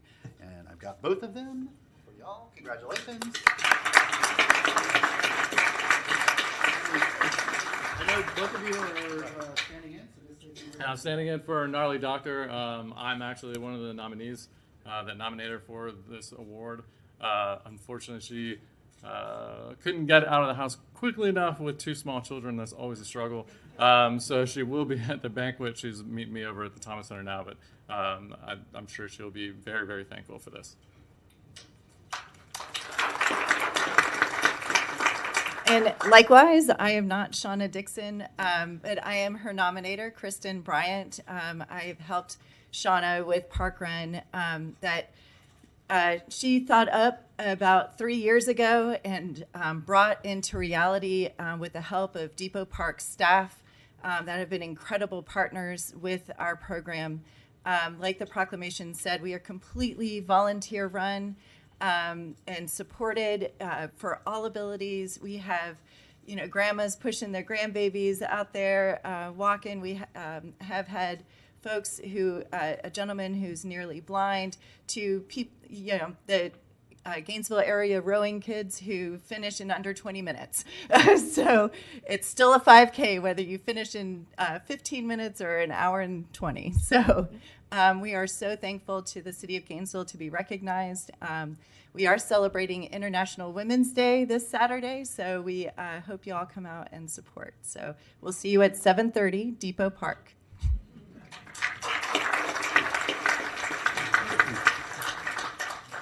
I'm Bill Berger, and I'm chair of the Public Recreation and Park Board. And I just wanted to say a couple of words because tonight we're recognizing volunteers that make our system and our community work and what it is. But you folks, want to thank you, our city commission, for the support that you give in providing the platform for all of this to happen. And it's so important, and we often forget that we need a platform to start from. And so with that, we have 99 parks, we have nature studies, but it takes support, and it takes these volunteers to support our staff to make it what our community is. And when you listen to what these folks have done, you understand, we all understand the value of a great community and working together and providing platforms for all of us to have a better life. Thank you.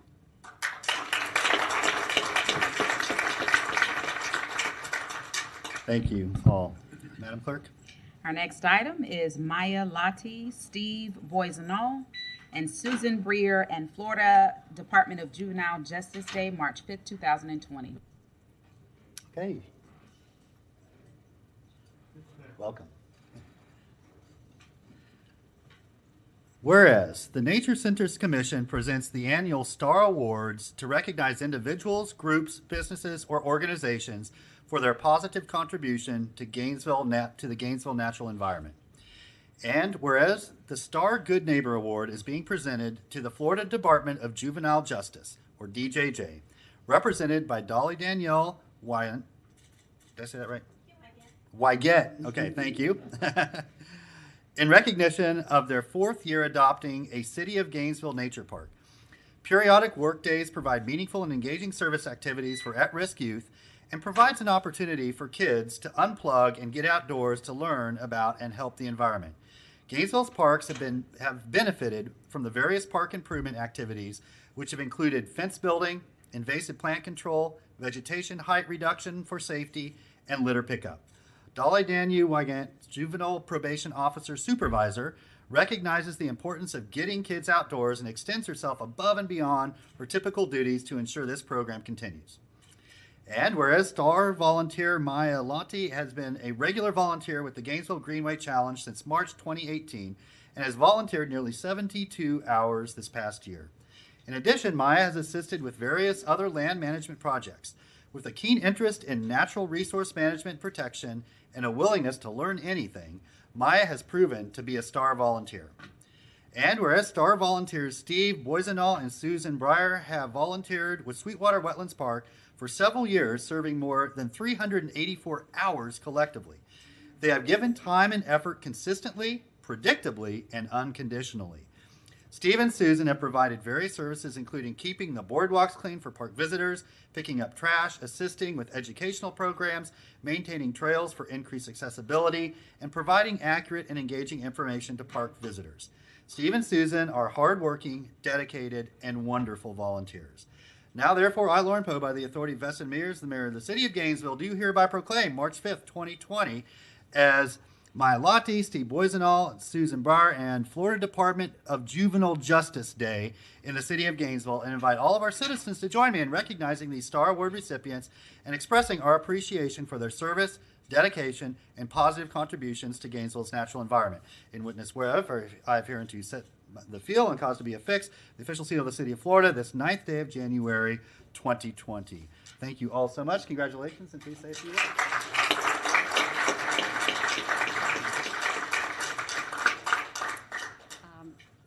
Thank you. Just being able to work in the parks is just a great opportunity for us, and we really appreciate the support that the city and the county give to the park system. It's a great park system, and Sweetwater is one of the best. Thanks. Just a short thank you. I enjoy very much working at the park and getting to know the rangers and the visitors at the park. It's a wonderful opportunity. Thank you. Hi, I'm Dolly. It's funny because you're my old teacher, and but I am a big supporter of you. But I am a juvenile probation officer supervisor with DJJ. Miss Gigi has been to Duval Park, and we thank you for coming. But now we are Bivens Arm Park, and so I've had this project for 4 years, and we take kids that are on probation, and some kids that are in commitment at Alachua Girls, and some kids that are in diversion programs, and we do all kinds of events. And these kids get community service hours. They get to meet city officials like Miss Gigi and Tony Jones with GPD, and just many of them. But these kids, this is our community, and these are our future. So many of these kids live in poverty. So many of these kids live in such dysfunction. And I'm a proud member and a proud employee of DJJ and my staff that are on the streets and in the community, in your community, in our community, helping these kids and families. So thank you very much. I'm appreciative to Miss Linda, who's the one who recommended me for this. And we will have many more years to come of this project. So.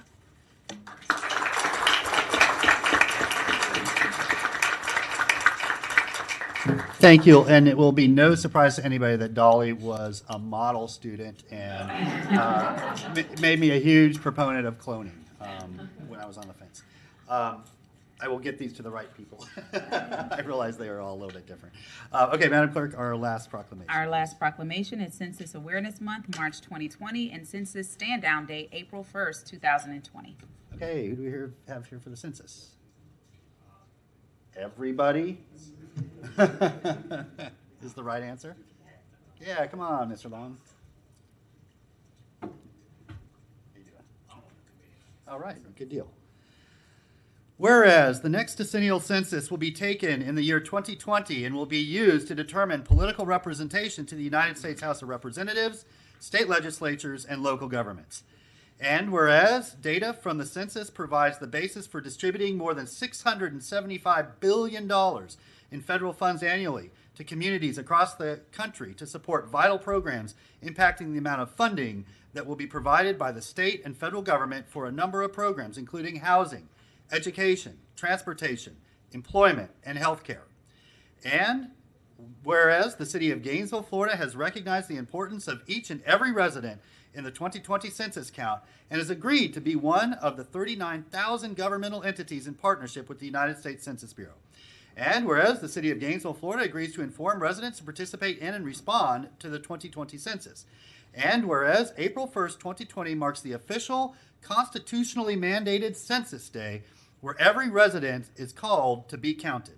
The city of Gainesville calls on all institutions in our community, both public and private, to designate 20 minutes between the hours of 1:30 p.m. and 2:30 p.m. on April 1st for all neighbors and community builders to complete their 2020 census. Now, therefore, I, Lauren Poe, by the authority vested in me as the mayor of the city of Gainesville, do hereby proclaim March 2020 as Census Awareness Month and April 1st, 2020 as Census Stand Down Day in the city of Gainesville. I invite all of our citizens to join me in this public outreach effort by participating to be counted in the 2020 census. In witness whereof, I have hereunto set my hand and caused to be affixed the official seal of the city of Gainesville, Florida, this third day of March, 2020. Mr. Long, say a few words.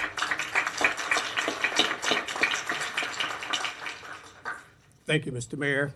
I'm Rodney Long. I'm a member of the Alachua County Complete Census Count Committee. I chaired the committee for Alachua County in 2010, and I can assure you the most important event every 10 years is the census.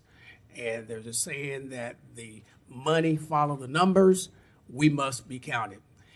From the year of 2010 up until now, we lost about $390 million in our community because we had approximately 21,000 residents that were not counted.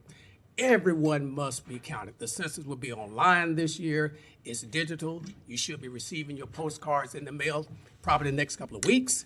Everyone in this county must be counted. It's important. Thank you very much. Thank you, Mr. Long. And you're going to hear this refrain quite a few times between now and April 1st, but Gainesville lost approximately $390 million over the last decade from undercount. That's $39 million a year we lost from an undercount. And so it's so important that we count every resident, every one of our neighbors, because it's the right thing to do, but it also is very important to the financial health of our community. Thank you all for being here. We'll give you a second to shuffle out. You're welcome to stay for the rest of the meeting. You're always invited. This is your city government, but you are welcome to go on if you would like. To the party, yes.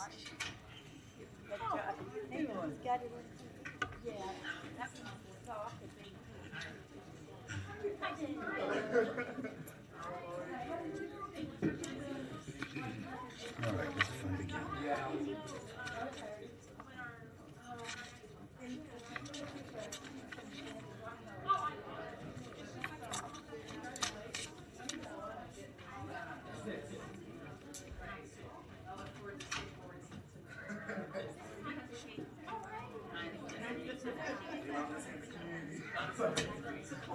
Support.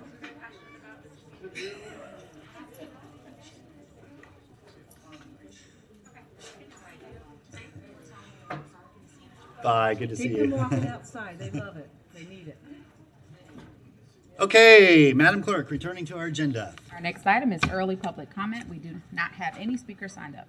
Okay, we'll give you one more opportunity. If there's anybody that would like to speak to items on our agenda that for the rest of the evening and then be able to go home, you are able to do so at this time. Okay, Madam Clerk. Our next item is general public comment, and our first speaker is Ms. Sharon Bauer. Okay, Ms. Bauer, welcome back. I know I'm supposed to address you, Mr. Mayor, but I just wanted to tell Mr. Feldman how very glad I am that he's here. I am a retired public administrator like Commissioner Simmons. I had to go to USF for my MPA since UF doesn't offer one. And so I'm very happy that we have someone with training and experience for the first time in 4 years and not someone with a bachelor's in art history or PR and zero city county management experience. My role model was Harold Farmer, our former city manager, during the time that my friends and I were starting the Rape Crisis Center and Spouse Abuse Shelter that I directed for 6 years, for whom the FCCMA scholarship is named. So welcome. Thank you, Ms. Barron. Our next speaker is Mr. Donald Shepard. Mr. Shepard spoke at the, Mr. Shepard, I believe you spoke at the earlier one. Yeah, thank you. Okay.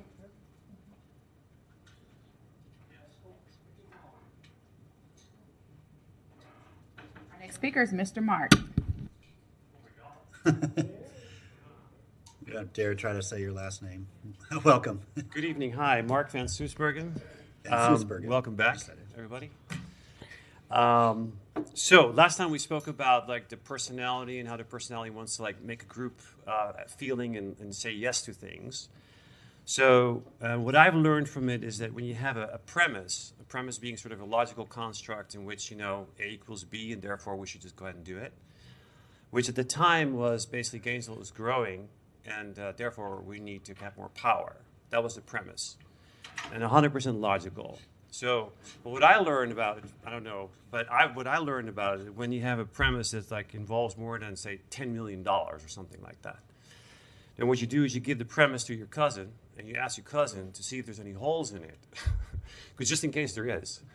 So it turns out that the premise was flawed. I didn't know that. I never questioned it. I don't think anybody else did. We just all went with the premise. It made complete sense. Gainesville's growing, therefore we need more power.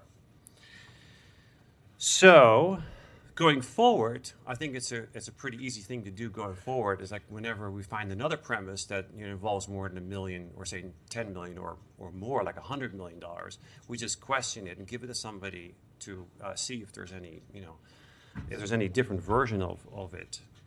So now this was the reality back then, and remember it was all up, and actually in reality it's all flat. So I did the calculations. It's not my calculations, it's the math that's presented here. It's about $525 million of revenue that didn't take place, based on demand that didn't take place. So it was the demand that was absent. Now there was an economic downturn, a little bit of that, but actually it was the demand is not there. So the question is, so this is kind of an arbitrary way of visualizing it, but let's say it was the potato blight. So because of the potato blight, we didn't have the demand we anticipated. Then the question becomes, are we in the middle of the potato blight? Are we in the beginning of the potato blight? Or is the potato blight about to be over? Because our general demand is still flat, and that's 15 years later. So we would need, if we wanted to actually chart and navigate forward, we'd want to find out how come our demand was flat, even though the city grew. We'd want to have a good picture of that. That's really the story. We'd want to know if that is a continuing picture and it's going to sustain itself for another 5 years or 10 years or 15 years, or whether it's almost over. Is that demand going to go up or not? Because it's our business, or it's an important part of our business. And I brought more of these, if anybody wants them. Very good. Thank you. You're welcome. Thank you. Madam Clerk?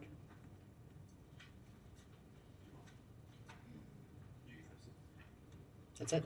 Okay, was there anybody else that wanted to speak at general public comment that didn't get a chance to sign up? Okay, moving back to the commission. Again, a little agenda management. Would anybody mind terribly if we took up the strikeout hunger item next? Just, it's very brief and non-controversial, and then we could let Mr. Long go home since he spent the entire day with us so far. And thank goodness you did, because you're here to accept that proclamation on behalf of the census. So, okay, Madam Clerk, can you read that into the record, please? Please, that is back on page. And for the fellows in the back, I think there's a video that goes with Yeah, this. if Mr. you Mayor, all wanna Rodney find Long, that. I'm president and CEO of the Long Foundation. And hold on, Ms. Long, let's just get it read into the record. Yep, we're back on page 10, business discussion item 4, strikeout hunger food drive, with a recommendation that the commission hear a presentation on the 2019 strikeout hunger food drive for Gainesville and Alachua County. Consider the request for continued city support of and participation in the 2020 strikeout hunger food drive, and waive any city building use fees for the 2020 strikeout hunger food drive meetings. Thank you. Mr. Long. Thank you, Mr. Mayor, Commissioners.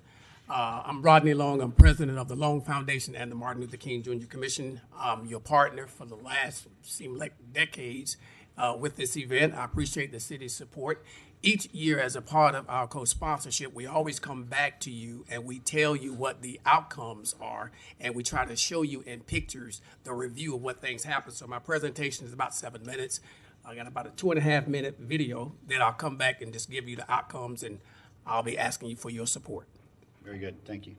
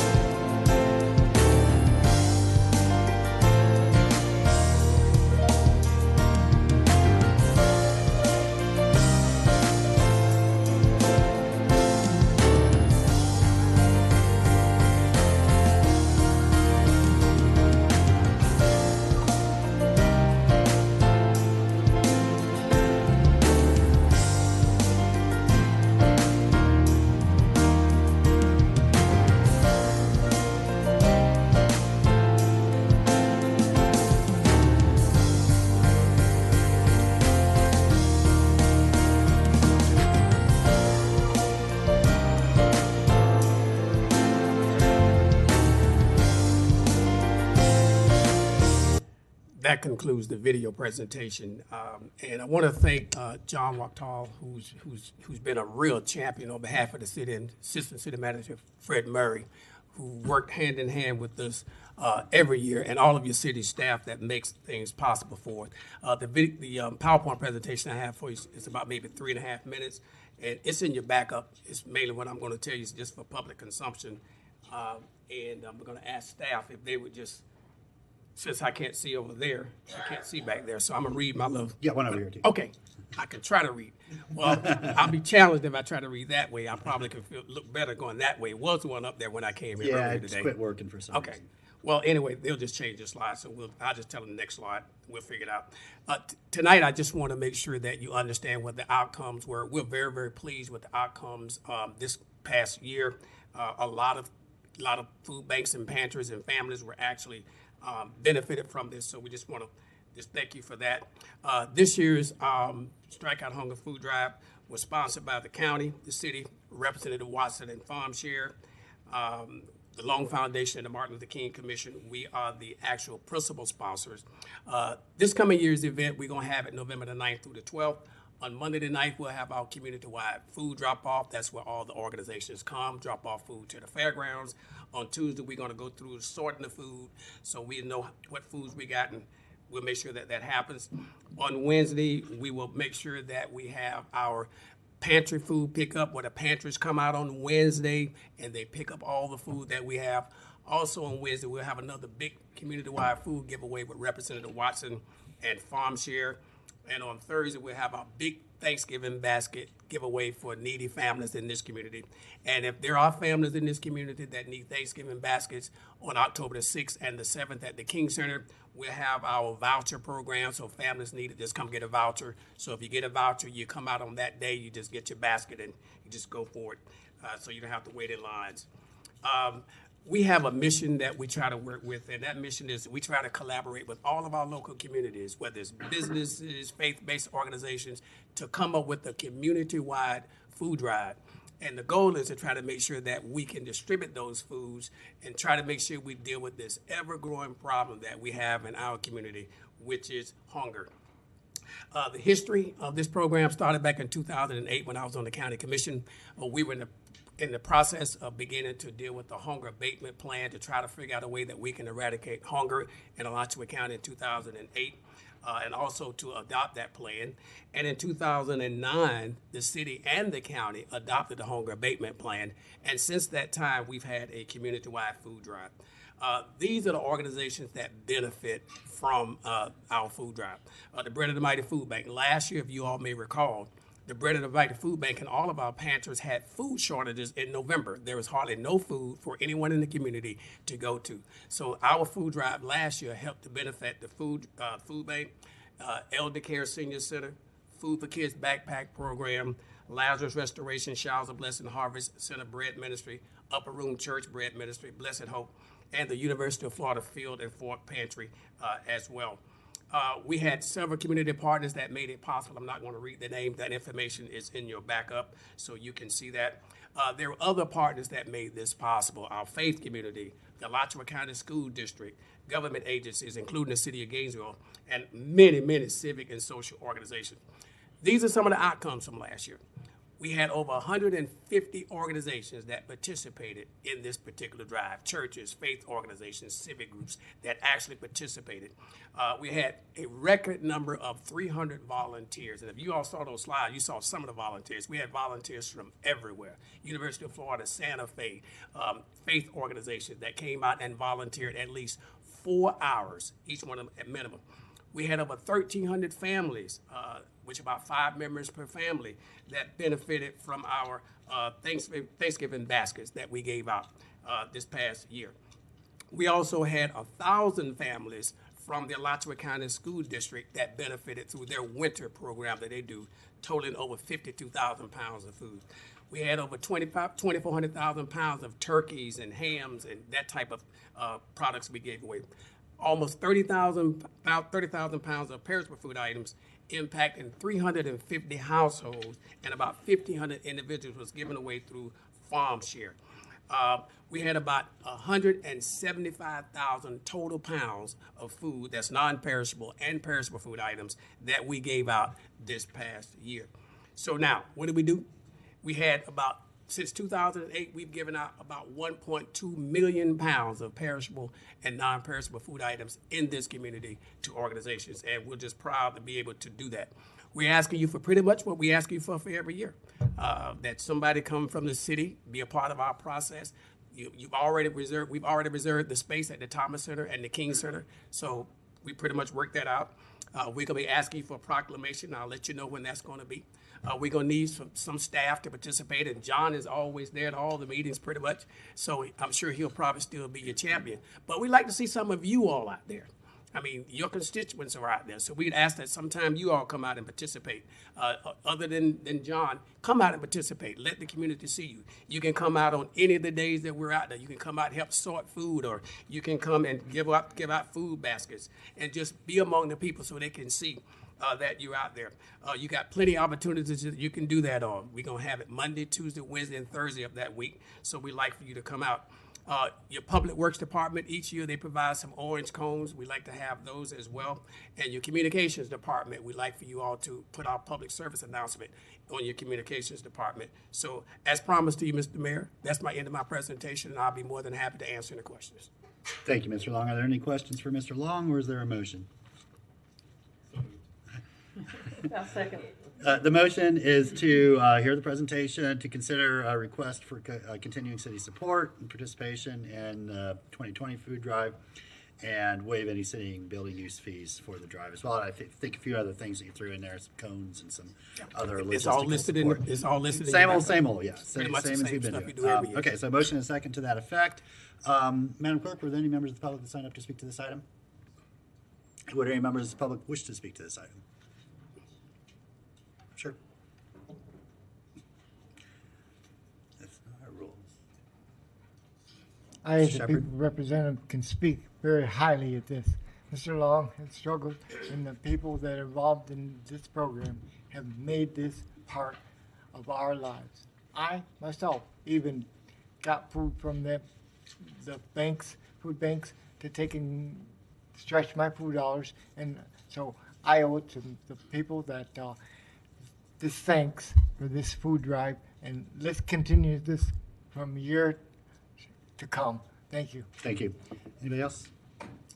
Mr. Long? Mr. Mayor, I'd be remiss if I didn't thank Marsha Crumwell from Bread of the Mighty Food Bank and her team. They provide some of the things, but the food bank in this community that services 11 county region, we have a jewel in this community, and if you've never been there, it's a great operation.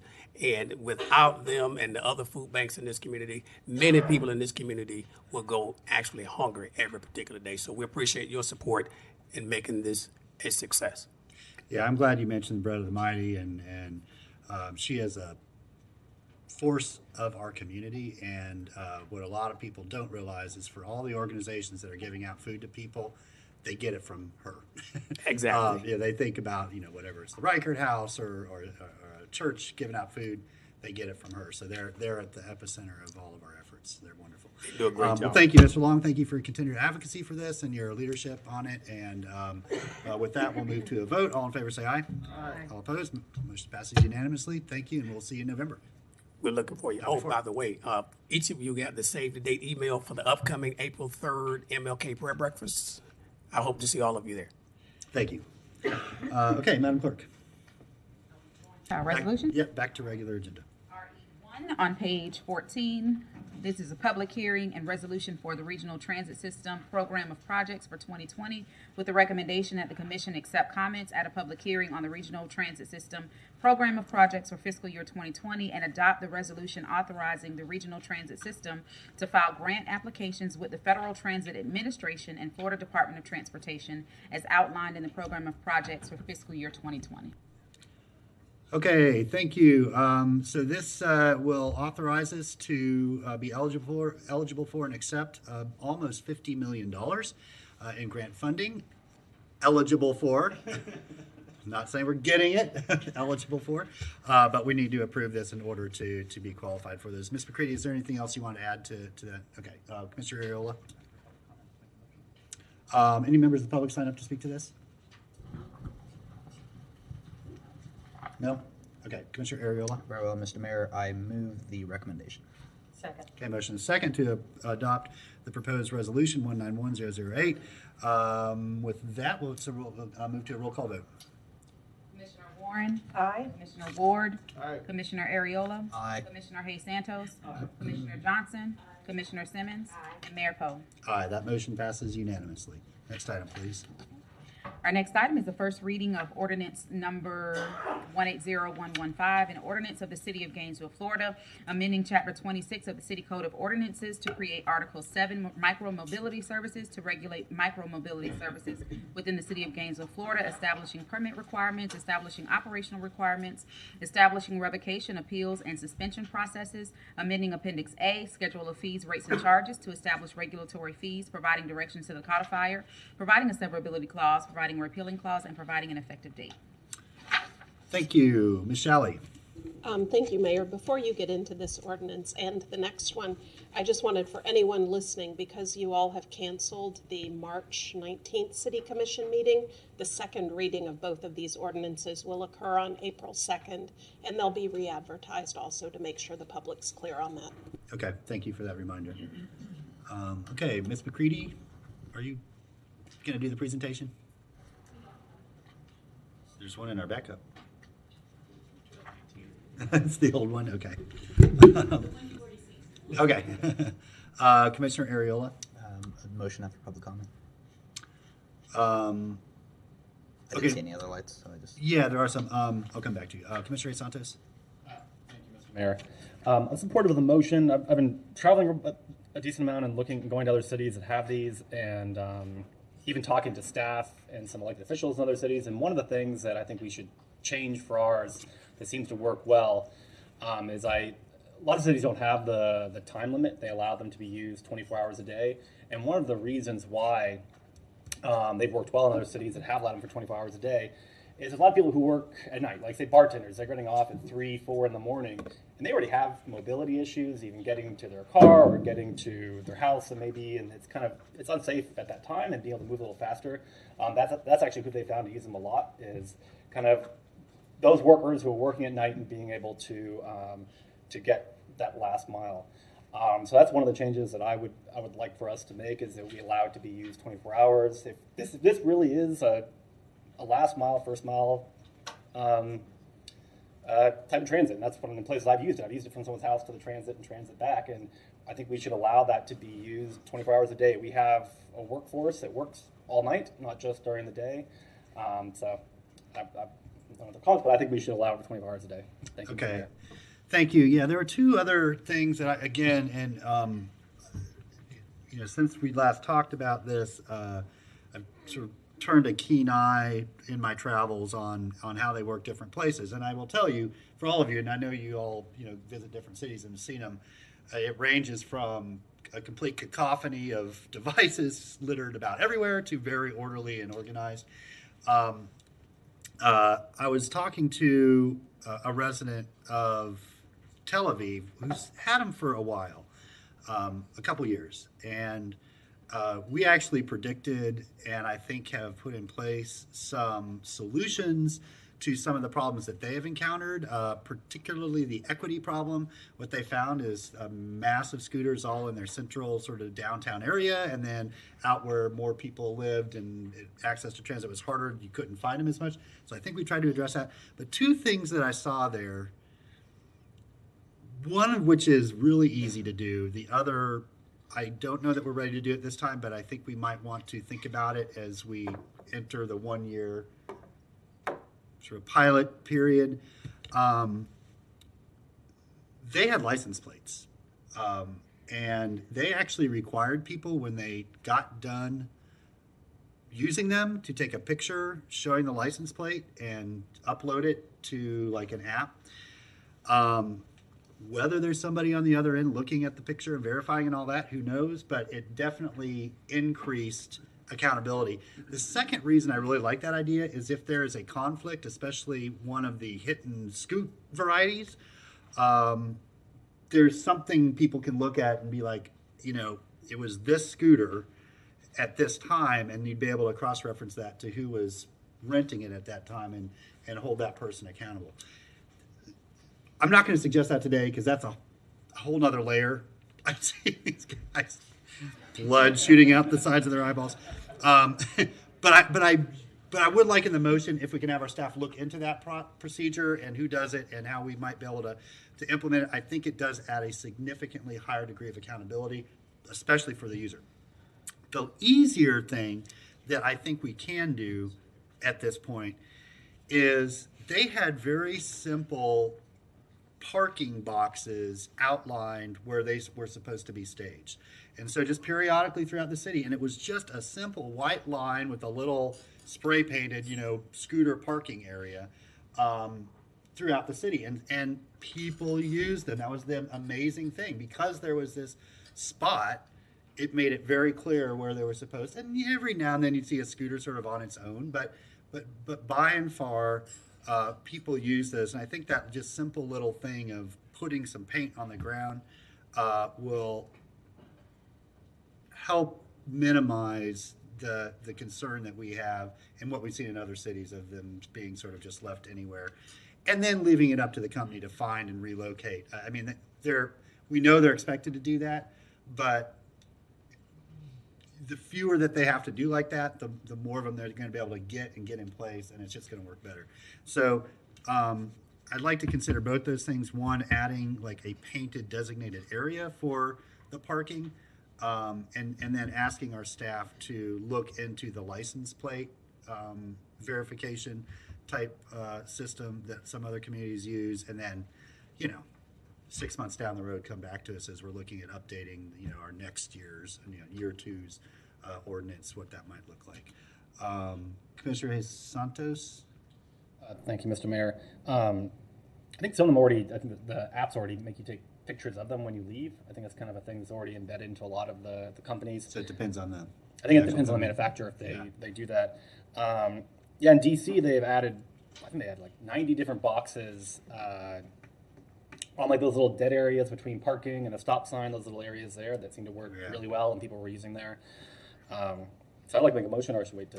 Yeah, it's got a couple more people, Commissioner Simmons? Okay. Commissioner Warren?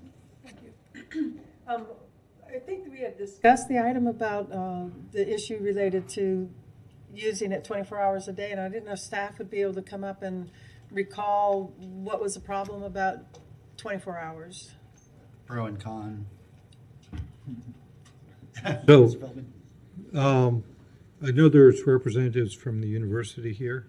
I believe we were responding to their desire to limit the operation of hours because they did not want them on campus after 10 p.m. or before 6 a.m. But they're here and they certainly... So that refers to campus. What about in the city? Because I know in Orlando I did see that type of use with people after 10 o'clock. It looked like they were working. Yeah, I think our only concern was to recognize that we didn't have city staff that was going to be out there 24 hours as well.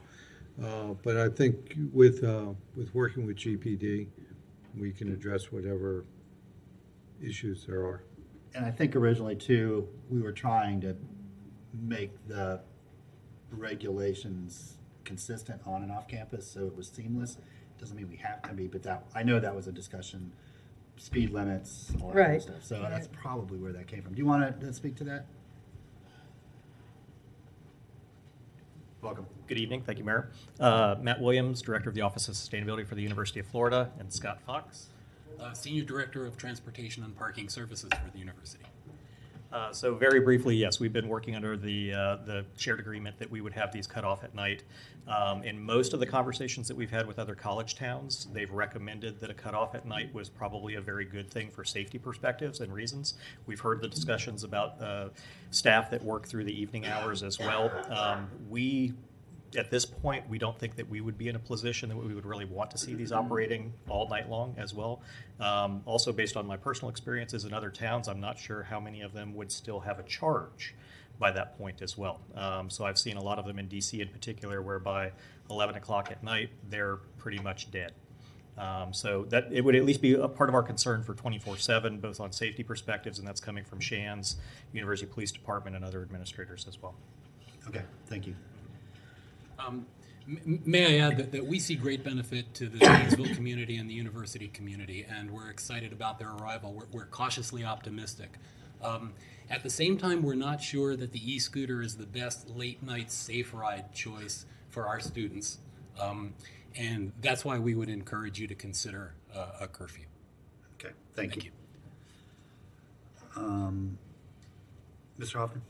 And one thing just to add, this is a pilot program, so we have check-in points with the university where we look at the volume of scooters out on the road. It's built into our process to evaluate things just like this. So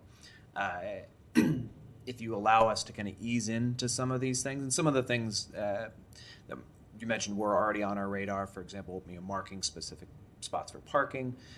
So once we have someone on board that's going to do the outreach and education, because that's also part of the plan, it'll allow us to ease into some of these additional things, especially, as the city manager said, later in the evening, being able to train up GPD in order to make sure that they could take appropriate action if someone's using them inappropriately after hours. It's something that we definitely acknowledge the need of folks using them to get home from work later at night, but I think we would appreciate kind of an ease-in period, check in after we've been doing the program for 6 months, go through a few different lessons learned, and then come back to the commission with how it's going. And remind me what the lighting requirements is on these. So there is, the vehicles have, I don't remember off the top of my head, but it is required that they have reflective and some type of illumination. Yeah. Matt, do you know off the top of your head? Yeah, last year in the state legislative session, they required that they be lit the same as a bicycle, essentially. So they've got an LED up front and then a rear-facing red. Okay, that makes it a little bit comfortable. Okay, thank you. If you'll hold off on a motion, we've got Commissioner Simmons too, and I want to get public input before we get a motion. Is that for some? Yeah, go ahead. Mayor, we can, UF has already got geofence portions of there. I think you're blocking off Tarleton Square, right? Or is that still the plans? But if we wanted to have it different hours, UF can just geofence their area, and it wouldn't work over there, but it would work on the city areas. Yeah, Thank okay. you. Thank you, Commissioner Simmons. Mayor, I would not be in supportive of an all-night e-scooter. This is a pilot program, and I agree with staff. I think we should ease into it, see how it works, and then make that determination later. I also wanted to add that I recall when we were talking about this that I was really wanting to have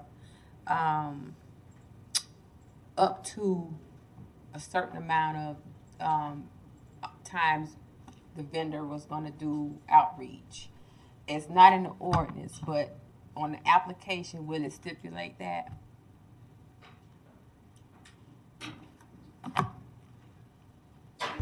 Education and safety is part of the permit application. The vendors have to show their plan for that, and there's supposed to be scheduled events. We're also working with UF to coordinate the messaging.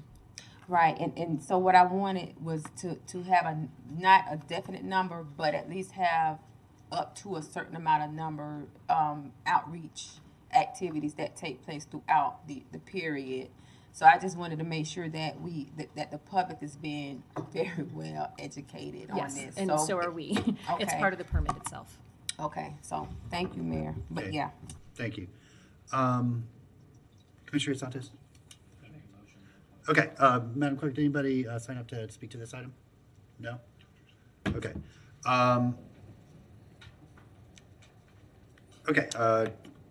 Commissioner Santos. Thank you, Mr. Mayor. I'd like to make a three-part motion. The first part of the motion is we have staff look at the vehicle, what are they called? License plate? Vehicle license plates for e-scooters. Second part of the motion is that staff look at areas and put in kind of painted boxes for e-scooter parking in high-use areas. And then third is that we pass ordinance 180115 with one change, that we allow them to be used 24 hours a day. Is there a second? Second. Okay, motion and a second. And I'm going to split out the 24-hour stipulation. So we'll vote on that separately, just because I'm sort of the mind. I agree with you in principle, Commissioner, but I want to let us, I want to kind of caress us into this and, allow that to be sort of the second phase. And so anyway, I'm going to split that out so we can vote on just that portion separately. Commissioner Simmons, you good? Commissioner Santos? Just one small point. While I think it's important, this is a pilot. So in pilots, we should test all the scenarios. And by us not testing all the scenarios, I think we're failing as a pilot. Thank you, Mr. Mayor. You know the argument I make exactly against that, but Gainesville City right. We'll just move forward with the vote. Okay, so the first thing, let's vote on just the no curfew portion first, and then we'll go vote for the rest of the motion, which is the ordinance plus for staff to look at the license plate issue and parking areas. So all in favor. So this will just be a voice vote. All in favor of eliminating the curfew signify by saying aye. Aye. All opposed? Aye. Okay, so that passes 6-1. Oh, in dissent. What was Yeah, The motion was to eliminate the curfew, which means everyone misunderstood. which means that 24 hours a day. because everyone just voted to eliminate Everyone, the curfew. okay. Let's make sure we're all voting the way we think we want to be voting. The motion is to eliminate the curfew, which means they would be operational 24 hours a day. All in favor of the motion, say aye. Aye. Okay, all opposed? Aye. David, how'd you vote? I voted nay, and Okay, nobody else. so that motion fails 4-3. You had Ward, Poe, Areola, and Simmons in dissent there, Madam Clerk. Okay, the rest of the motion is the ordinance as presented, plus asking staff to look at those two issues. This is a roll call vote. Commissioner Areola. Commissioner Johnson. Commissioner Warren. Commissioner Simmons. Commissioner Ward. Commissioner Hayes Santos. And Mayor Poe. Aye, that motion passes unanimously. All right, thank you, and away we go. Go ahead. Or not, but if we could come back in 6 months and reevaluate the 24 hours, if that would be. Were we going to have a mobility update on one of our GPC meetings anyway? Probably, yeah. I'll be looking for that too, yeah. But we can certainly come back. Okay. I'll work, Mr. Manager, can we help each other's memories to put that on a GPC meeting agenda this summer sometime? Your GPC agendas are getting pretty full pretty quick, so it may be a discussion item on a regular commission meeting. Okay, whichever we can get it in. All right, thank you. Okay, Madam Clerk. Our next item is the first reading of Ordinance 190998, ordinance adding 2020 election early voting date, an ordinance of the City of Gainesville, Florida, amending Section 1 of Ordinance Number 190885 to add an additional date to the early voting period for the 2020 runoff city election if necessary, providing a severability clause, providing a repealing clause, and providing an immediate effective date. Thank you. Commissioner Warren. Do we need to do citizen comment, or? Did anybody sign up to speak to this item? We have Mr. Donald Shepard. Okay, Mr. Shepard, do you want to speak to this item? The early voting date? Yes. I'm kind of new to this early voting thing, but I think that it is something that we need, and I take a vote for this to take and happen. This has been something that's been going on, and it's worked good. So why not have it happen yet? So that's what I have. Thank you. All right, thank you very much. Anybody else? Okay, back to you, Commissioner Warren. Yes, I'd go ahead and make a motion to adopt the proposed ordinance 190998 by title only on first reading. Motion second to adopt the proposed ordinance on first reading by title only. And just to be clear for anybody watching, this is just adding one more day to early voting at the beginning of early voting, which we want to give great thanks to the supervisor of elections for allowing, and certainly will help us with our turnout, we hope. So that comes down to a roll call vote. Commissioner Johnson. Commissioner Simmons. Commissioner Warren. Aye. Commissioner Areola. Commissioner Ward, Aye. Commissioner Hayes Santos, and Mayor Poe. Aye, that motion passes unanimously. And with that, we've reached the end of our agenda. And then back to Just kidding. back to the You're about to future. freak out, weren't you? All right, back to the items this afternoon that we were not able to get to. Okay, so I believe the first item is going to be business discussion, item 2 on page 7. This is the request for proposal, staff ranking, City of Gainesville, Florida, for the comprehensive plan update, with the recommendation that the commission hear a presentation from staff, approve staff's recommendation ranking of the firms, authorize the city manager or designee to negotiate a contract and any related documents with the HR&A Advisors Incorporated, subject to approval from the city attorney as to form and legality, and return to the city commission for final review and approval of the contract. All right, Mr. Bredfeld, welcome. Good evening, Mr. Mayor, members of the commission. Eric Bredfeld. I do economic development work for the city. In this regard, for this item, I was asked by the director, Mr. Persons, to lead the effort at the RFP for the update to the comprehensive plan. And just to recap, we came to the city commission in October of last year with a proposed scope for the RFP, and upon your review and your approval, we sent that. We worked with procurement on the scope, putting that into a request for proposals, and went out with that in December of last year. And since that time, we received 6 proposals. I wanted to say a few things about the process.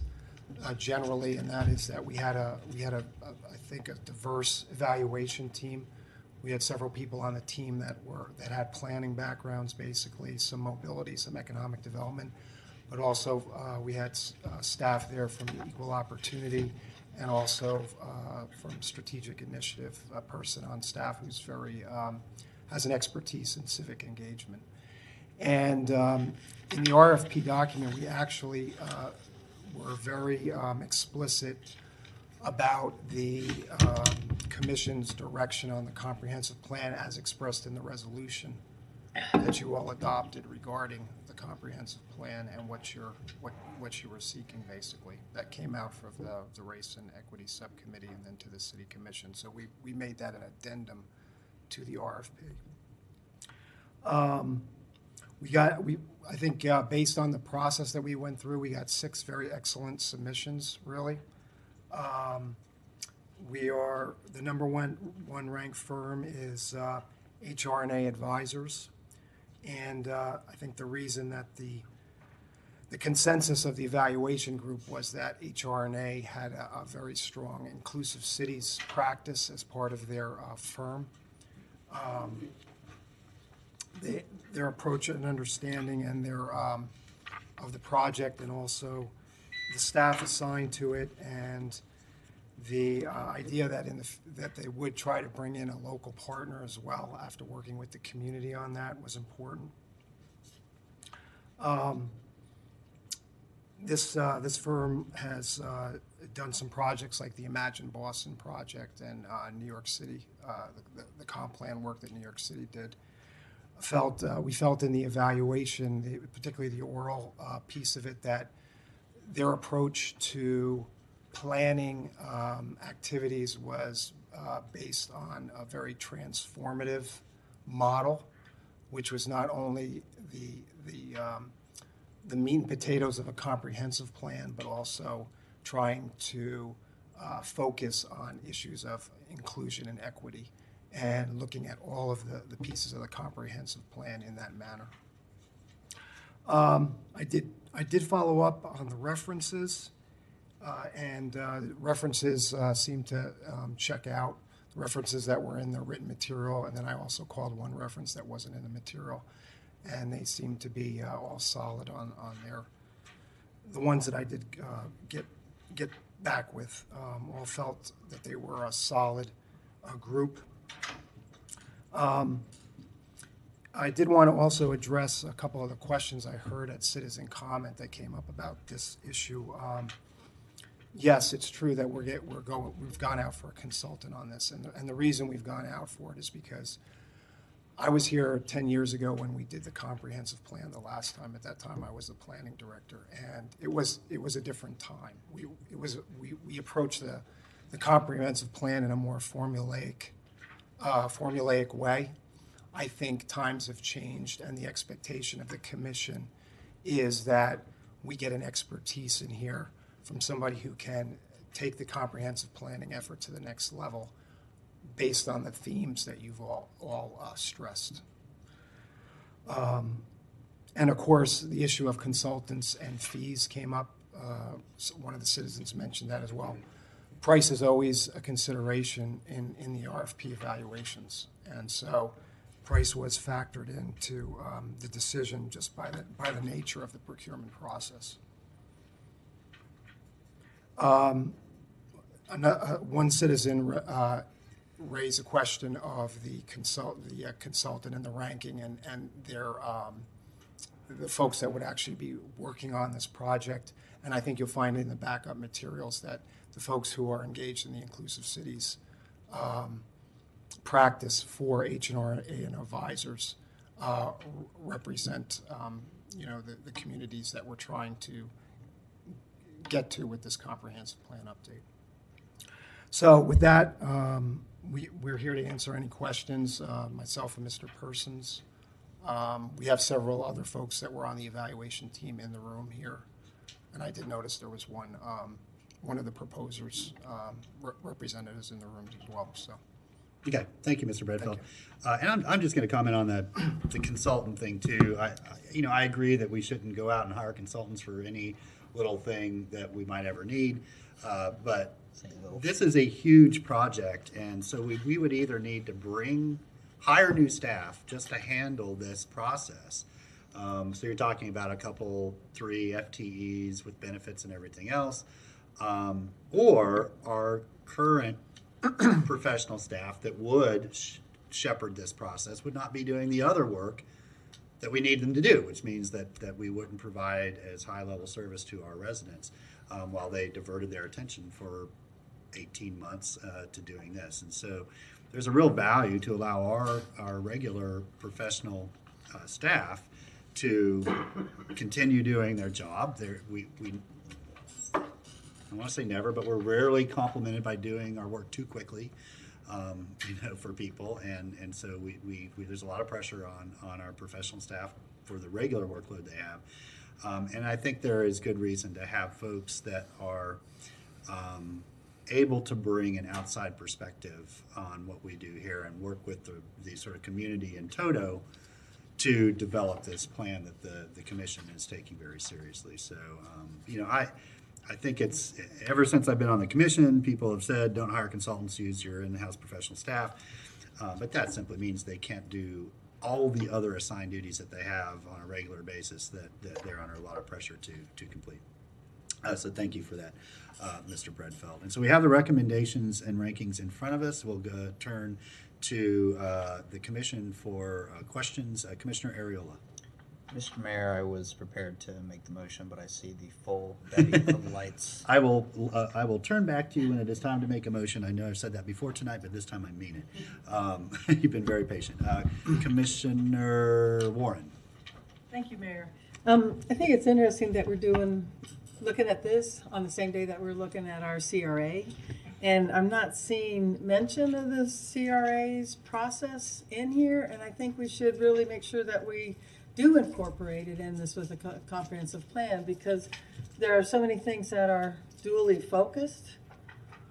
So I don't know if, for what reason it wouldn't have been mentioned in the comp plan, but synergy of combining the focus would be fantastic. Yeah, Mr. Mayor, absolutely. I mean, I don't know that, I think we might have had some discussion about that in the evaluation part of the process with this particular consultant. I don't know, but I think the thread that was through the entire scope of the RFP was that we had a lot of different planning things going on right now, and we wanted to get in sync on all of them, because it's not only the reinvestment plan for the community redevelopment area, but also we talked about the strategic plan.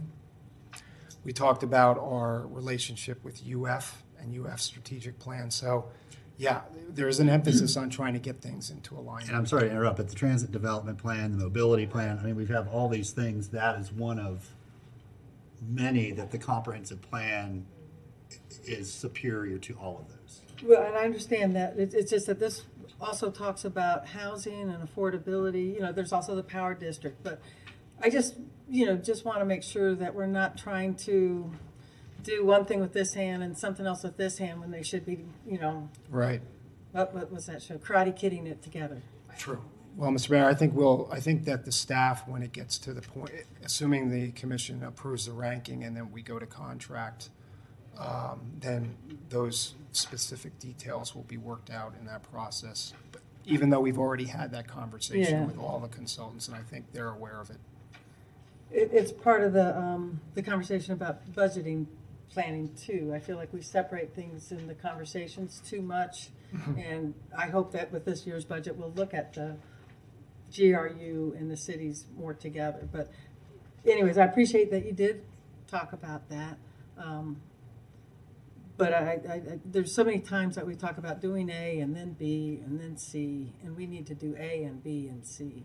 Great. And so just want to have that conversation. Otherwise, you know what we have, a failure to communicate. So let's talk. Thank you. Thank you, Commissioner. Commissioner Simmons? Thank you, Mayor. I just wanted to echo what the mayor said, just stated, about going out and getting a consultant. And we just mentioned how many plans we're currently undertaking. And I think looking at this particular consultant group, like instantly I was just drawn in when their approach has been, we put racial equity at the core of economic development. So that instantly drew me into this group. And going back to what you were saying, Helen, if that's the case, then the new GCRA plan, once that's explained to them, once they have that knowledge, because of their approach, they're going to undertake it. I think they're going to grab it and run with it. So whatever motion you're making, I'm supportive of it. But I think this is wait a minute. Let me say that again. Let me back up. Here's a blank check. Let me back up. Put in whatever number you want. Well, City Commission. No, let me back up, guys. Everybody at home, let me rephrase that. I am in support of HRNA if you choose to motion to accept them as the consultant. I'm in support of that. So just want to clarify that. Thank you, Commissioner. Thank you. Commissioner Ward. Thank you, Mr. Mayor. I appreciate all the care that's gone into to the scoring and to bring this before us. And looking at the map provided us by SNME, and I appreciate the level of detail that they went into for part of the map, but I can't help but notice that the rest of the map is a different level of detail, let's say.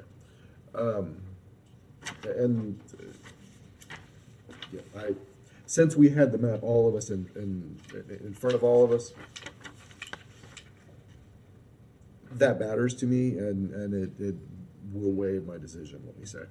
Thank you. Commissioner Santos?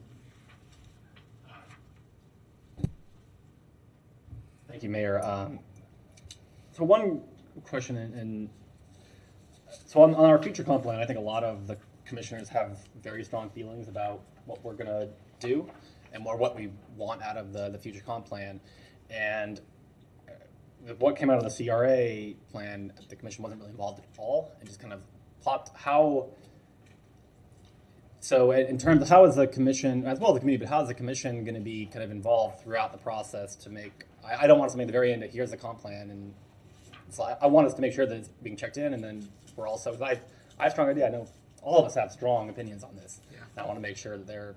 Mr. Mayor, I think if you read the RFP, we put a structure in there, a suggested structure, and the structure was You'd have sort of a technical and staff team that has to be put together that represents, I would say, not only staff from general government, but also from the utility and maybe some other charters that are affected by the process.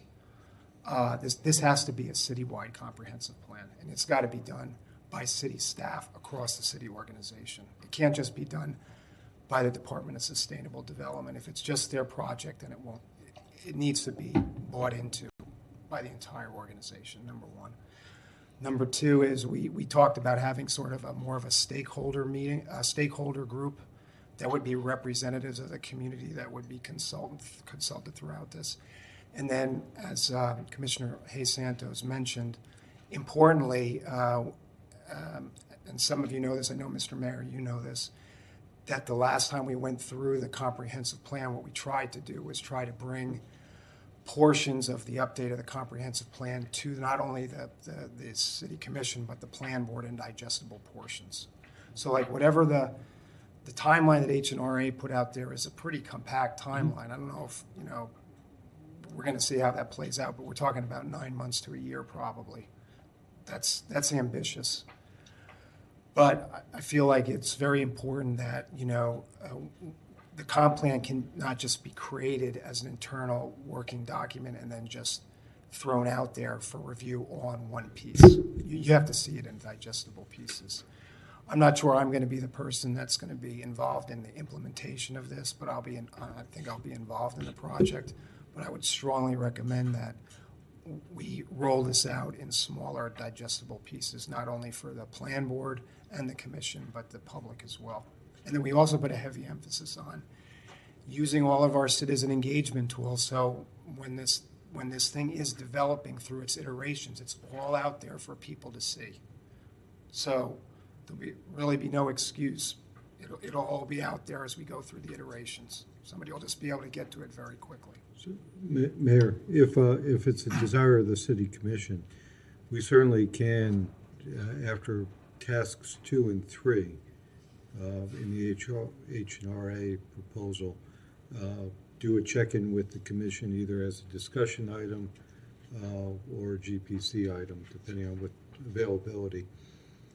Task 2 is basically the review of the existing conditions and opportunities analysis, and Task 3 is the policy recommendations and preliminary comprehensive plan. Then Task 4 is the final. So those would be some logical check-in points with the Commission if that's your desire. Yeah, and I'll just, Commissioner Hayes Santos said to elaborate on what Mr. Bredfeld said. The last time we did this, we basically would get a different element every couple meetings. You know, so one evening we'd have the mobility element, and really just have a lot of time to spend on that. And then if there were things in that we didn't quite like or thought needed a little bit more exploration, then we would give that input to staff and they go back. There might be members of the public come and same thing. And so it was an iterative process. We definitely didn't get this like final product at the end and said, here it is, take it or don't. And I can tell you there was a lot of sort of give and take with each of those individual elements. Some of them they came and we basically said, yeah, this works, we like it. Other parts took a lot more sort of ongoing collaboration between parts of our public, the commission, the plan board, and staff. And I just, you know, I'll say that would probably be the most reasonable way to approach this one. So things aren't too developed before knowing that it's actually what we're looking for. Yeah, and that's what I'm looking for, is that kind of iterative steps on all of these, so that we make sure we don't get down too far without being inconsistent with the commission. I had one other point, but I forgot it. Okay. Commissioner Johnson? Thank you, Mayor. First, I want to thank the entire team that spent a lot of time working on this and putting and deciding which ones to bring forth to us for a decision. I am really impressed with the folks that you chose, particularly because I know that, one, the resolution that we brought forth about equity being the foundation of the comprehensive plan. And the one that they said that explicitly, and that just the breadth of experience that they have really across the nation with many equity-related projects. I was really impressed with the people that are going to be working on this. So I am in support of the first group, and that's all that I have to say. I think it's a good fit. Thank you. Thank you. And it's ultimately our choice, but I do want to kind of remind folks that might be watching, this is a highly objective process. The commission laid out our expectations. The staff evaluated each applicant based on those criteria and then ranked them. The number one ranked firm was ranked pretty clearly number one by 3 of the 5 evaluators and a close second by a 4th. So it really was a pretty strong consensus of who sort of rose to the top in these evaluations. And so that gives me a lot of confidence and comfort in, the supporting material was, I think it's what we said we were looking for. Yeah, which was nice. Commissioner Santos. Thank you, Mr. Mayor. And I think it was my point on this was what Commissioner Ward brought up, the neighborhoods. I assume they're watching now. The neighborhoods, how you listed them, are not, I would say, accurate. I mean, Duck Pond, for example, isn't there. It's probably one of our most famous neighborhoods on here. So I think that's one of the things to look at. But it's pretty. It's pretty, but inaccurate. And accuracy does work into the map. I live on right on. Okay, Madam Clerk, any members of the public wish to sign up to Yes, speak and to just this? a point of clarification, the map in front of you is from our first speaker, Mr. George Kramer. Okay.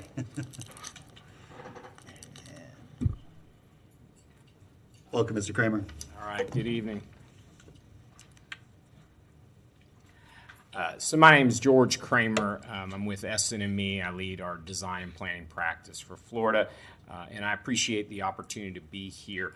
I do recognize that there's a formal appeal procedure outlined in the purchasing manual. We did request some additional information and received that after the window, so we felt like this was our really only course of action to come here, so appreciate the opportunity to address you today. I'd like to thank you as the commission for undertaking a progressive comp plan that's focused on equity and inclusion. That's a really great thing. And I also want to thank staff. And to be clear, this isn't an indictment on staff whatsoever. In fact, I think Eric and Andrew operate at the highest level of competency and professionalism. It's part of the reason why we're really interested in pursuing this job. What I believe actually is the reason the decision and the recommendation that was there was actually a glitch in the purchasing formula, and I want to get to that in a minute. So again, there's been a lot of talk on the map, and there's been some criticism, and so I wasn't necessarily expecting that, and I'll address that. When we talk about equity, it starts with the understanding that there is no singular Gainesville experience. The idea of someone growing up in the Pleasant Street neighborhood has a fundamentally different experience than someone in Glen Springs neighborhood. The UF student has a fundamentally different daily life than the doctor at Shands or the bus driver at RTS. So when we talk about Gainesville, it's not that monolith. It really is this great mosaic. And so when we think about how we make Gainesville better and through this comprehensive planning process, it's about the opportunity of strengthening each one of those individual neighborhoods. Commissioner Johnson, I loved your comments during the CRA talking about the importance that all of those neighborhoods are represented. So again, we weren't trying to put a neighborhood map. These were kind of neighborhood areas to help define our public input. And this is a starting point, not an end. But the idea is that we need, at the end of this process, you need to have full faith and confidence that people from every corner of this city have been involved in the process. So this helps do that. But there are in-person public workshops as well as our online presence, which can have geographic spots on that. If we flip to the rankings, I think it's important to note that the pricing counted disproportionate. Although it was 25%, HR&A received 100 points from all 5 evaluators. It was uniform in that regard. And what that did... Mr. Kramer, I'm afraid your time has expired. We appreciate you being here, but again, there is a formal protest process that you're welcome to go through if you feel like there was some inequity in the way that the evaluation was done. And you have all due process rights to go through that, but this probably isn't the best forum in which to do that. Okay. It was my understanding that 5-day business period had expired. That's why we came. Okay. That I am not aware of, but we appreciate you being here, and thank you for your submission. Madam Clerk, was there any other? Yes, Mr. Donald Shepard. Okay, Mr. Shepard. Hi, my name's Donald Shepard, the People's Representative, and I think this is a very well-needed item to take and put through. These counselors are the people that bring the information to the commission, and so this is where I feel that this is a very well-needed tool within our toolbox. Thank you very much. Thank you, Mr. Shepard. Madam Clerk. Okay, going back to the commission, Commissioner Johnson.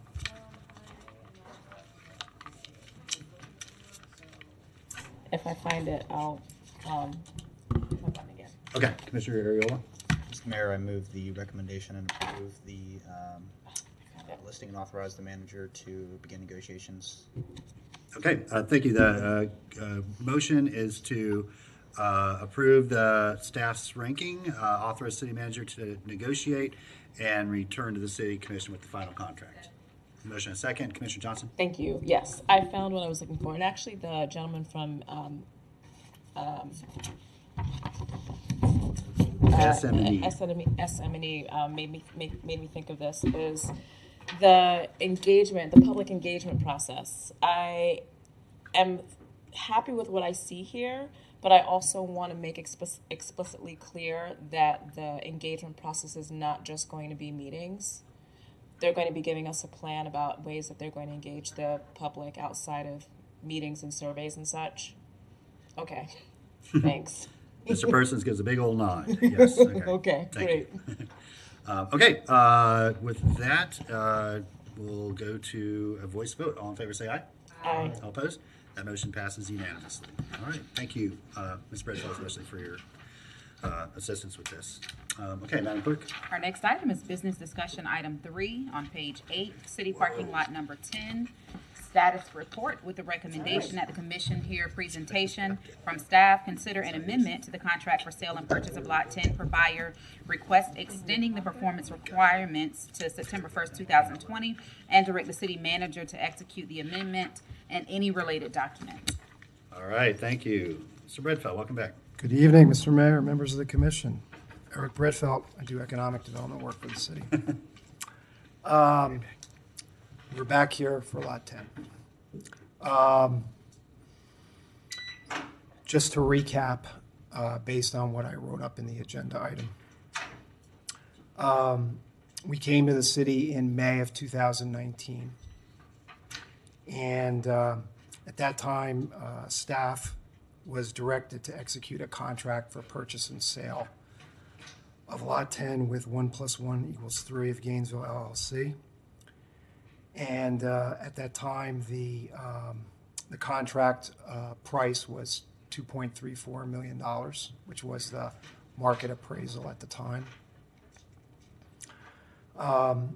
So we followed the direction of the commission. We executed that contract with 1 + 1 = 3 LLC on May 28th, 2019. And at the same time, it was important within the contract document to the commission that we actually put in their various performance benchmarks that had to be sort of hit at specific dates.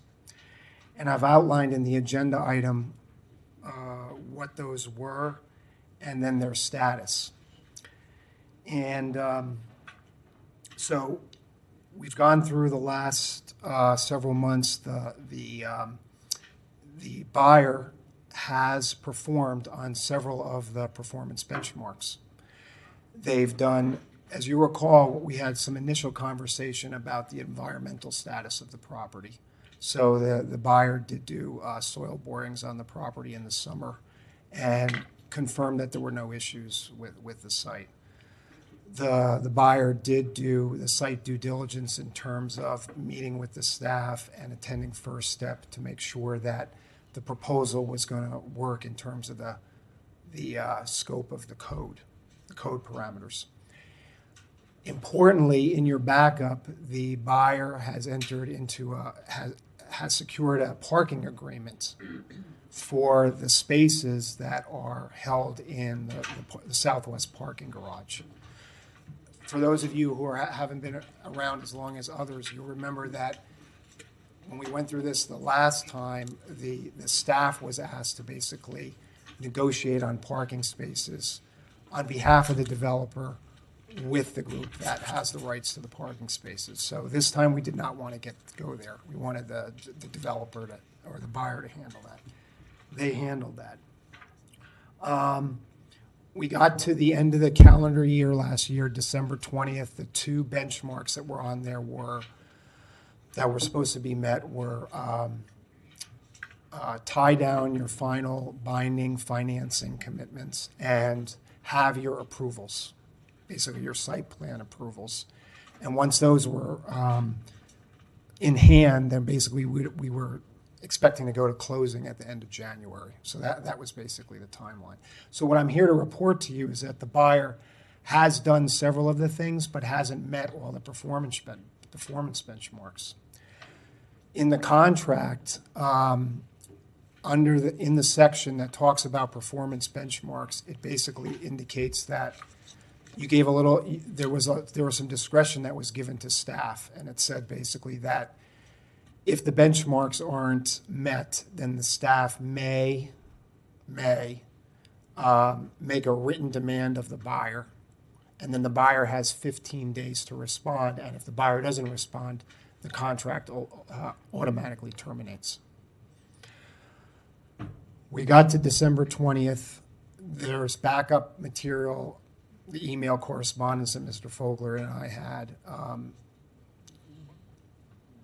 There's no question about not meeting the benchmarks 6 and 7.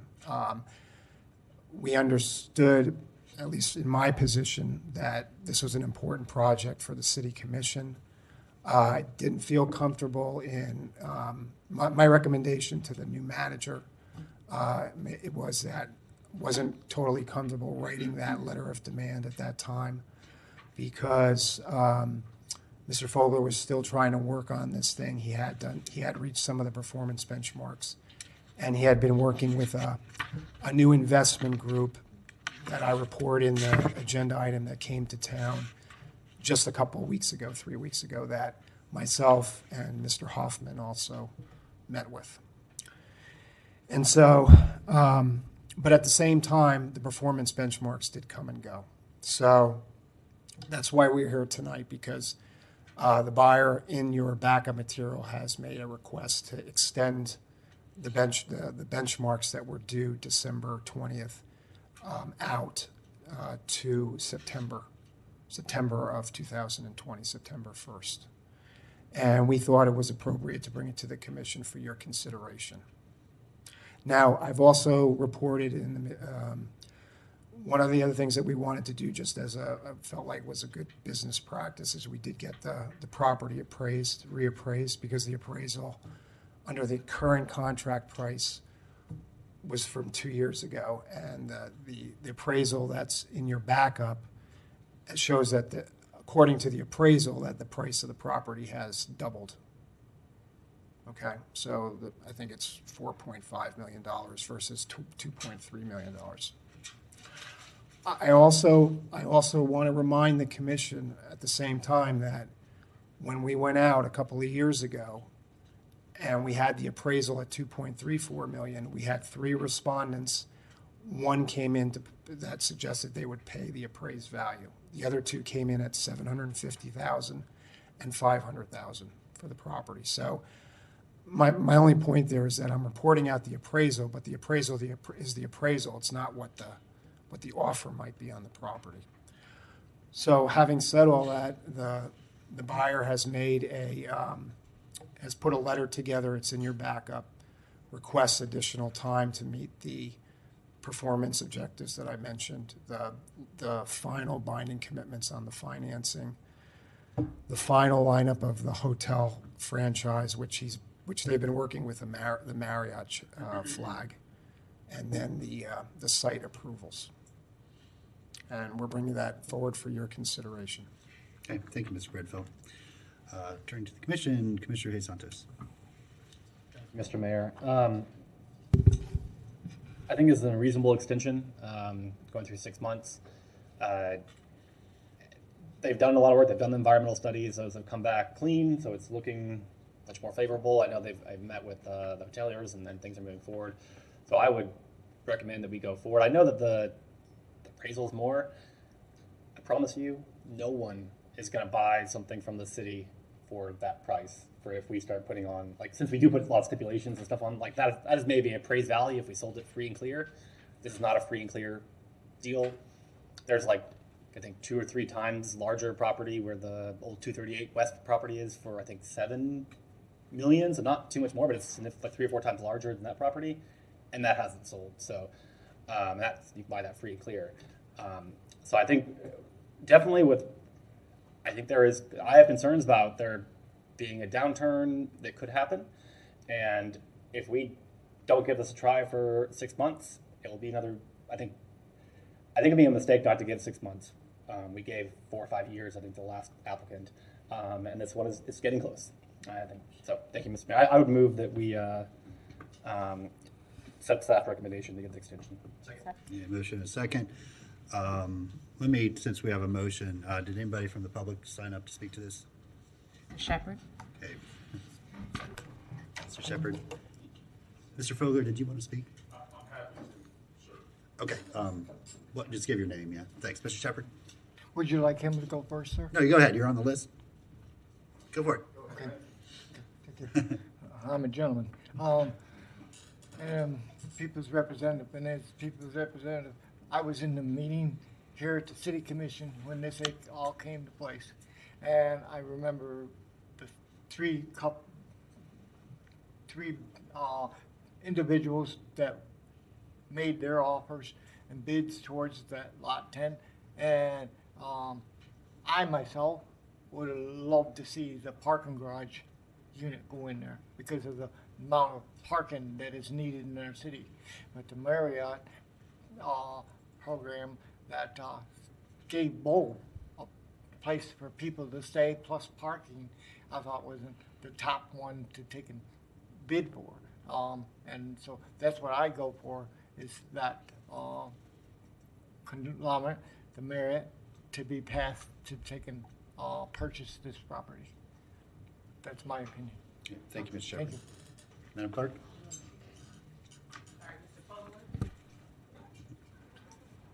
Welcome. Thank you. Reed Fogler for 1 + 1 = 3, which is good math. We're there. We can get this done. I appreciate the motion. It's been a process, and candidly, y'all give us 6 months. We're about to spend hundreds of thousands of dollars to get this thing done in 6 months.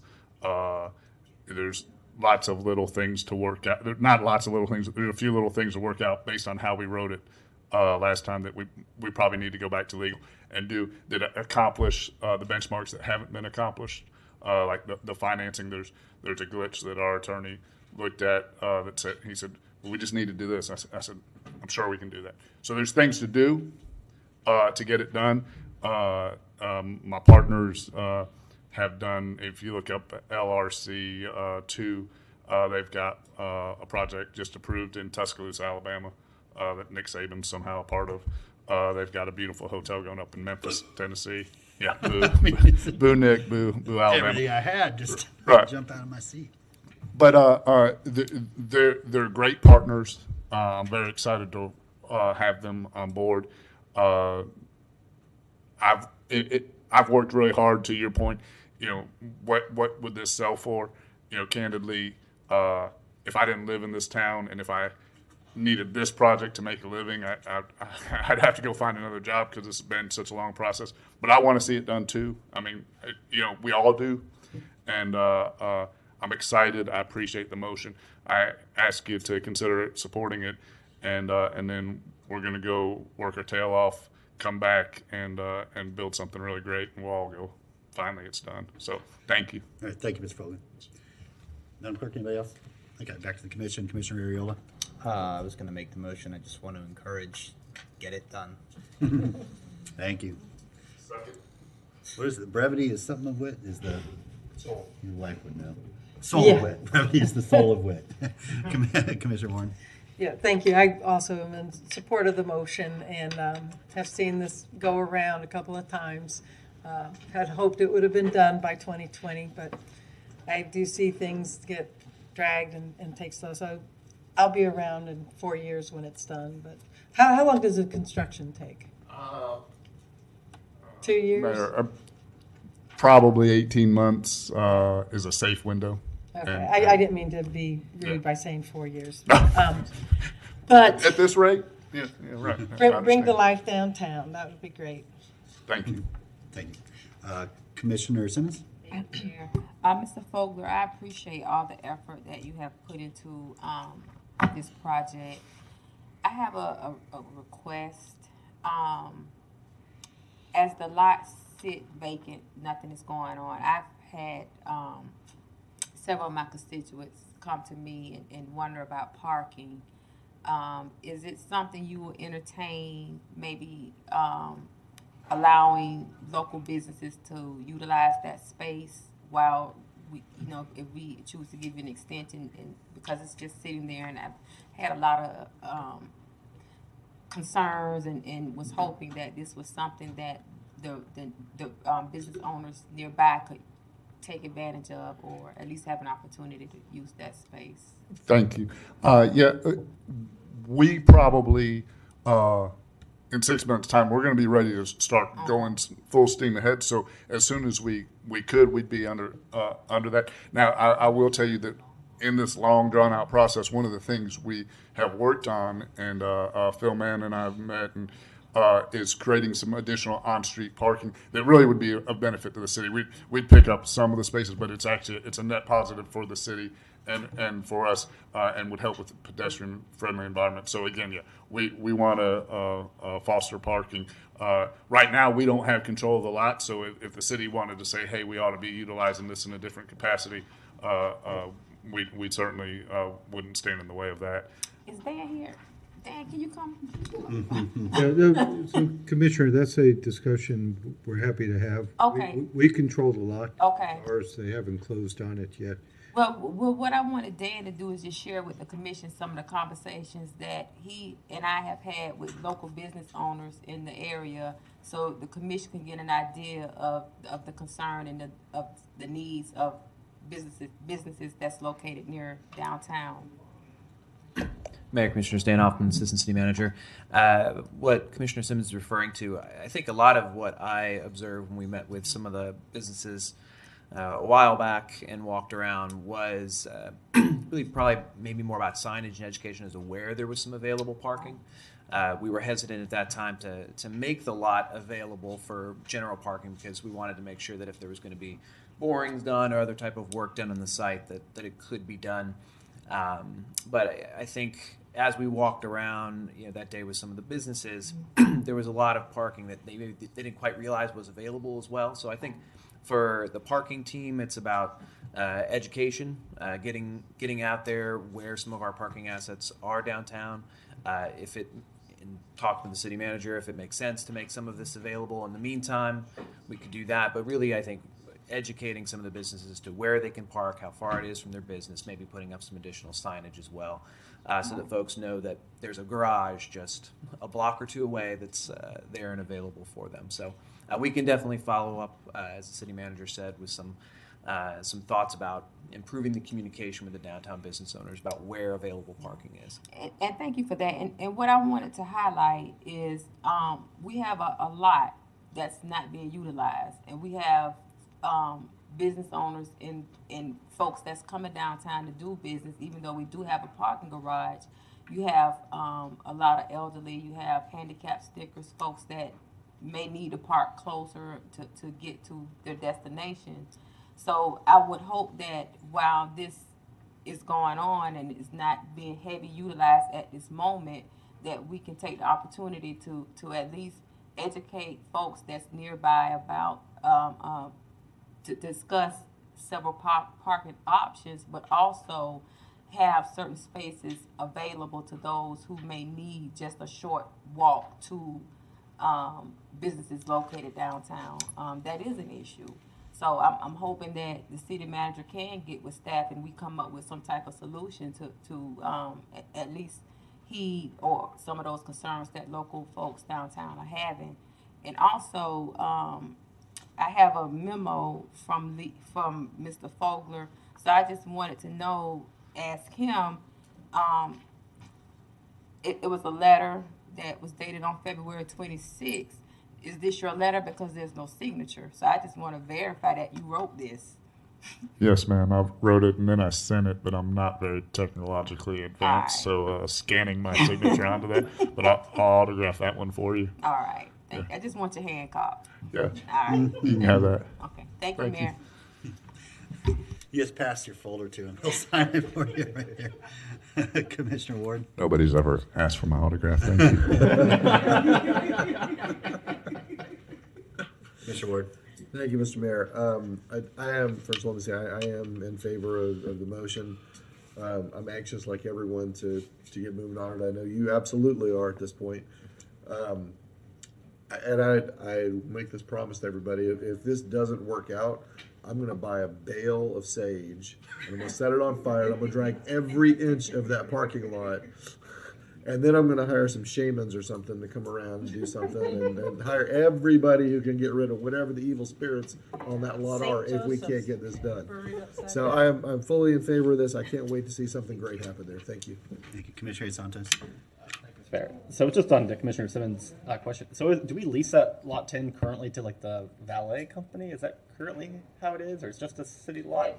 I believe we have some commitments in there, but they may be related to specific hours. So we'll revisit those and get back to the. Yeah, if we can open it up for parking until it goes under construction, I think it'd be good. Thank you, Mr. Mayor. Thank you. So I know when Mr. Bredfeld was saying, for those of you who've been around a while, there's only one guy long enough in the tooth. And I know y'all heard this before, but I think my very first meeting on the city commission in 2008, we were approving Gainesville Greens.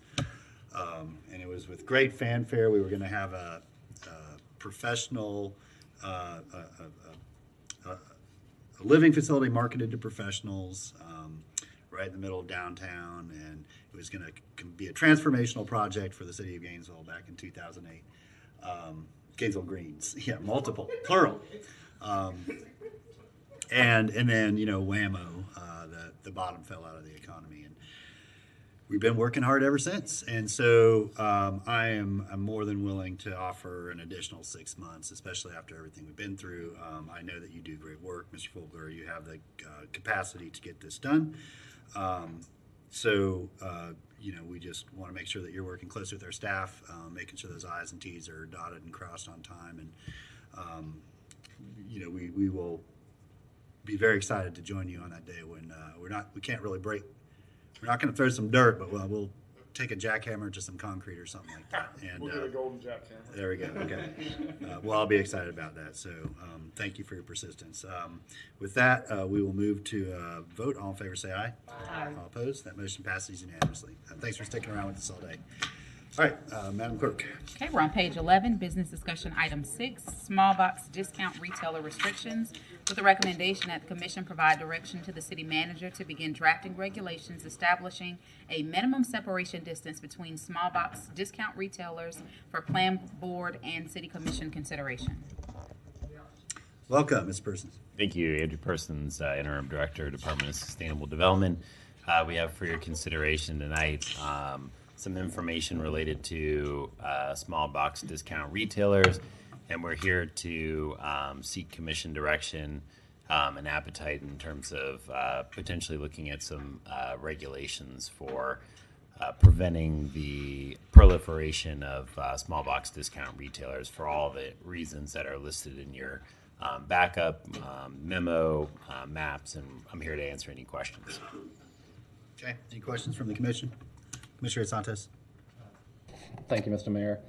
Well, I appreciate this. I'm not 100% sold it's like the best course of action or not. I would like for us to have our clerk's policy team take a look at this and look what other, because I know other communities are looking at this in different ways, and I would like for us to do some more research and looking at what other communities are doing this and really what are kind of more the cons and things like that and the research in that area. That's the direction I would like for us to go at this point. Thank you, Mr. Mayor. Thank you. Commissioner Ward. Thank you, Mr. Mayor. A thing that I would like to see happen with this, I'm not opposed to the idea, but I would like to see us kind of figure out exactly what we're trying to accomplish with that. And I think one of the things we're trying to accomplish is, one of the things I understand that we're trying to accomplish is scale back the amount of sort of faceless, I don't want to say nutritionless, but not great nutrition offerings that proliferate through our town and every town, in exchange for something, you know, of a higher quality. That's what it feels like we're trying to accomplish here. And if we're trying to do that, then maybe a way to do this, and I don't know that it's a city task to do, but maybe some of the groups that we work with through food equity sort of projects might approach managers and regional managers of these stores and say, is there a way to get into your store with some local fresh offerings? Can you make some space in the stores and these existing stores and in future footprints for fresh local food? And I'm not sure that wouldn't be something that could be worked out. I mean, it's certainly not what Dollar General and any of the other folks do as a standard part of their operation, but it couldn't hurt to approach them. And if we can motivate one of our partners to do that and to get some fresh local food on existing shelves and on future shelves without having to get in the way of what they do with an ordinance, maybe we achieve what we're trying to achieve and solve problems, and they still get to make a profit. Keep in mind, Dollar General is, I think the name of the company that is their landholding, I think it's Dolgen. They're one of the 3 or 4 largest landholders in Alachua County, and in probably every county these days. So they're paying some taxes. If there's a way to accomplish whatever it is we're trying to accomplish without ordinancing our way through it, I would rather do it that way if we can get some help on that. I'm not opposed to this, but maybe there's a way to motivate some of our partners to achieve what we're trying to achieve otherwise. Thank you. Thank you, Commissioner Johnson. Thank you. I agree with Harvey. When this was brought forward, I was wondering what exactly we were trying to accomplish, and I'm hoping that part of it is about healthy food access on the east side of town, or just healthy food access where there is no access to healthy foods. And I love what you mentioned, because there's actually one of our partners, Working Food, has, I think, approached us with a specific program. At least I've heard about it. There's already a program built out, and I think I'm going to ask our policy research team to do some extra research about that. But they have the model for it, and they have the model where they've gone into, and not necessarily like Dollar Generals, but local convenience stores and liquor stores, and there have been successful ways that they have done this around the country.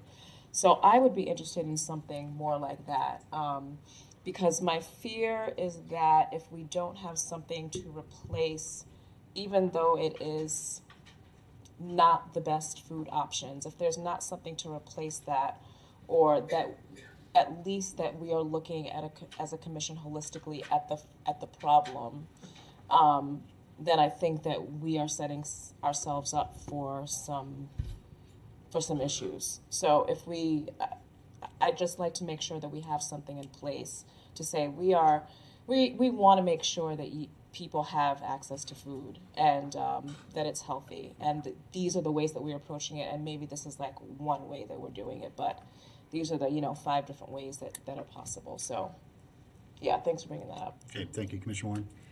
Thank you very much, and I agree. I feel like this is, again, what is the intention of it, and why select the target of being the small box discount retailers when there are places like the 7-Elevens, the grocery stores that sell things, food, quick food, fast food places all up and down. I feel like we're opening up a door that's going to get some backlash of other, judicial kind of consequences. I would rather us take an approach here. We've got the comp plan that we're working on getting up, that could incorporate this consideration, how to get food more in places.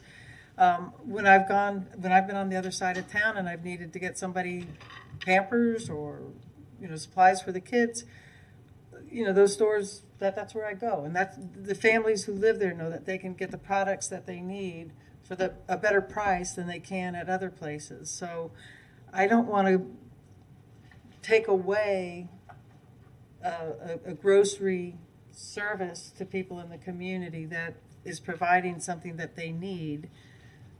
If we can supplement, encourage the community stakeholders to be available for getting food there. I've been out to the health department on Fridays with the farmers market people there that can accept food stamps, but there are very few people who are coming to them to support their showing up on Fridays.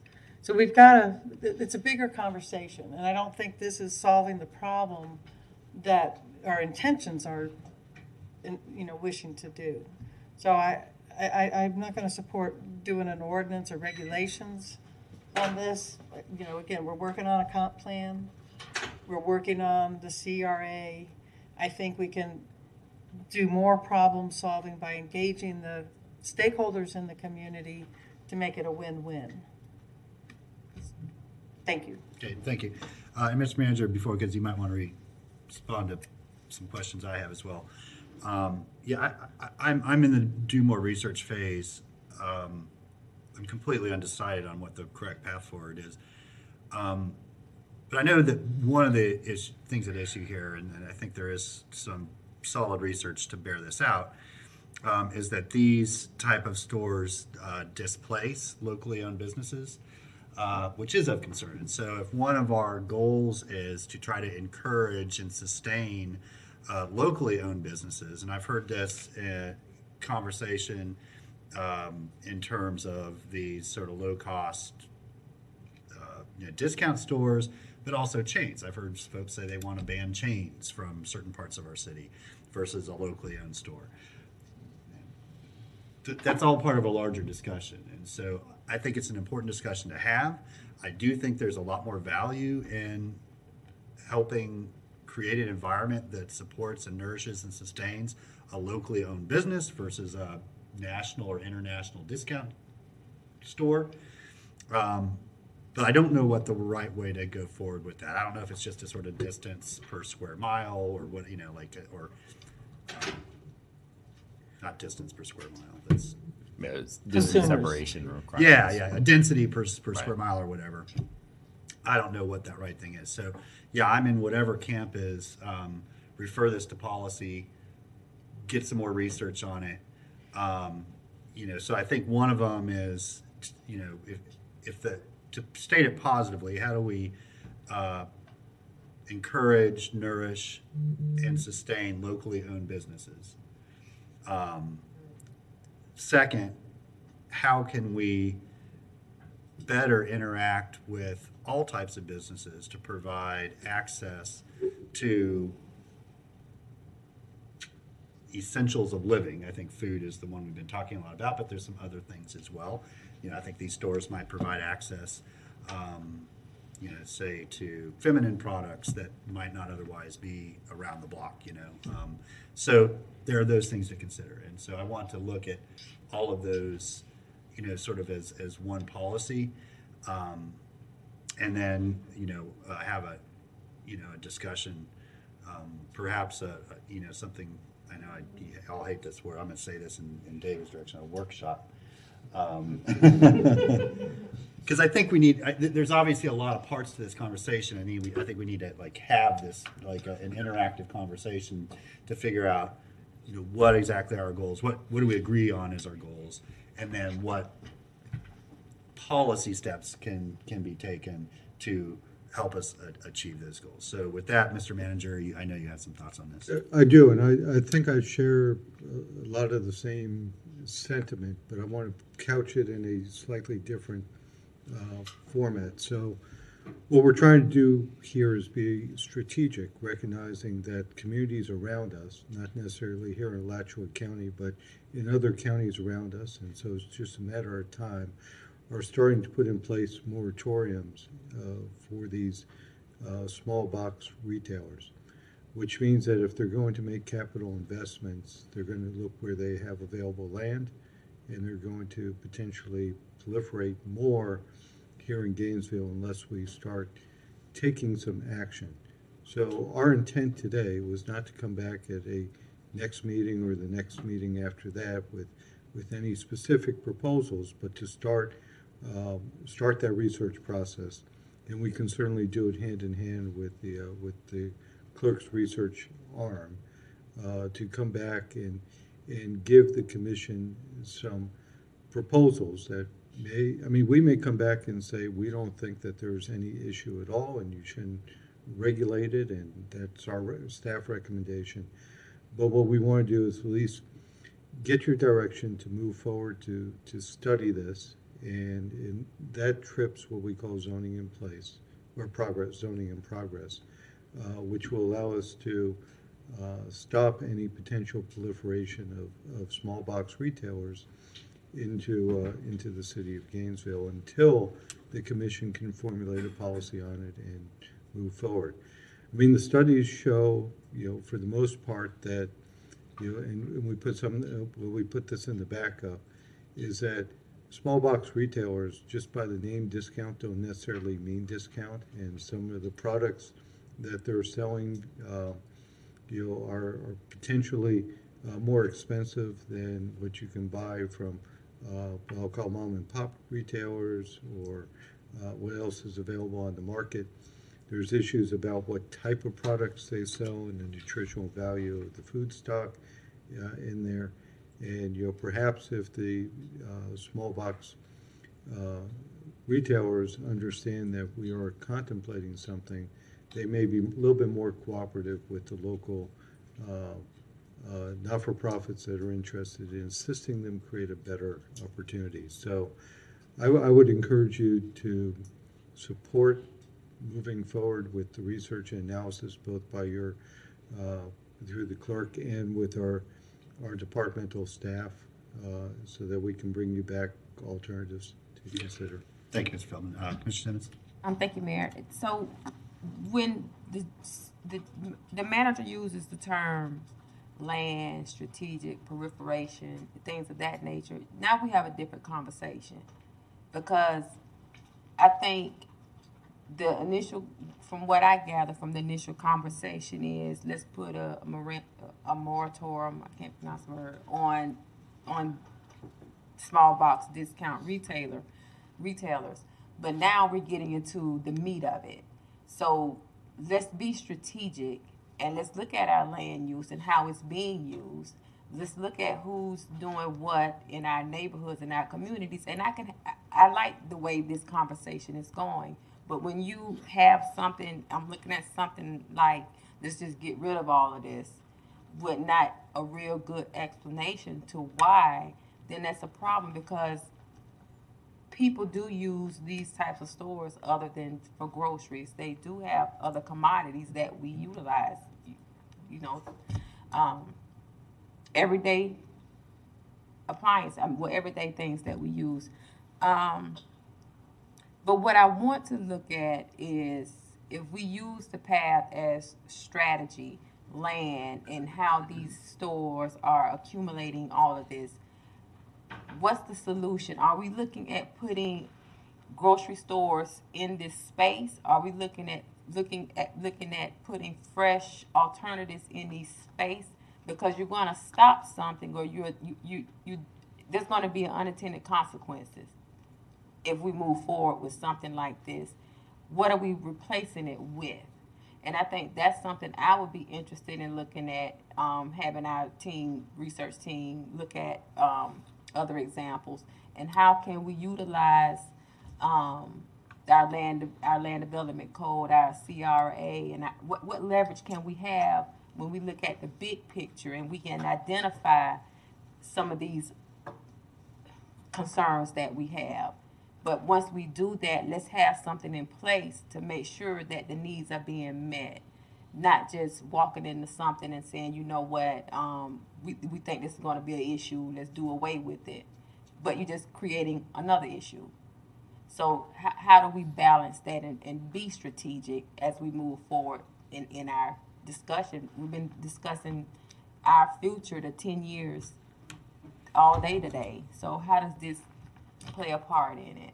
And I think this is a big part of it in its own kind of way. You know, if you look at it from a different angle, this does play a part in our future. So how do we get ahead of it? So looking at it from that angle, I can see justifying just looking at it more deeply.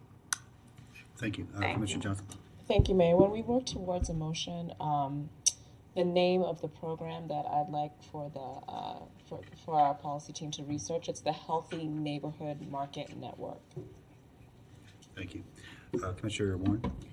Yeah, the way this is worded, I just can't support, because it doesn't answer, you know, for me, it's saying, you know, begin drafting regulations establishing a minimum separation distance between small box discount retailers, and just, you know, why them? And if them, who else would you consider? You know, and I see two drugstores going across the street from each other. I'm like, you know, is that next? Or two fast food restaurants. So I think we could get a lot of pushback.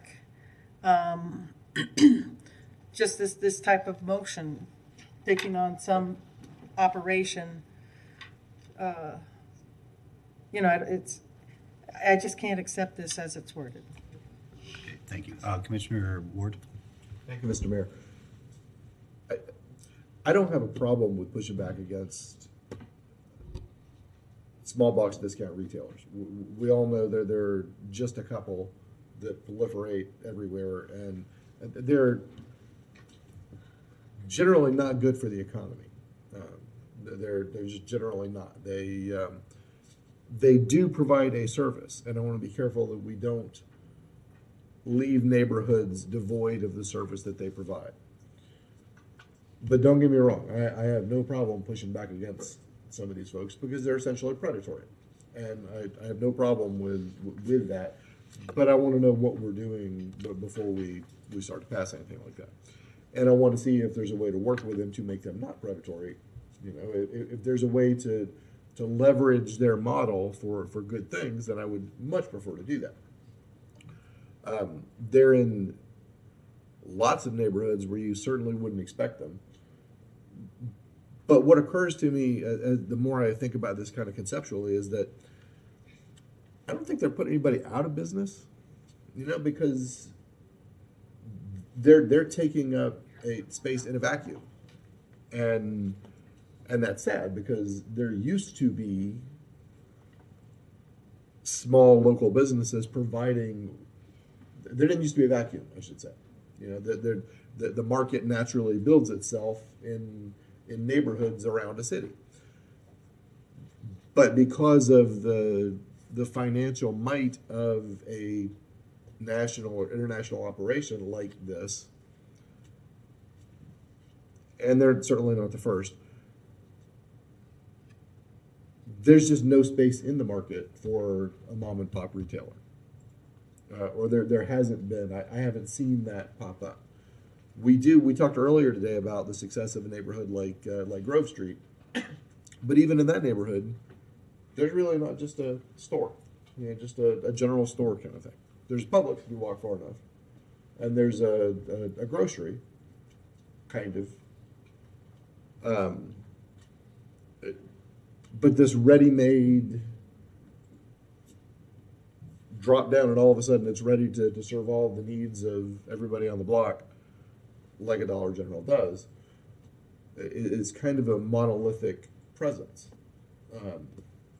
So I have no problem pushing back against that model and against them corporately. Don't take it as I don't want to mess with them. Be happy to do that, but I want us to have a good. I want to really understand what we're doing and see if there's a way to leverage their model without requiring them to not do things. But I hear what you're saying, and I don't want Gainesville and Alachua County to be where they all end up just because we haven't said no. So I definitely want to explore all the opportunities with that. So thanks for letting me ramble on that. I appreciate it. Yeah, thank you. Here's how I'm familiar moving. I'm so tired. Here is how I'm comfortable moving forward. I would love to refer more research to be done on this with our research policy staff in conjunction with other staff members from the city manager's office, with our priority being in how to create a more encouraging and sustainable environment for locally owned businesses, and how to create better access to nutritional food sources. I think those are the two priorities. And then when they are ready, work with the clerk to schedule a special meeting to further discuss all of those options. Okay. Mr. Mayor, can I jump in for just a quick second? Of course you can. I did want I wanted to say two things. One, I hope that somebody at home is doing a drinking game for every time small box discount retailers is said, because it'd probably be 3 sheets already. But the other thing, I just wanted to remind the commission that there is an item that you and the plan board actually referred last year when we had our code workshop about urban agriculture ordinance, and that will expand some additional opportunities for fresh food access and production in different parts of the city. So that there is another component to this sort of going on in the background with the agricultural component. I think that outreach process is getting close to wrapping up, and then we'll start moving that through the process and eventually get to you guys. Okay. Meanwhile, thank you. For the benefit of the clerk, there was a motion, and I believe a second. Is there a second to Commissioner Santos' motion? Okay, and then you wanted something. Okay, hold on. Let's go around the horn. I'm sorry, Commissioner Johnson, but there are. Well, just a note to be very specific about researching the healthy food. Yeah, you gave the name of Healthy Neighborhood Market Network. They have it. I just want to make sure we got that. Commissioner Santos. Okay, very good. Commissioner Simmons. So the motion was what you stated? Yes. to ask for research to be done on how to better encourage and sustain locally owned businesses and increase access to nutritional food. And then Commissioner Johnson gave a specific organization that's working in that second part. I support that, and I want the city manager to know that I hear you. I hear you, and I understand the direction you're headed, and I totally get it. But we need to really do our research on it, but I understand your direction. Thank you. And I'm sorry, there's one other part of the motion to schedule a special meeting once this is done. A special meeting, not a workshop. Oh, okay.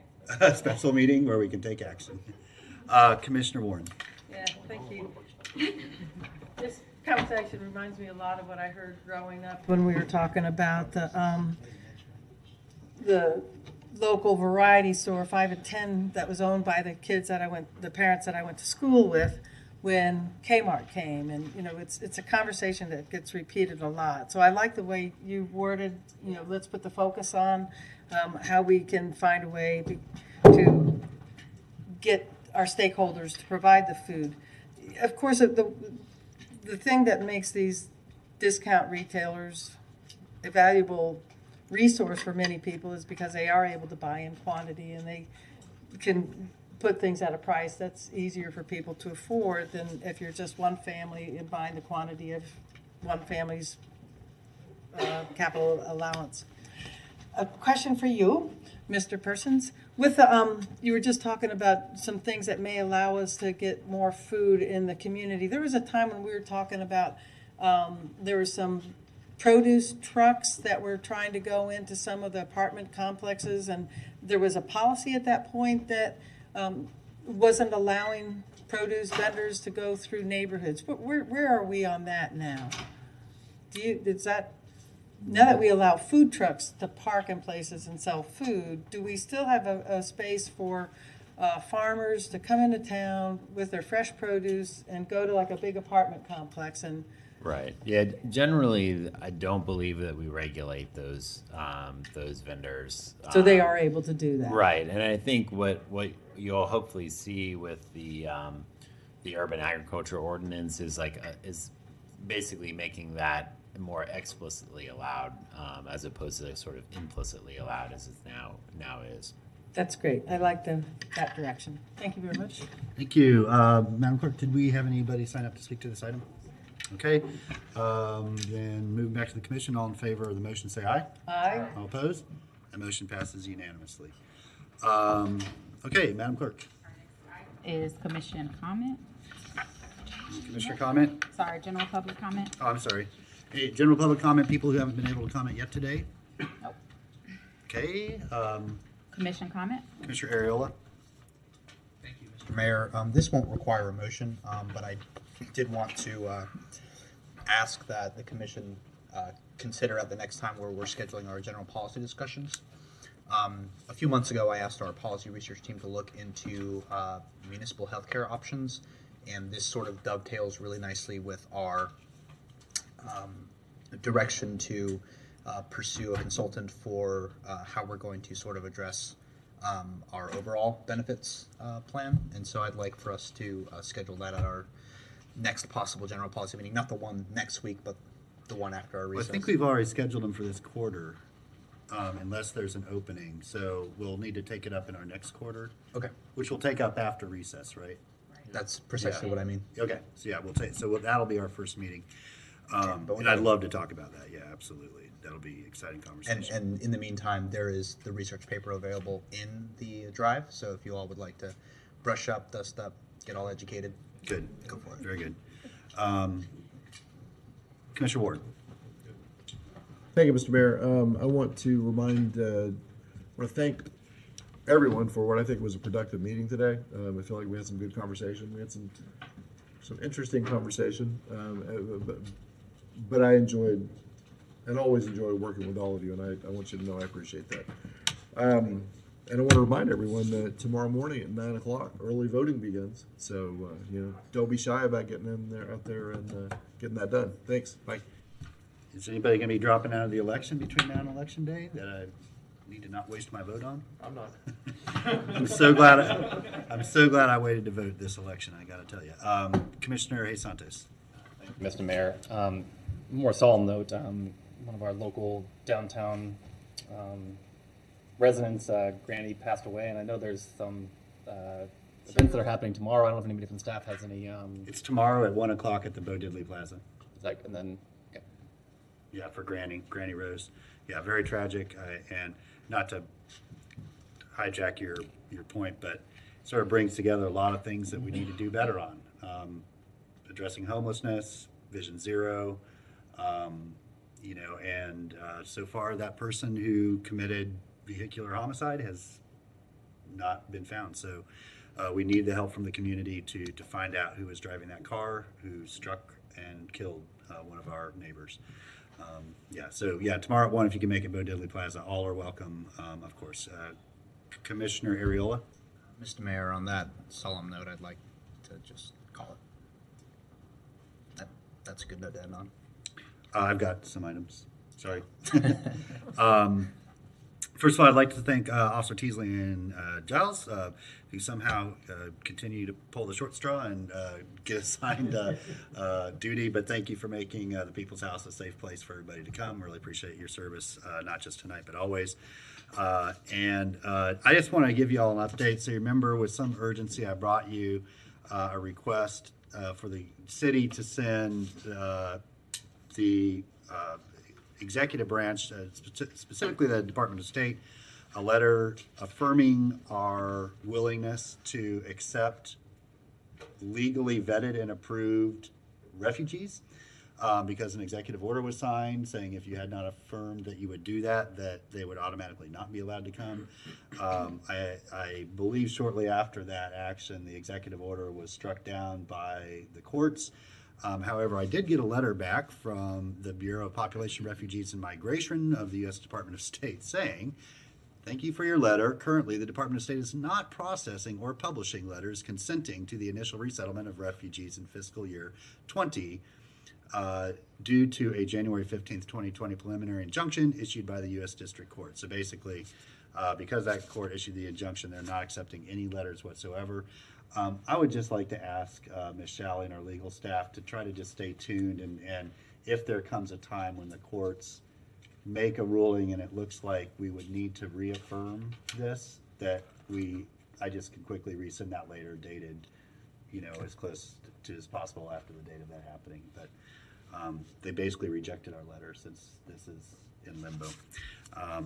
Doesn't mean we shouldn't have done it, but it makes it a little bit more frustrating. Commissioner A. Santos. Thank you, Mr. Mayor.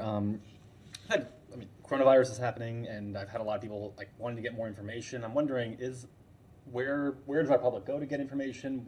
How are we keeping updated? Can I get an overview of that? Mr. Feldman's put together an internal task force, but then of course it'll really be the county health department through the state of Florida that will be the lead on this, but we have been trying to push out some information on our own. Mr. Feldman, you want to update us on that? Yes, sir. So, Mr. Murray, there is our virus czar for the city. All your dreams have come true, Mr. Murray. Finally reached the mountaintop. And we're coordinating with our with GRU as well. We are letting the Department of Public Health for the state be the ones that promulgate the information. We are then pushing it out through our media outlets and using our web page and so forth, because we want to make sure that the messaging is consistent between all entities. We don't want to get ahead or behind what they're putting out, because if you do that, then our neighbors get confused as to the validity of the information. In addition, we're gearing up. We're sort of approaching this as really a three-phase. So through our fire rescue, we are an extension of the public health system. We're looking at this also as an employer, and then finally as a city. At what point if we have to, do we start closing facilities? Do we shut down events? Do we discontinue parks and recreation type programs? So we're putting all those into a plan on there. We will be meeting with Department of Health and our other partners in the county as we go along and make sure that we get this thing formulated. We're picking up the pace on doing that.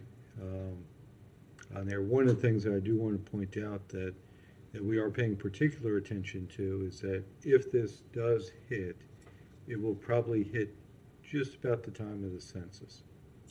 And we're very conscious of what the effect of a pandemic scare can be on the census counting process. So we're looking at that and trying to make plans there as well. Yeah, thank you. And just not to minimize this, it's a serious virus, but it is a flu virus, and so what we really can encourage people to do is conduct themselves the way they would to try to avoid getting the flu normally, which is avoid close contact with people. Apparently, I'm supposed to shave my beard. So are you, Ed? It's what they say: shave the beard. But wash your hands often. Don't touch your face. Wash your hands often. Try to avoid direct contact as much as possible. And if you haven't gotten a flu shot yet, get one. It won't protect you from coronavirus, but it will keep you, hopefully, from getting the regular flu, which will keep you out of a hospital, which will free up those resources for people that desperately need it, instead of you just trying to fight off the common flu or common cold. So but we'll keep our city Facebook and other media presence updated as often as possible. Then, of course, encourage all of you to sort of repost that so it gets out to your constituency. Commissioner Simmons. Wanted to know, did you have an update on Southwest 4th Street? You were going to talk to University of Florida regarding that little intersection. So did you get an update? Yeah, they're very interested in being a part of that, and you saw today it was a priority in the GCRA plan. So I think the community's on board, the university's on board, we're clearly on board, and so now it's more a matter of, and as I said earlier, out of all of those corridor, 4th and 2nd are the only ones that we own. So the ones that we can actually do something about and make really functional right away are those 2 corridors. The rest are going to take a lot more work. So anyway, yeah, we'll be moving forward. Was that 4th Street or Avenue? Avenue. Yeah, Avenue. Because I was wondering what's going on with 4th Street Southeast. Okay. Mr. Bilarski? Yeah, I did want to add one more thing to what the city manager said. We're kind of in a little bit of a unique situation with GRU because we do provide the necessities of life. So, when people are quarantined at home, self-quarantined and things like that, so we have to think about, business continuity. So, our water supply, we have to make sure that if we have half the folks that work for us, do we self-quarantine actually at those locations? So we're putting that plan in place. And as part of this, we're also reaching out in terms of mutual aid so that we can work with other utilities. So if they're not hit as hard as we are, we can work together in that respect. So some things that I think ought to give the community some reassurance in that we're thinking about those things so that they're quarantined at home. They will have access to power. They will have access to water, wastewater, natural gas, all those things that would be really miserable if they didn't have, and actually life-threatening probably in some cases. So we're working to get that in place. Yeah, so I assume you mean also the cutoff policy, that if people are quarantined, and we need to know that, so. Absolutely. We have to make arrangements for all those types of things. Yeah, okay. Thank you, Mr. Bilarski. Commissioner Johnson. Thank you, Mayor. I think you also said, I don't know if you're ready to do it now, but you were going to give us an update on the conversation you had with Karen Clark. Oh, yeah. I'll go get that. I need to make sure I. You don't have to do it now. I've got it. I've got it back there. It's 4 things. It's simple. So, Commissioner Warren, why don't you go, and then I'll let you know what that was. So I was just wondering if anybody has an update on where the Southeast 4th Street construction is and when that's expected to open up. And if you don't, then you can get that back to me at another time. But okay. All right. Okay, so we'll just kind of hang out a little bit here. There we go. Welcome to put the mayor on the spot. No, thank you for reminding me about that. And let's see if I can. Yeah, here we go. So yeah, I got a visit from Superintendent Clark on January 21st, and in so many words, thanked the city for being willing to assist with the education and overall well-being of our community's youth, and brought 4 specific areas that she thought we could help with, and so I very much appreciated her coming, sort of list in hand, and things that the city actually has some ability to control. So one thing she asked for was a certain amount of release time for City of Gainesville employees to volunteer and mentor at schools. We already do this to some degree. GRU, I know, does this with some of their employees with their relationship with Williams, and so it's more of a budget discussion on how many hours per month or whatever that we might be able to free our employees up to do that. So that's a discussion that we can have. She wanted some assistance with their homeless population. It's a unique and enormous challenge for our students in the school system who are homeless, tracking them, obviously, for them to be prepared and ready to learn every day if they're sleeping out of a car is a huge challenge. Trying to create some stability in where they go to school, so they're not switching schools every 2 months or so. So that's a huge issue that I know that we would all be supportive of trying to address. She wanted greater coordination during the summertime so just about every school, as well as a lot of other sites around the city, have a free food program for both breakfast and lunch. Basically, any kid walks in, they get a meal, no matter what, no questions asked. So wanted more coordination between those programs and then city programming, actual city summer stuff going on, which of course made complete sense. And then wanted actually some minimal help with trying to encourage better attendance and deal with some of the truancy problems, through Channel 12 or PSAs or that kind of thing. But I said, look, we can go way beyond that. We do operate a transportation system, and one of the big barriers to attendance is transportation. And so we've already seen a significant improvement in school attendance just from the microbus system. And we're just getting the data in on that. And so looking at how we can partner, and she was very encouraged by that. So since then, Mr. Feldman has scheduled an appointment with her to really further discuss all 4 of those areas and what that might look like for the city. Some of those have financial impacts on both us and them, and so we need to know what those are. And then also there are some really fundamental logistical questions that need to be answered. But they, I think we're 4 areas that we certainly have some ability to assist and help with beyond anything else that we might do. And when is that meeting? Is it next week? Am I right? Friday the 13th. Oh, good.